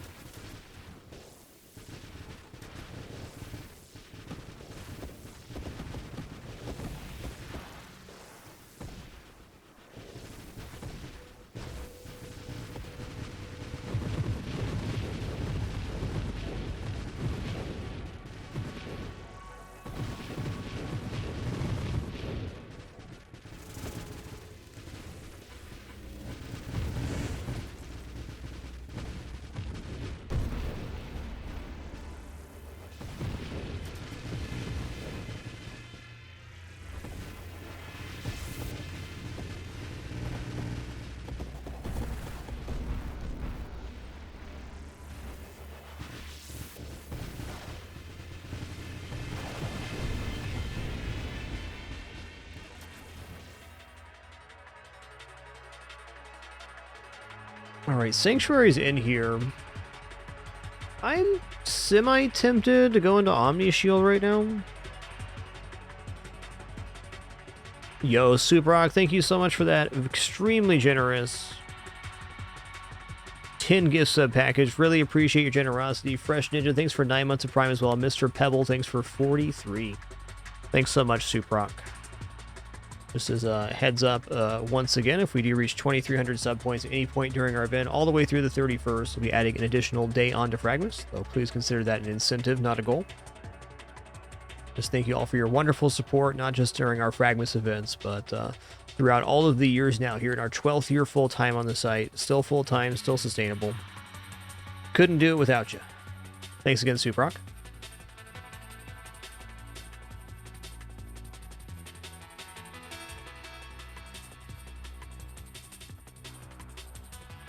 Yeah, that's fair. Antimatter could kill us. True, true. I don't disagree with that assessment.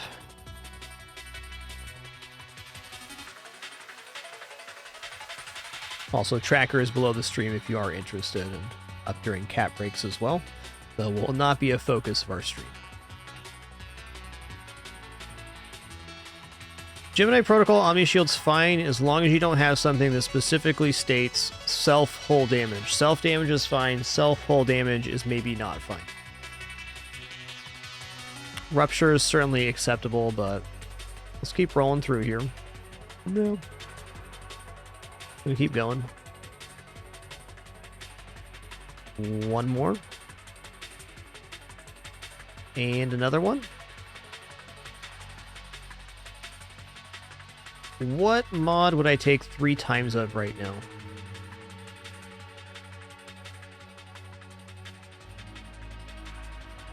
Probably just like a burst fire or something to add a stockpile rate.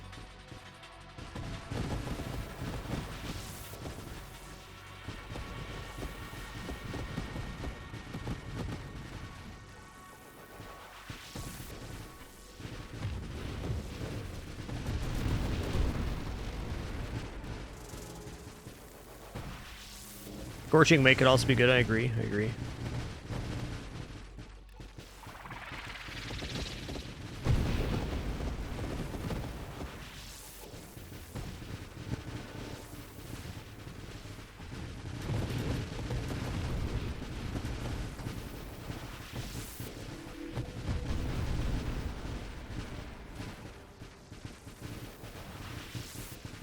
I think double tap is definitely the prime candidate here, yes, for our triple take.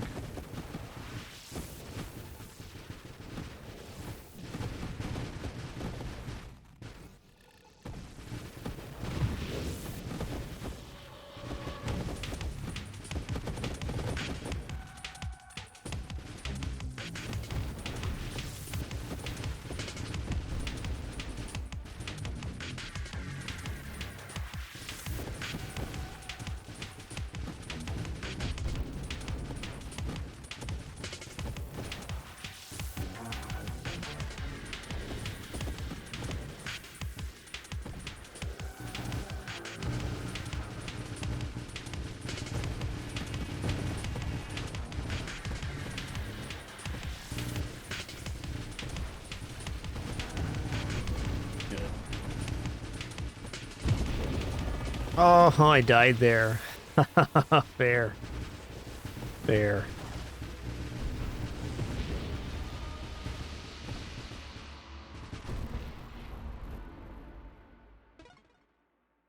All right, that build was pretty cool. It got a little bit so we didn't quite make Sanctuary.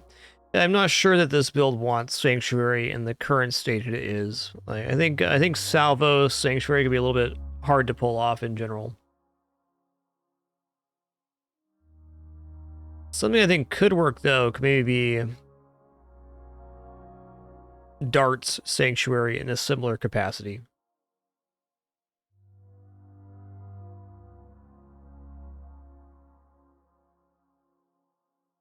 Yo, Cheesy Bob, thanks for those 100 bits. Appreciate your generosity, dude.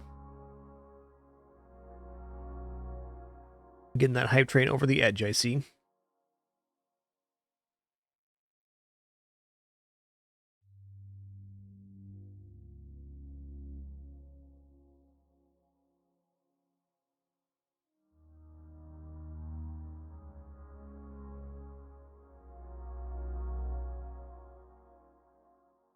Debating on what build I want to try next.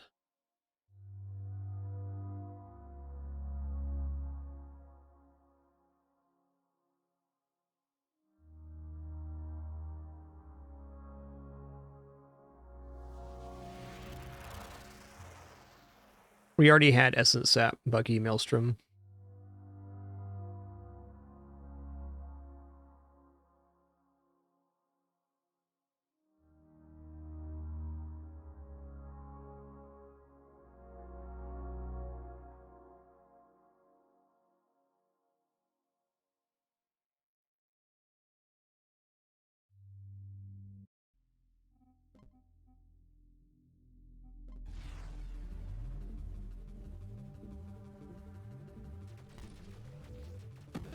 All right, let's do a build that I like a lot. We're gonna grab Thermal Lance. I'm gonna do Corsair Thermal Lance. It's a weird build, but it looks cool. It is cool. One of my favorite controller builds too.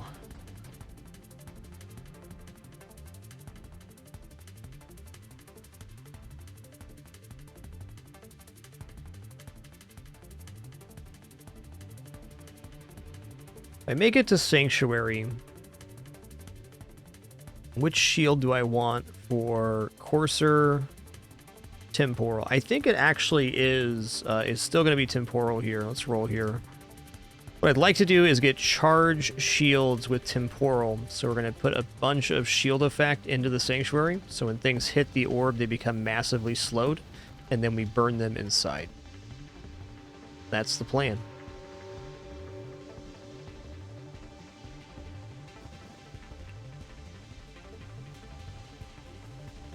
I just think this build's rad and it's fun to pilot.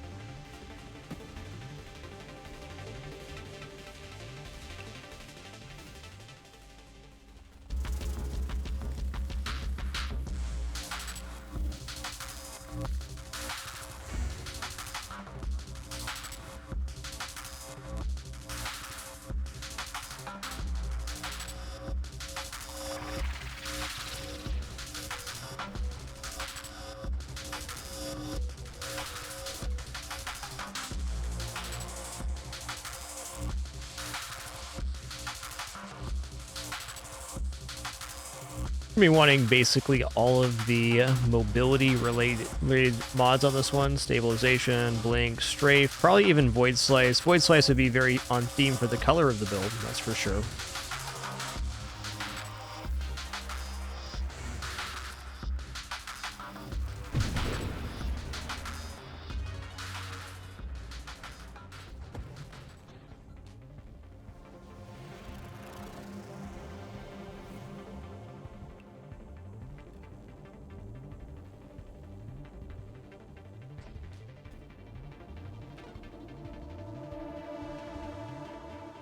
Okay, well, we know loaded mines are going to be part of this too. Not really going to do thermal lance without loaded mines. They're so pretty. Only a two mod investment for pretty nice coverage area increase. Call this build the squeegee.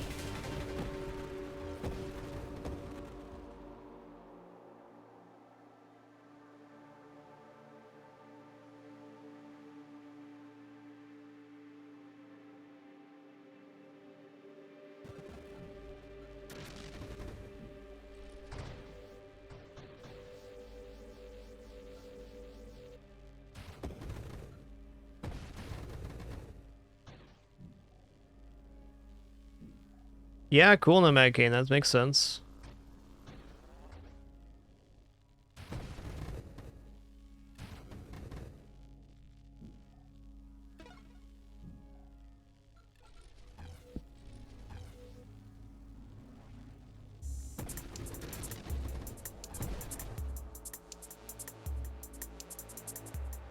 All right, here's a piece of sanctuary.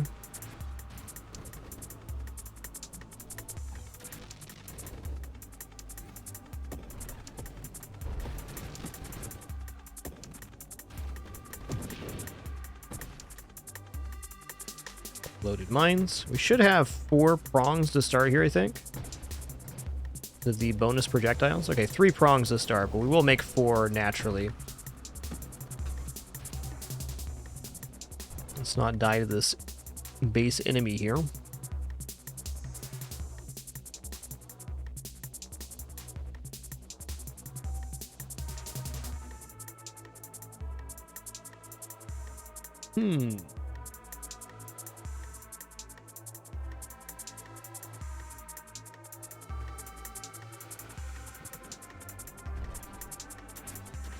Okay, let's get our shield back and stuff.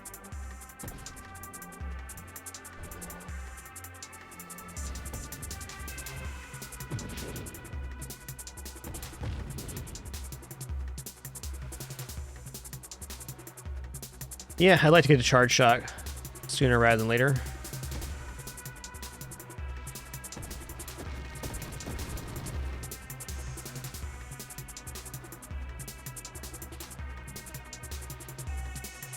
There it is. Okay. I'm going to be a little bit immobile right now, but still in a very good position.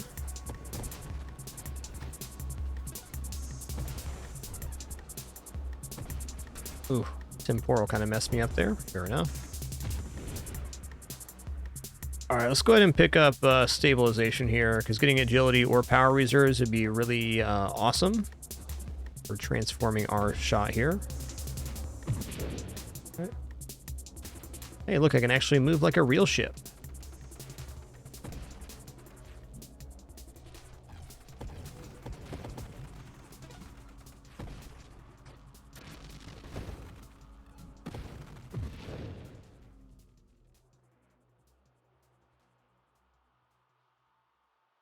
Volley's a pretty large increase in damage. Let's go agility now. Okay, now we got enough stuff we can move more or less normally while charging. That's a really weird effect there.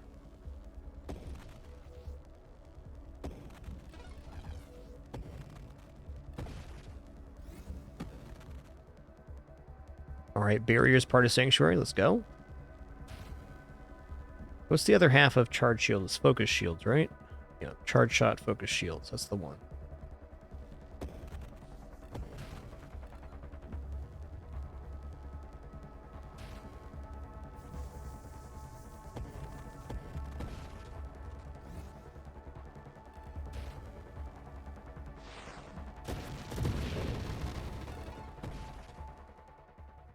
Mine Specialist, definitely great.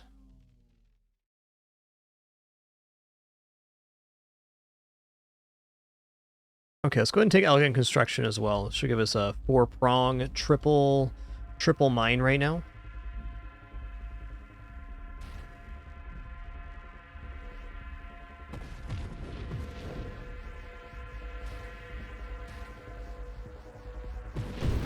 Wow. Doesn't get much better than that for damage on that boss. The perfect storm to destroy him. Alright, piece of Sanctuary. Tough day to be that guy, that's for sure. That's a toughie.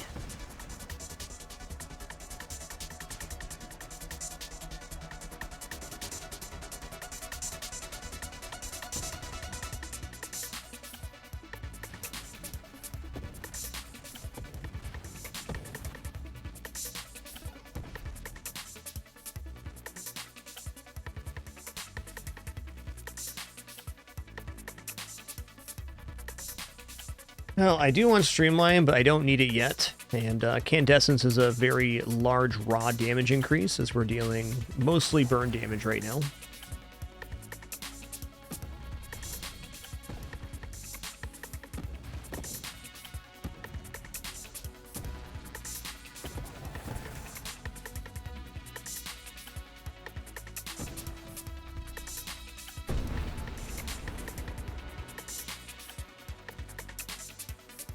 Alright, I'll take Strafe here.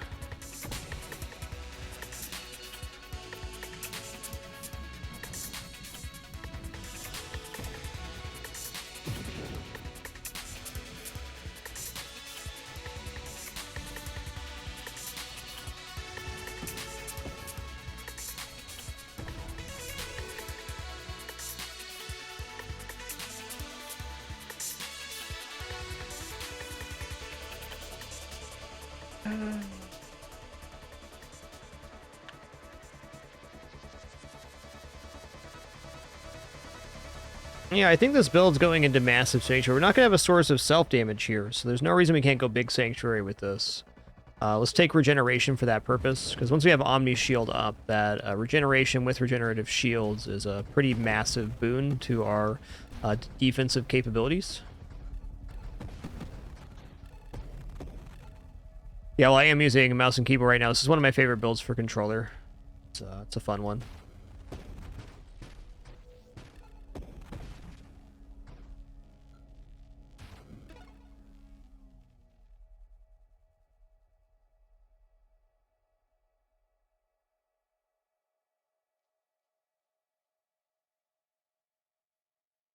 Yo, Dorian Latronus, thanks for 57 months of lurking in Afterlife Mech. Thanks for 53 as well. Cheers.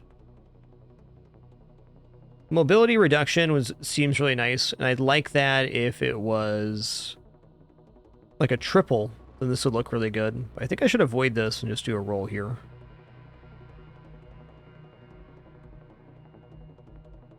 Alright, I know that volley, giving 2 more streams of sparks is actually a really big deal as far as damage goes, but even better would be getting to purification. Corrosion, I'm not totally convinced is like super awesome here, but it doesn't have a downside and applies burn. I do want purge for deflagration later, so I can maybe avoid taking one of these. If I was going to avoid taking one, it would be corrosion. With how fast the sparks hit and how often the thermal lance causes burn damage, the corrosion does seem pretty powerful though.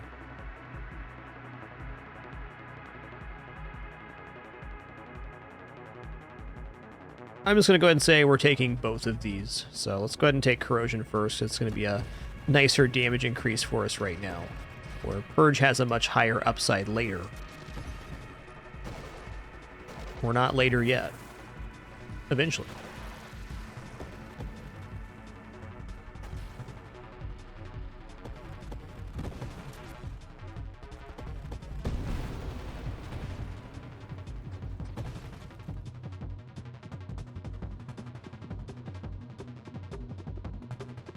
All right.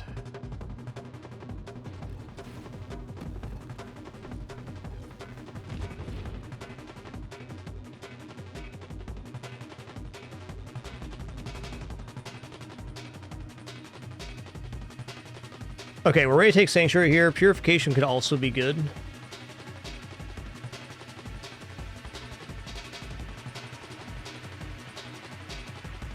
Let's go ahead and take Sanctuary now while it's here.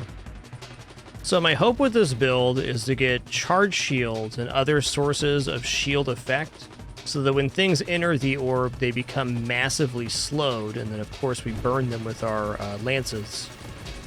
That's the hope.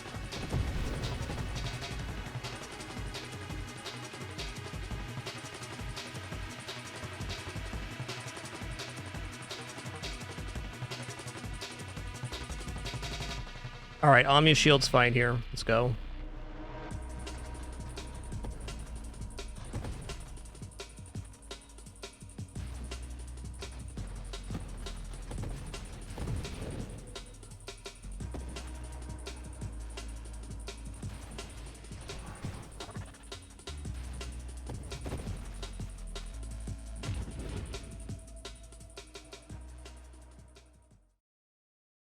Omni is perfectly fine here if we do not take sources of self-hull damage. It's definitely a scary mod, though. I don't disagree with that. That's right. The bubble's not to keep enemies out, it's to keep me in. True. True.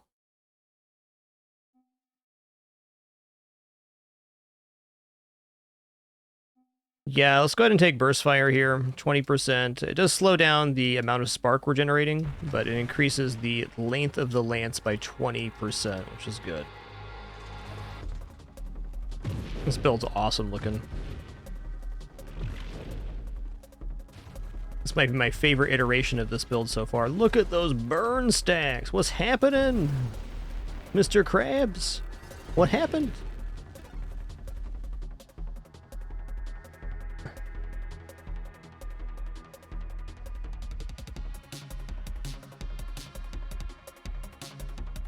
That kind of makes me want to take the volley here to get more projectiles on the side.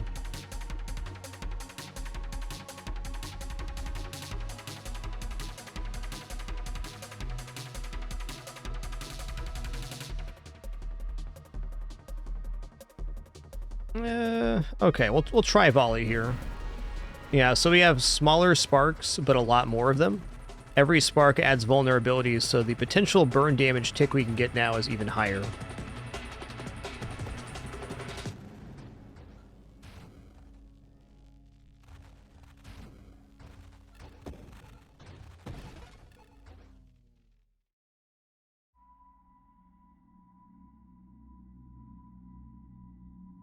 To that note, velocity could be interesting.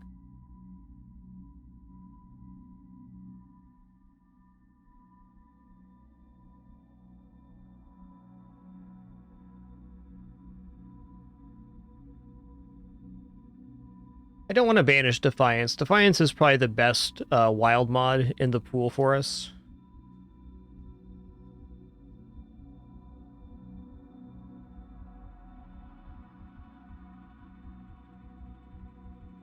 I really feel like the upsides here are quite minimal too, since we're not generating self-damage. I think I'm just going to take a Defiance outright here.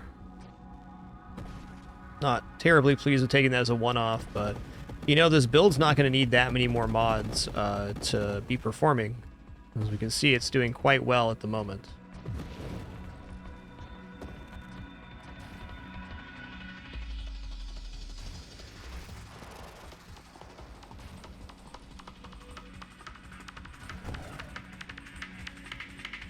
Unconvinced on that volley mod if that was worth it or not.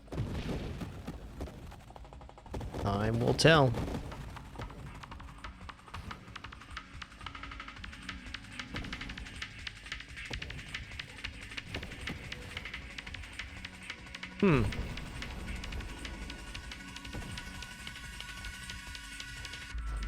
Okay, so what I think happened on the crab is he was really close to my mines exploding as well. So what happened with that was the mines exploded and put a bunch of sparks on him, which is what caused that mass vulnerability. Alright, I'm going to take polar inversion here. This will make things get pulled towards me and my mines, but in doing so they become slowed by this massive field. So we're kind of negating the downside of the polar inversion pulling stuff in, because when it does, it's getting to the point we want.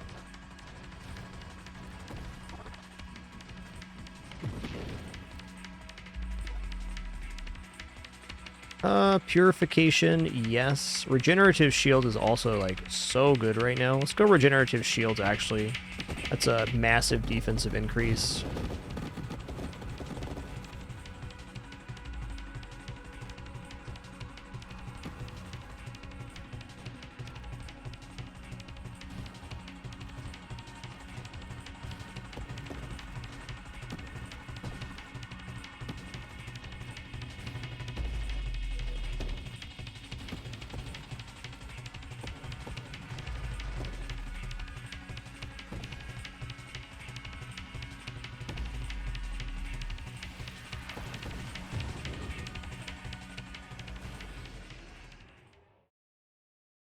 Okay, Galvanic Outburst is a strong pick here too. And as is Blast Radius. Let's take one Galvanic Outburst. This has been good in pretty much every Sanctuary build.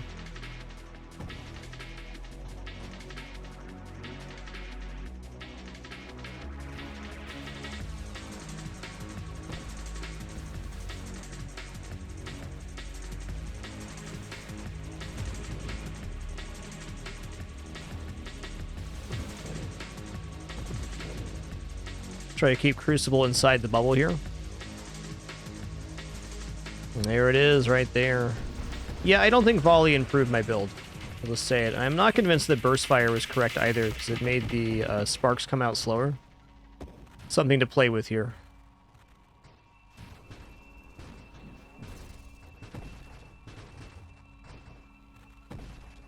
I'll read the tooltip here for you, Northern Druid. So while your shield protects you, create a large sanctuary, the circle, on the battlefield that slowly follows you. Your shield still protects you from damage, but your shield effects originate from the sanctuary instead of you.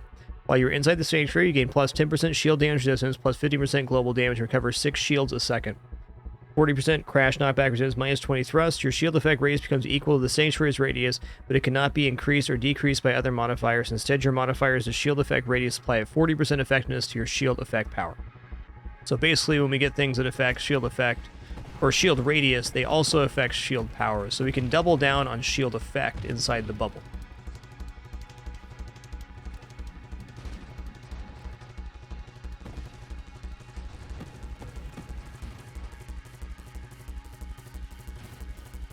I'm not sure I agree with that statement, Nomad Kane, because the Burst Fire does the sets of 3, but it also every time iteration of Burst Fire you take adds an inherent delay in between firing. So I'm not convinced that you don't lose some spark effectiveness for having any type of Burst Fire with a weapon that's shooting out a steady stream of projectiles.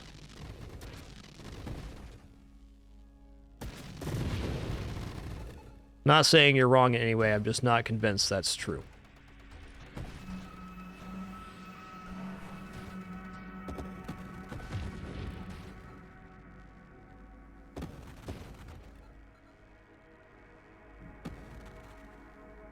My point being that even if you're receiving the same amount of projectiles, or perhaps even more projectiles, you are adding a delay in between those firing, which has to have some kind of diminishing effect to it. I think.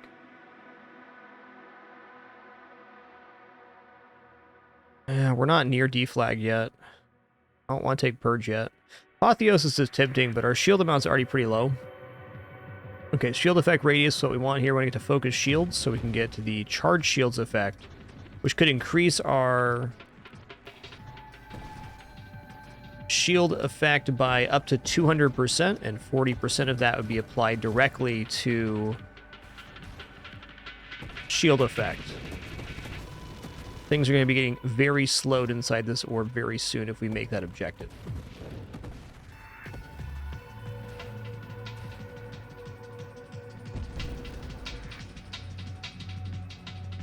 Oh, okay. Thanks for the heads up there. Nomad Kane says that they removed the delay on the burst fire. Let me read this tooltip. Okay, it did. Does the burst fire wild mod add the inherent delay, or is it just diffuses it now? That's cool.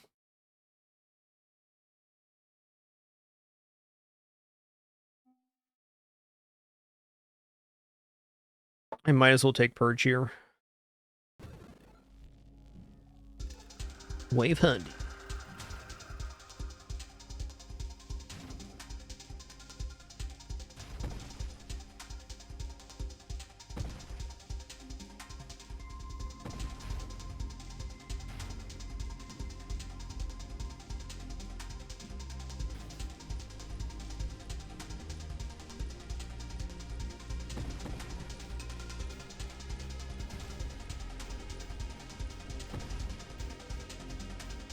The amount of slow here is awesome so far.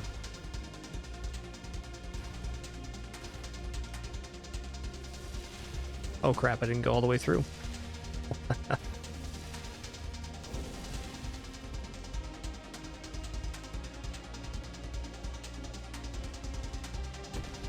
Wow, that speed difference when they hit the bubble. Holy guacamole.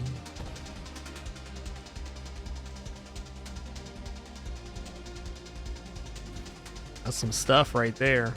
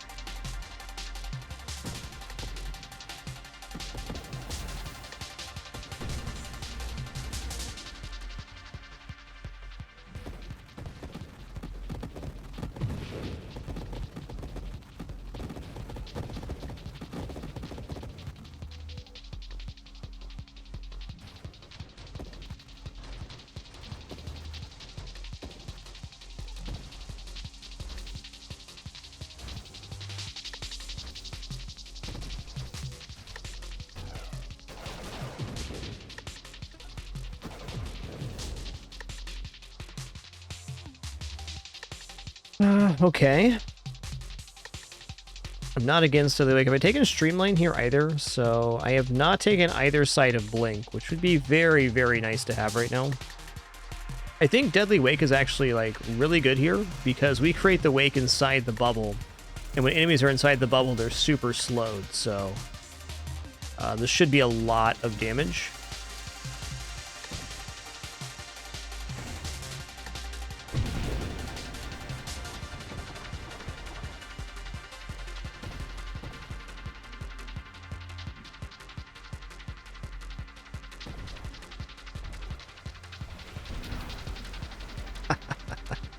Thanks for the assist, Universe. Appreciate ya.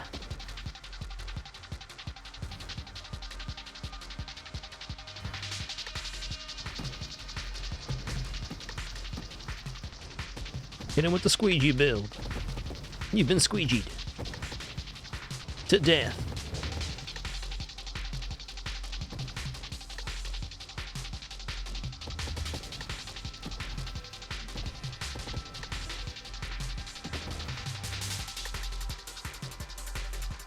Oh yeah, blast radius is fine here.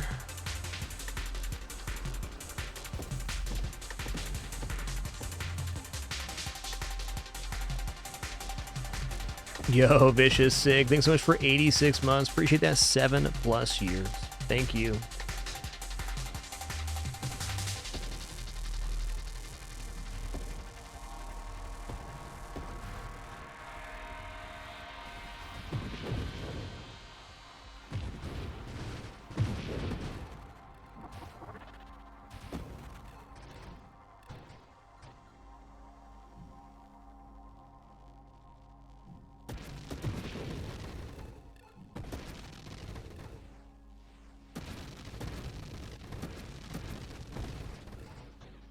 Yeah, it's an option setting for sure, Amethyst.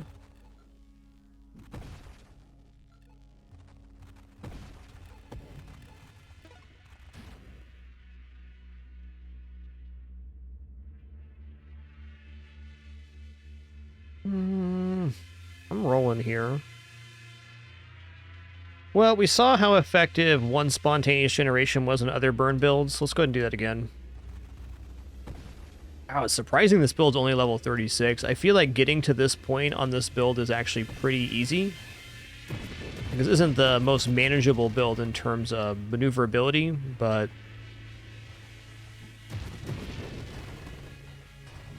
compared to a lot of other builds, it feels like our power level for being like a level 36 is very high.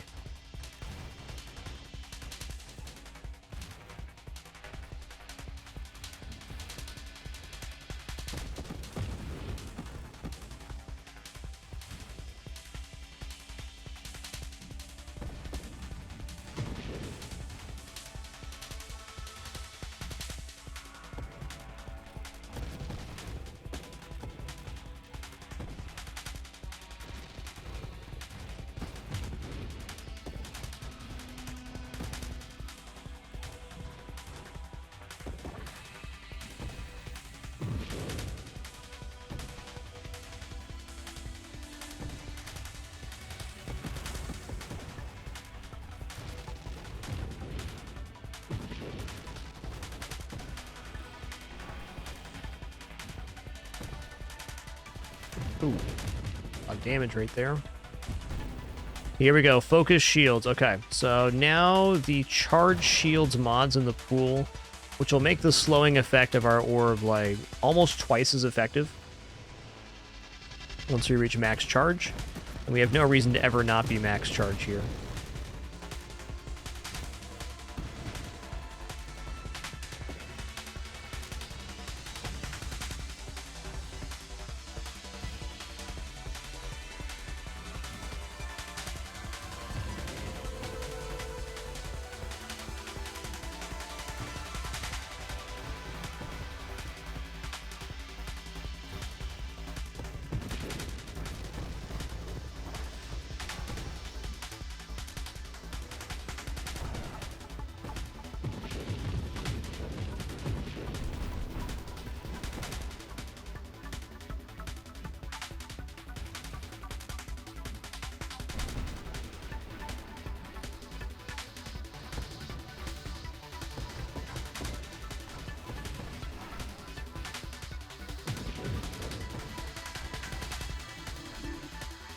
Oh, I thought it was here. I was getting excited. All right, let's just take high explosive. It's another 20% lance size.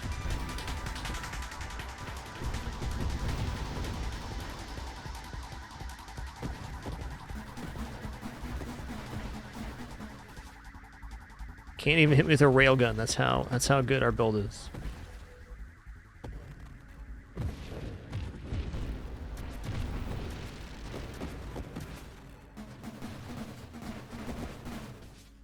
Well, they hit me there. Good for them.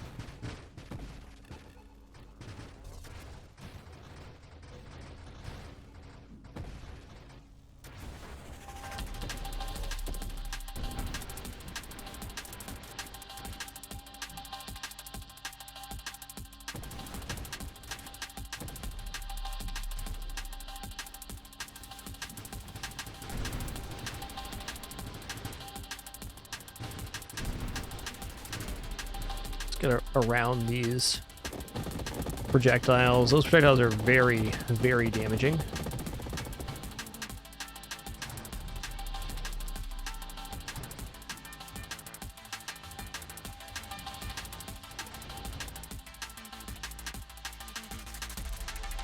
Kind of want to do a roll here, and I'm gonna really want that focus shields mod here. I could see a great argument here for shield cooldown as well, just to have it.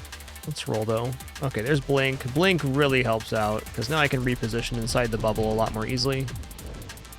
Since stuff's so slow, the minimal movement on the Blink is improved because we need to move less space to dodge inside of the bubble. So being able to blink through things or around things is a pretty massive benefit.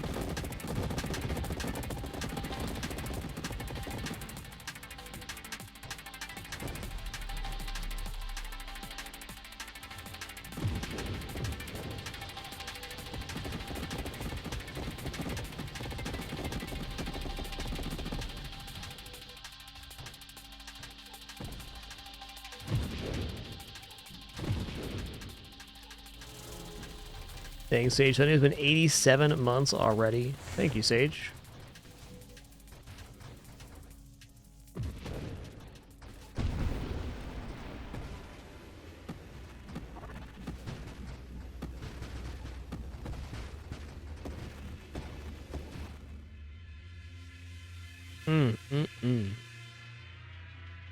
I guess shield effect radius is increased slow, but it's not the one I want here.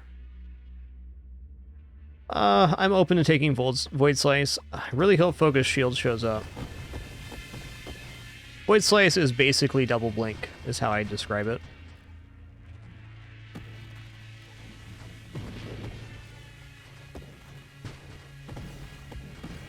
Also very on theme with this build right now. In color and in function.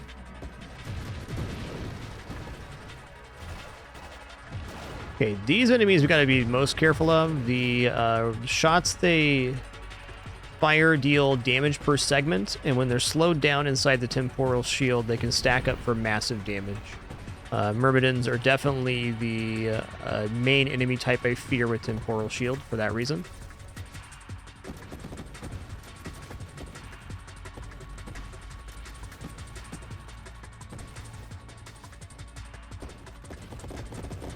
Gregarious Hermit, we got the Spontaneous Generation Wild mod, which is the chance to spawn swarm constructs on kill.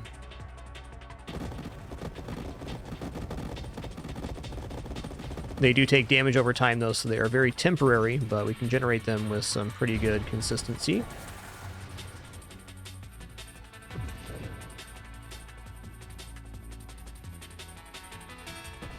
Oh, yikes, this guy's gonna seriously mess us up if I'm not careful.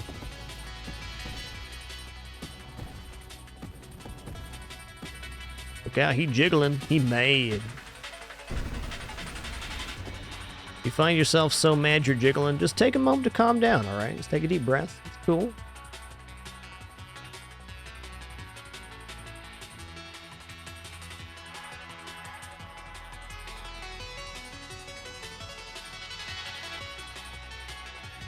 I'm gonna grab shield cooldown here. It's a good choice.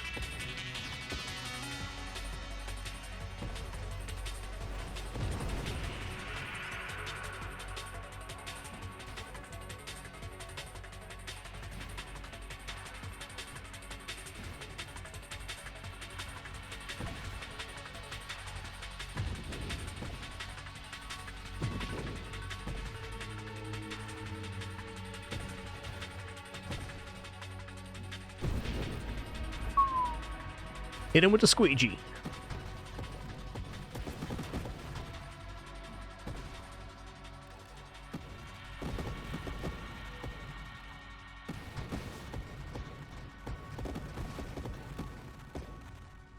All right, this build is one of my favorite builds I've ever made. I'm definitely going to be experimenting with this idea for sure. Like, the Sanctuary mod makes the Temporal mod make a lot more, or Shield make more sense for me. Like, Temporal Shield's always been powerful, but it has its downsides, and it was a pretty low base shield as far as durability goes.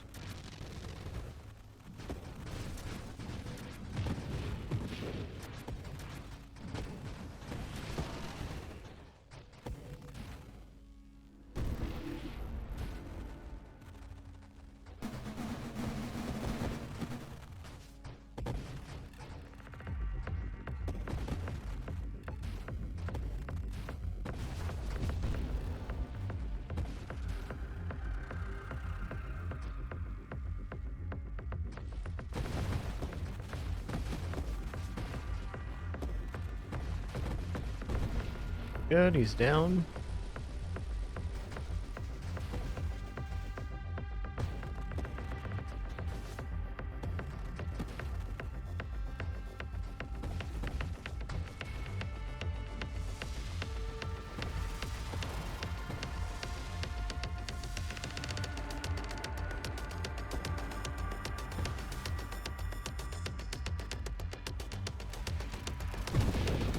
Nice.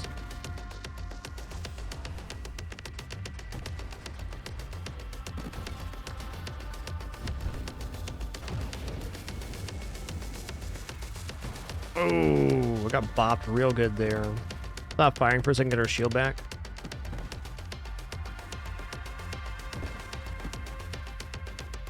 Oh, come on, game. Give me what I want here.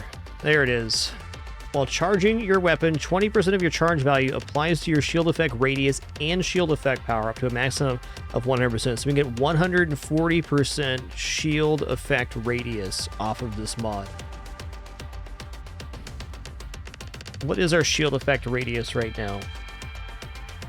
I guess we gotta wait till we're fully charged to really see.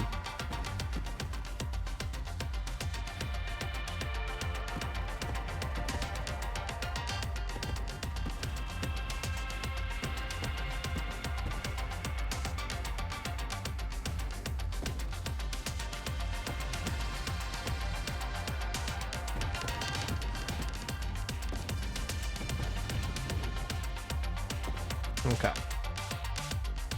Shield effect power modifier 320%. Right, Highborn. Shield effect radius does not improve the size of Sanctuary. Instead, it takes 40% of the radius value and puts it directly into effect power.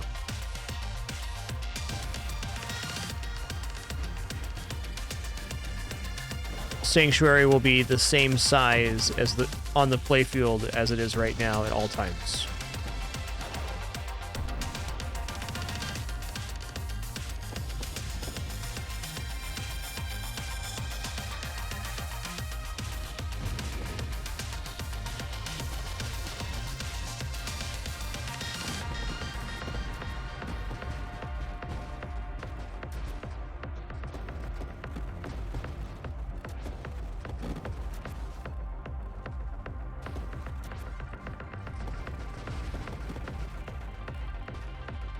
Halo Shield is decidedly alright with Sanctuary. It's definitely not bad, but compared to other sources of damage you can get, the shield effect is not the main one. Now, I do agree that if we had this charged shield style build, that the damage could be really significant too.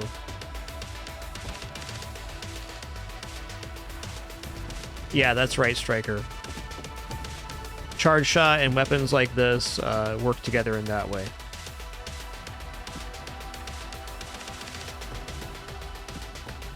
No, Sanctuary scales with playfield size. There's no way to modify that. It will always be the same proportional size on the playfield as it is right now. Like the playfield's getting larger and Sanctuary's getting larger too, but it's taking up the same percentage of screen at all times. Whoa, dude. I almost died right there. That was scary. I'll stop firing for a second. My shield back here.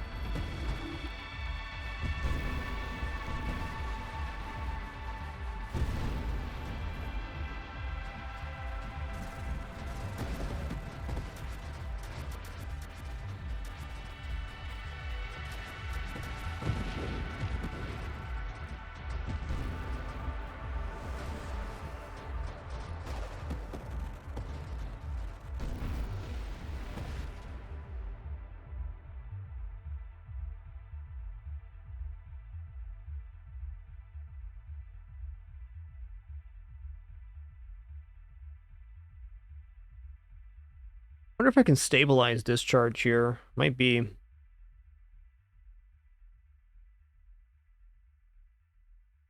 Let's try rolling here.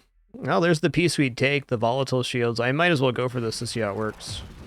We have a lot of shield damage resistance, so even without self-damage resist, discharge is probably pretty maintainable.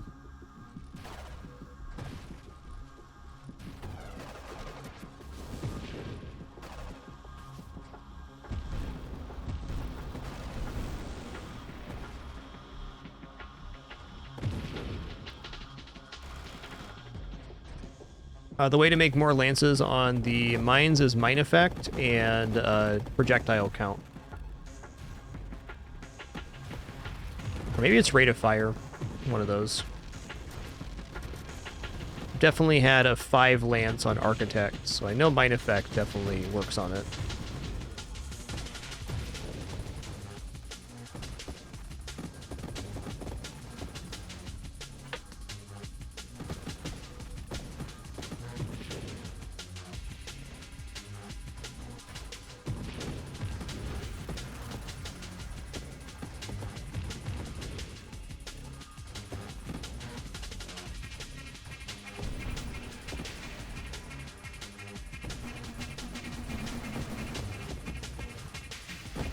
Okay, we're alive.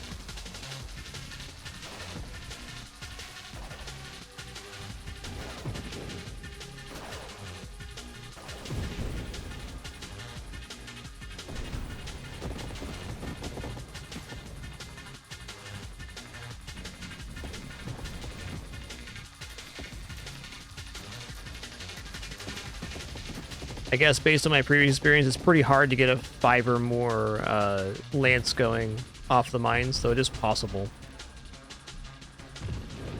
Well, I'd take some twin strikes and some other concessions to make that happen.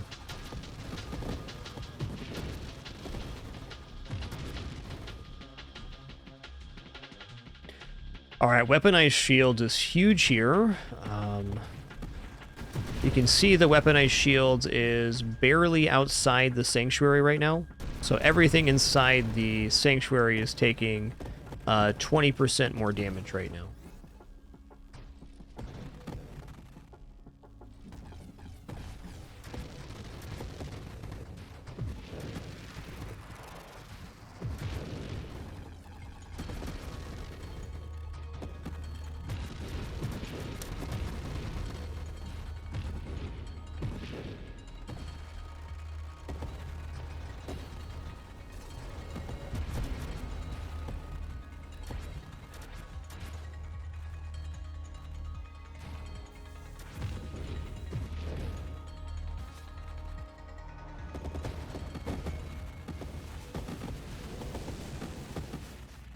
Well, I wonder if I can keep him from getting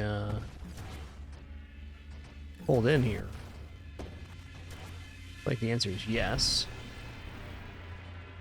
It looked to me like the temporal effect was also slowing the amount that Singularity was pulling in Seraph, but that may not be true.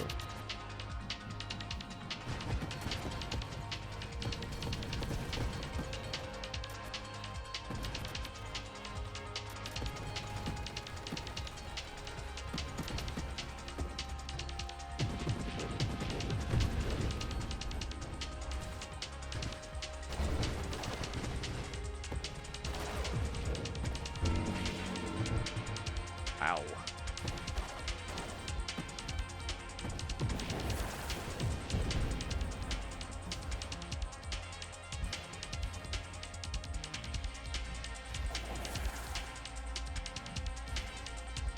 Barrier definitely saved our life there.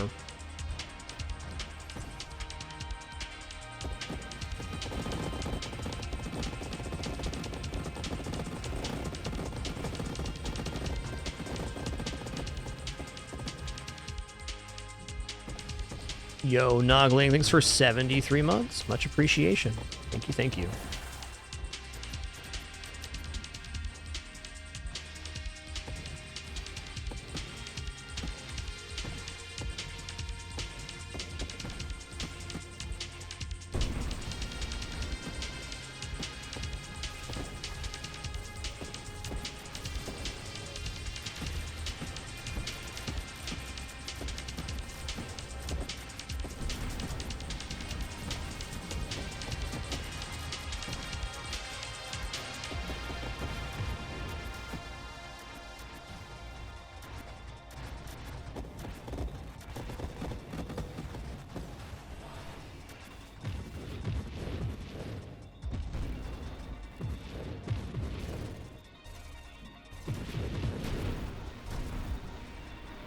Okay, we're gonna try discharge here. This may kill me.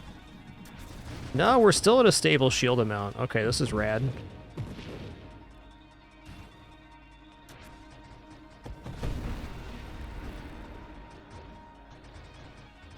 The lightning size here is quite impressive for what this build's doing. The size of the lightning denotes a very large amount of burn damage. Problem is I can also die very quickly to this. So at the point we do die, we're going to take a look at this build and figure out how we can make this work with possibly Dying Star as well.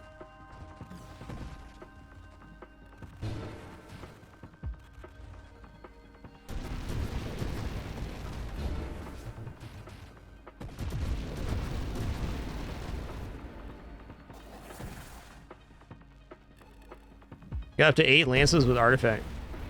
Awesome. Titan's Vertigo. Awesome.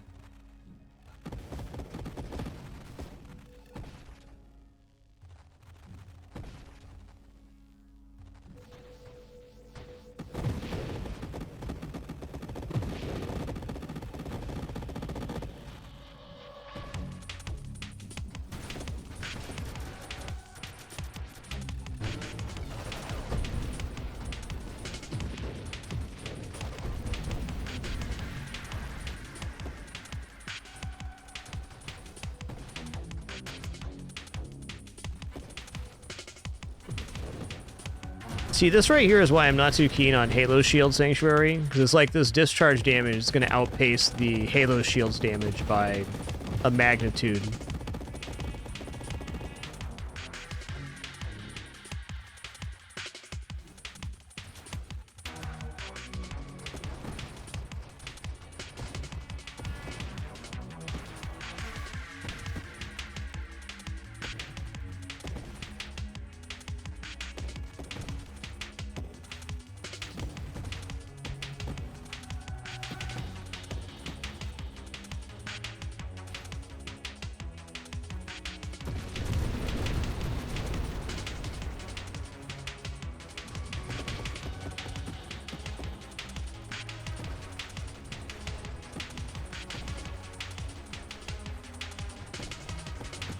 The one Halo build I'm a little bit interested in, it would be a Spectre Halo. So you stay cloaked and then have this floating orb of damage going around.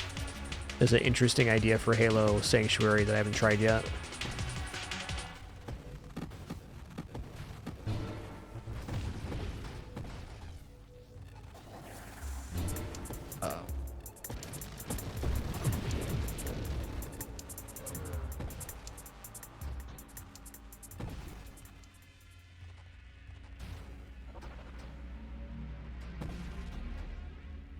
I say it's kind of the inherent problem with the Halo shield in general for me. It's a great shield and it's really powerful early game, but it kind of falls off compared to other damage sources. There's no way to scale it into like a really late game build.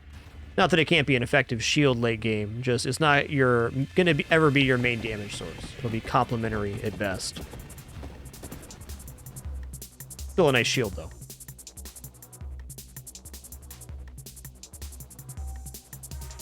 I think I'm going to take a Masochism here because the idea we're going to make it all the way to adaptive armor is probably not going to happen.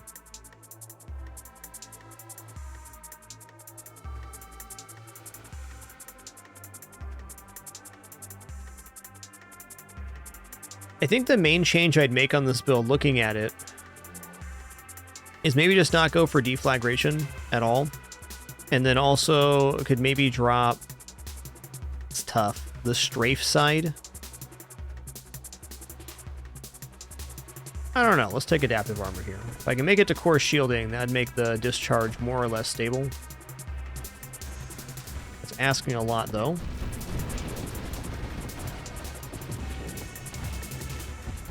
As to say, I really like this build, but I feel it can be improved.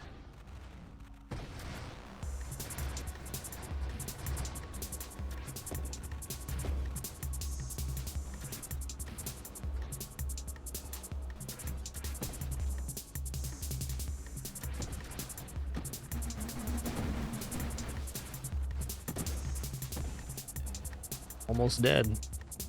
Almost doesn't count.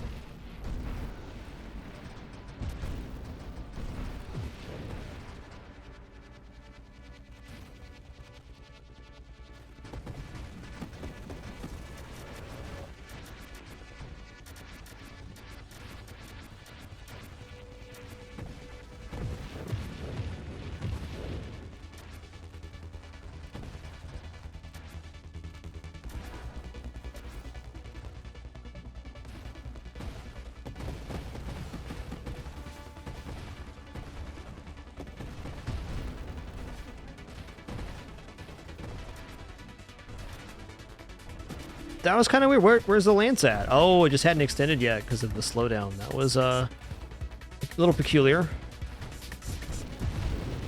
I think what happened there is like the boss was like kind of technically half in, half out of the bubble, and they made kind of a weird timing.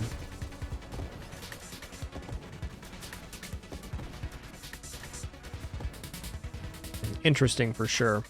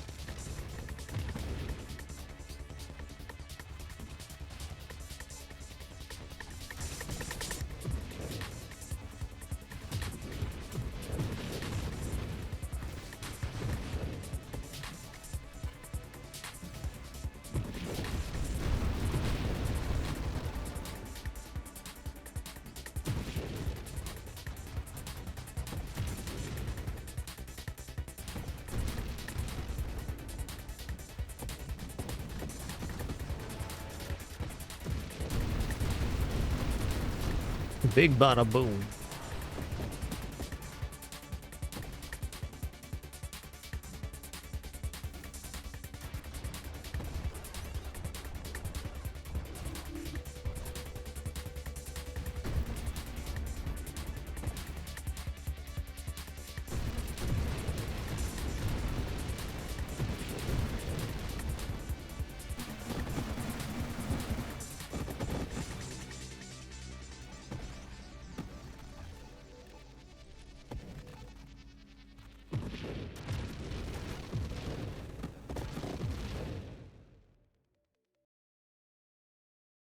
A quick restroom break here. I'll be right back.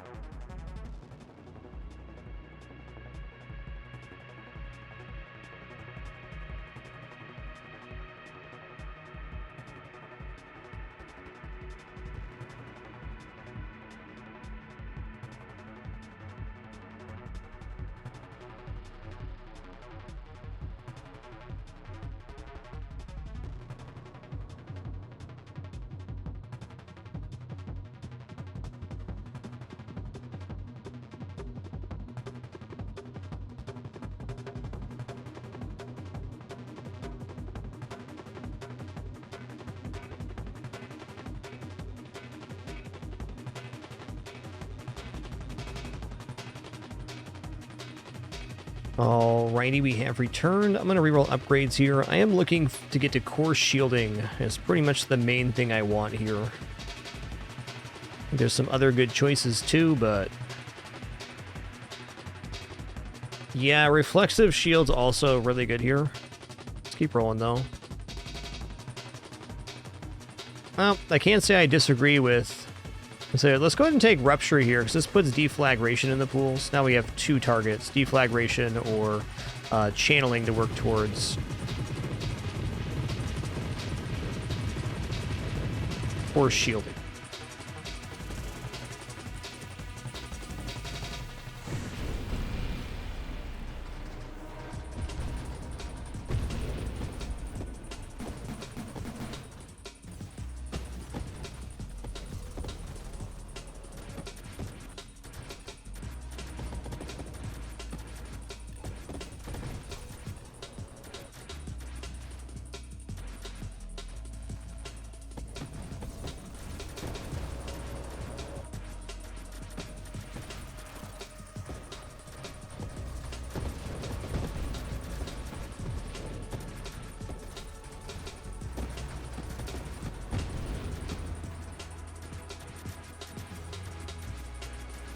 Ooh, walked into a bunch of projectiles there.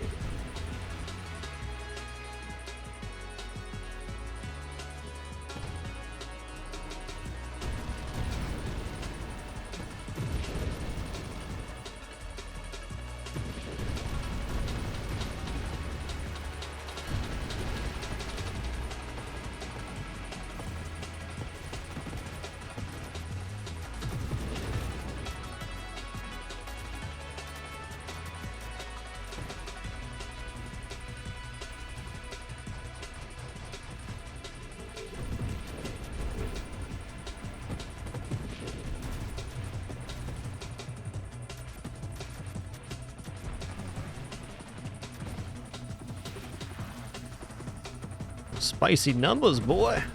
Pretty good. 40, 50,000. Big bada boom. Get roasted crab. Yum.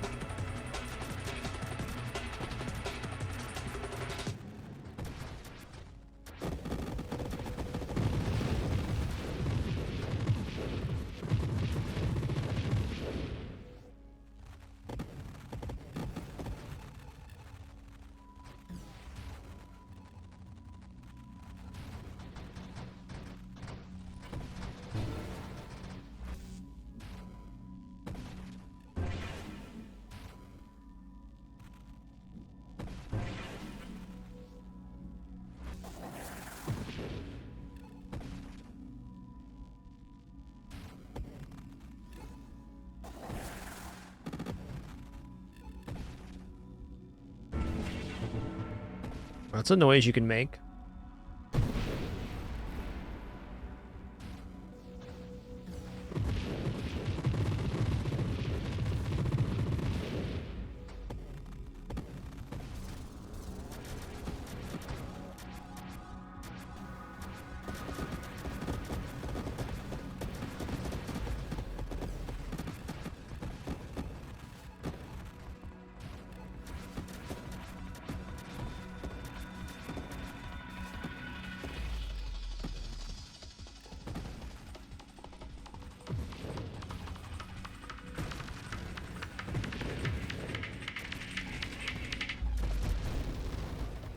Yo, Fire Pixie, thanks for 115 consecutive months. Nogly, thanks for 73 earlier if I did miss you. My apologies. Thank you all for sharing this time and place. Appreciate y'all very much. Would not have this experience without you. That's a fact.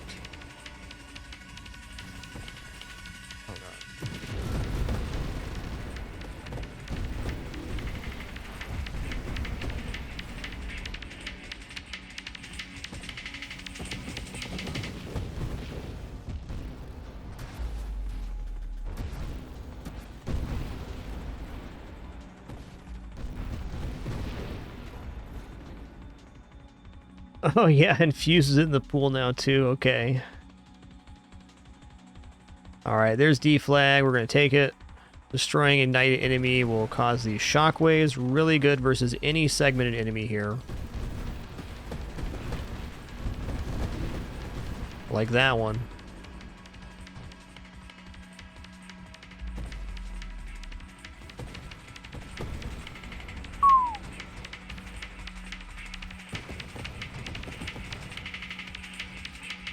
Yep, that was 66,000 we just saw.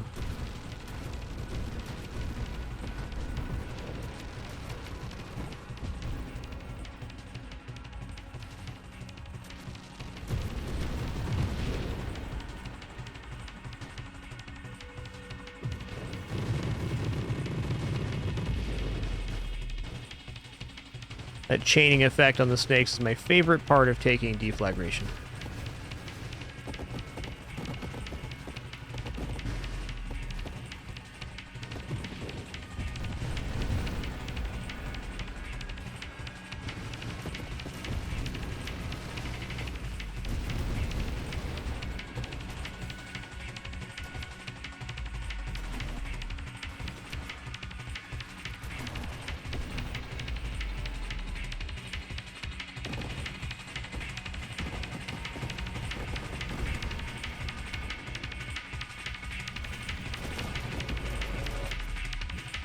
Gotta move.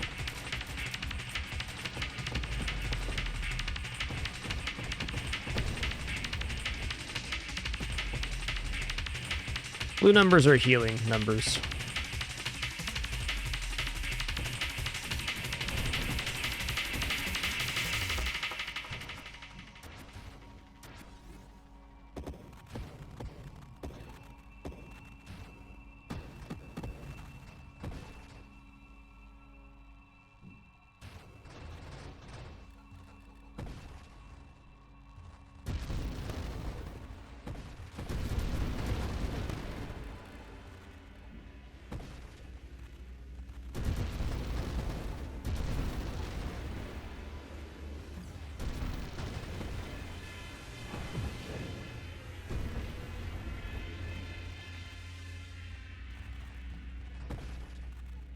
Yep, that's the main danger, Kidjin, exactly. Makes the Myrmidon enemy especially effective, because they have that projectile that has all the segments, so the segments stack up on each other. The positioning inside the orb right now has been very tight on a lot of waves for that reason. Projectile clumping is a very real thing here. That's fair.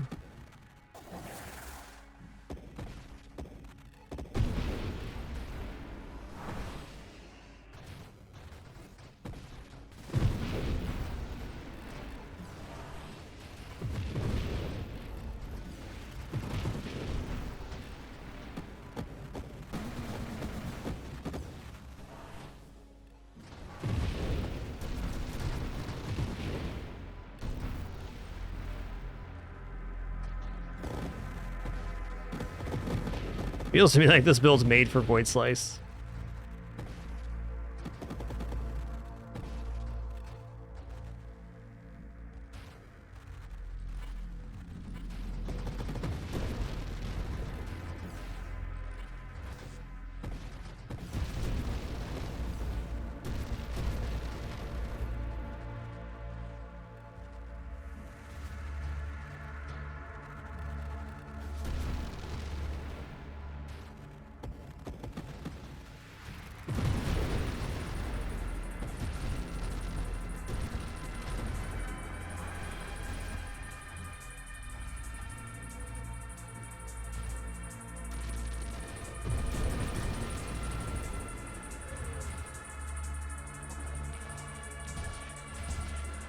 Yikes.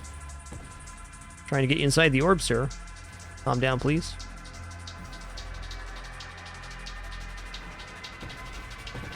Damage numbers escalating.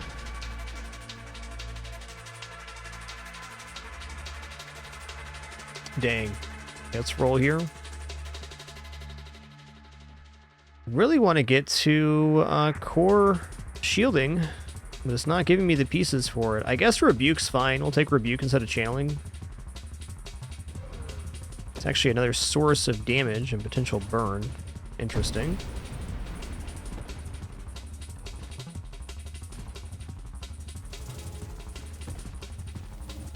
Mine projectiles do take on the antimatter rounds effect. We saw that earlier on the battery run.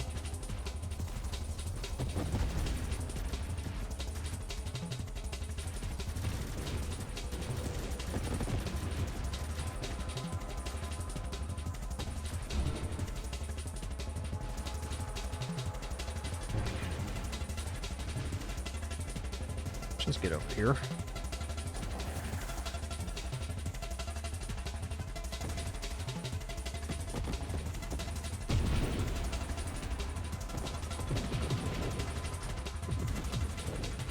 This build can't take animator rounds though because the damage is self-hull damage, so we'd no longer be able to mitigate here.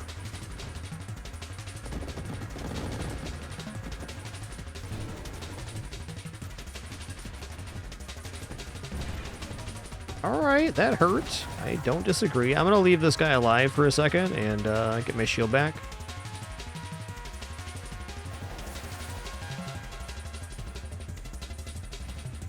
As far as I could tell, it was working on the last run, Nomad Kane. Well, I could be mistaken. Yo, Smurfizzle, thanks for 96 months. Much appreciation.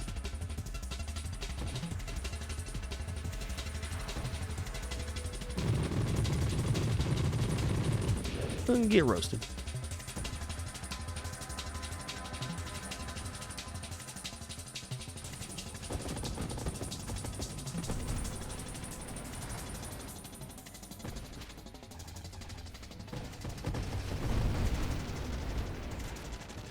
Okay, let's get out of that.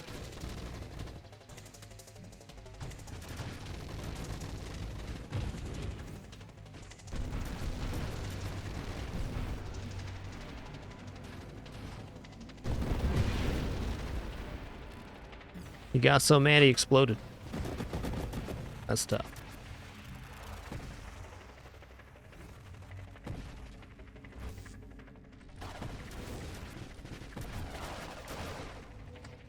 The wave in these enemies is going to be probably how this run dies. If we get stuck in the stacked up area of that projectile, we are so dead.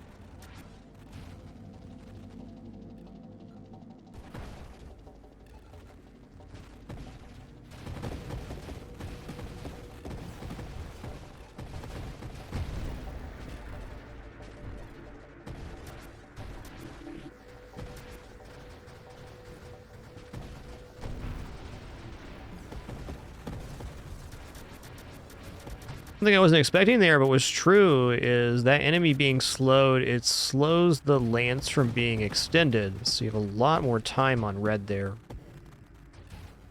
It's nice.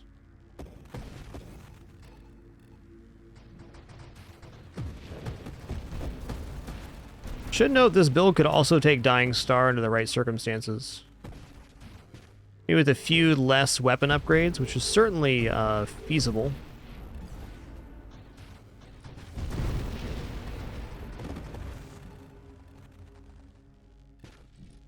Not too late either. If we get core shielding in one more level, we could technically find Dying Star. Though I doubt I have the sustain right now to hold Dying Star with the discharge as well. Seems like it'd be either or, and the discharge is the more important source of damage for certain.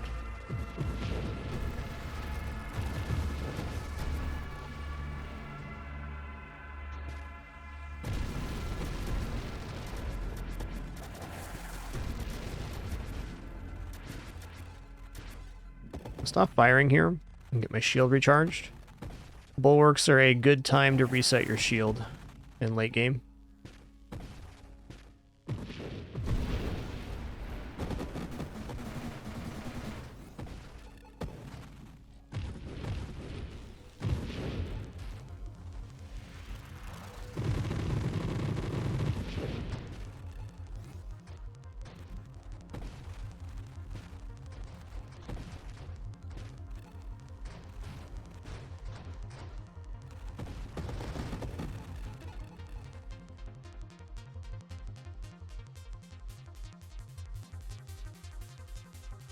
Mercy? Okay, we didn't get what we wanted here. Reflexive shield's probably worth it. I think I'm just going to take the Defiance, though, for a little more self-damage reduction. Hopefully stabilize my shields a bit better.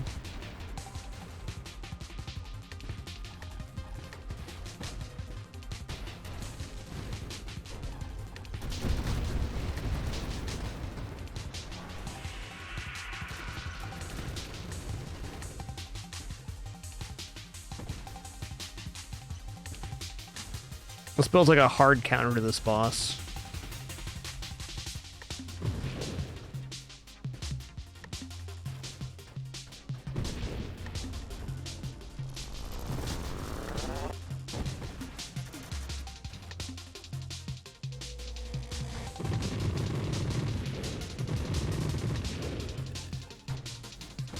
Hey, we're over 3 mil right now? That's crazy. It's just a little throw together build I did.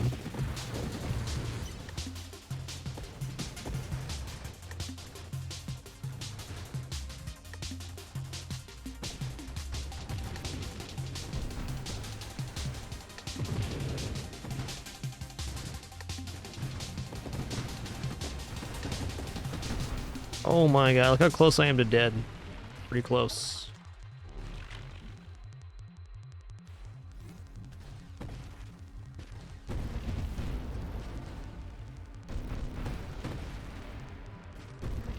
No more bumping the Juggernaut.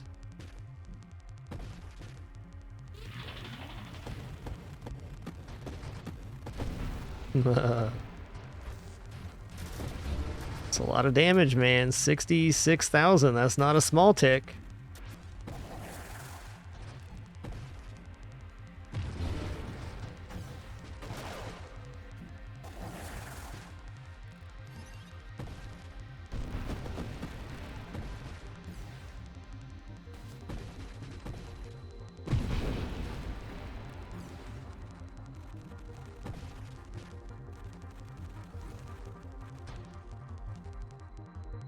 Looks like our shield effect modifier does cap at 322 here.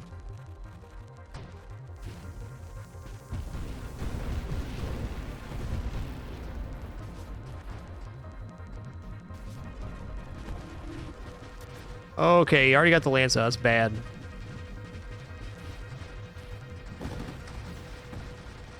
This is fine.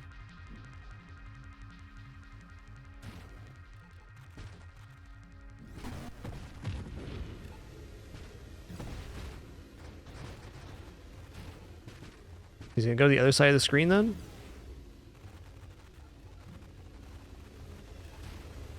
There we go. Now I got him in the slow field.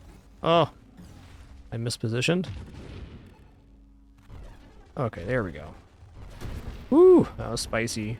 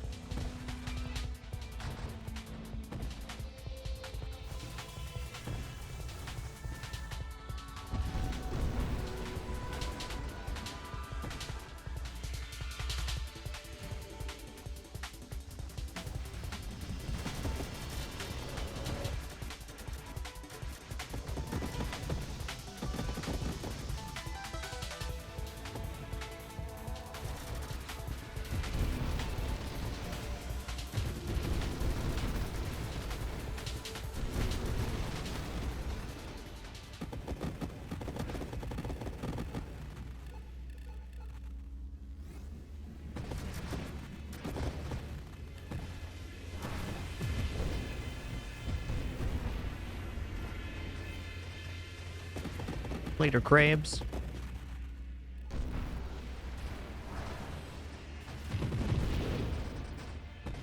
Oh, he made it out. Good for him.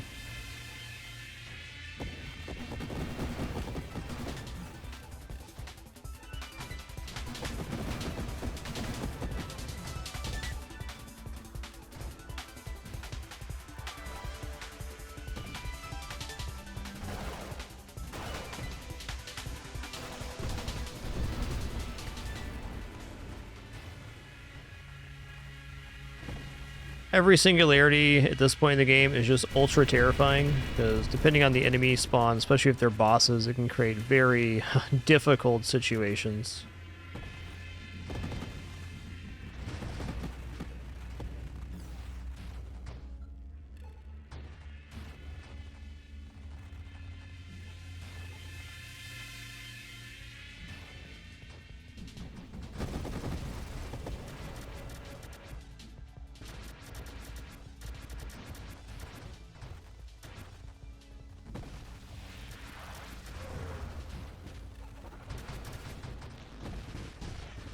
Already quite injured.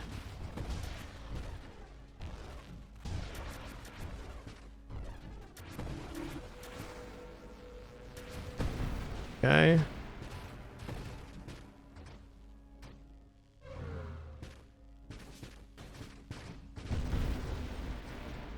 Whew.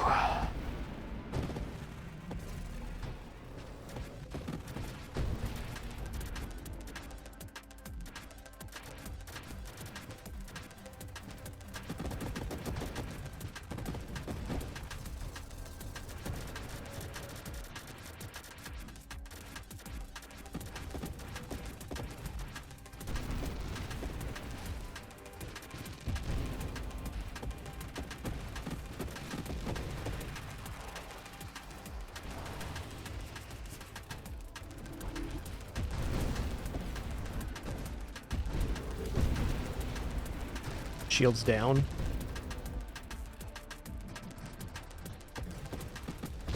Yeah, GG.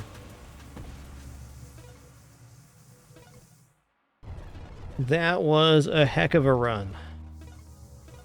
Alright, looking at our mod choices here, I do believe there's a way to fit Dying Star into this as well, which would definitely improve the burn damage. I don't necessarily know if that's better or not. We'd have to cut something out. I do think that on this style of build, deflagration's nice, but maybe not the ultimate pick. Like, we could have dropped corrosion here. We could have gone without spontaneous generation, though it generated a lot of damage. We definitely could have done without Deadly Wake.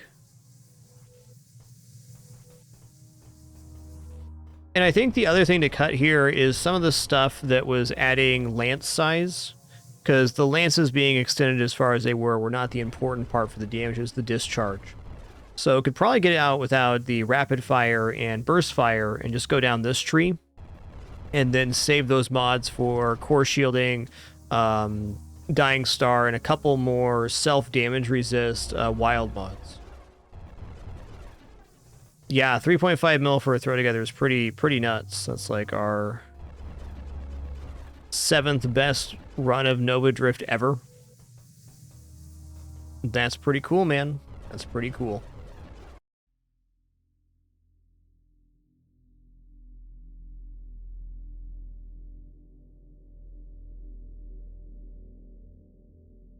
Could also consider just going with Blink and cutting the entire strafe side. I think that would also be an option to get more quality wild mods in there. I'm going to be back for that build for sure, but that'll have to be the next time we stream Nova Drift. Just thank you all for the great time. Wonderful company and awesome conversation today. Had a great time checking out the new Glistering update. It was awesome. Enjoyed the beta play of this too. This is the official release today. The last major update before 1.0. Tomorrow we'll be checking out the Tiny Rogues update, which is a pretty massive one too. Hope to see you there. Be back and at it again tomorrow and every day of December for our 9th annual Winter fragMas and our 12th year here on the site. Thanks for making it possible. Appreciate you all very much. Until next time, keep it dapper and be good to each other. That's all I got for today. Frag out. Take her easy.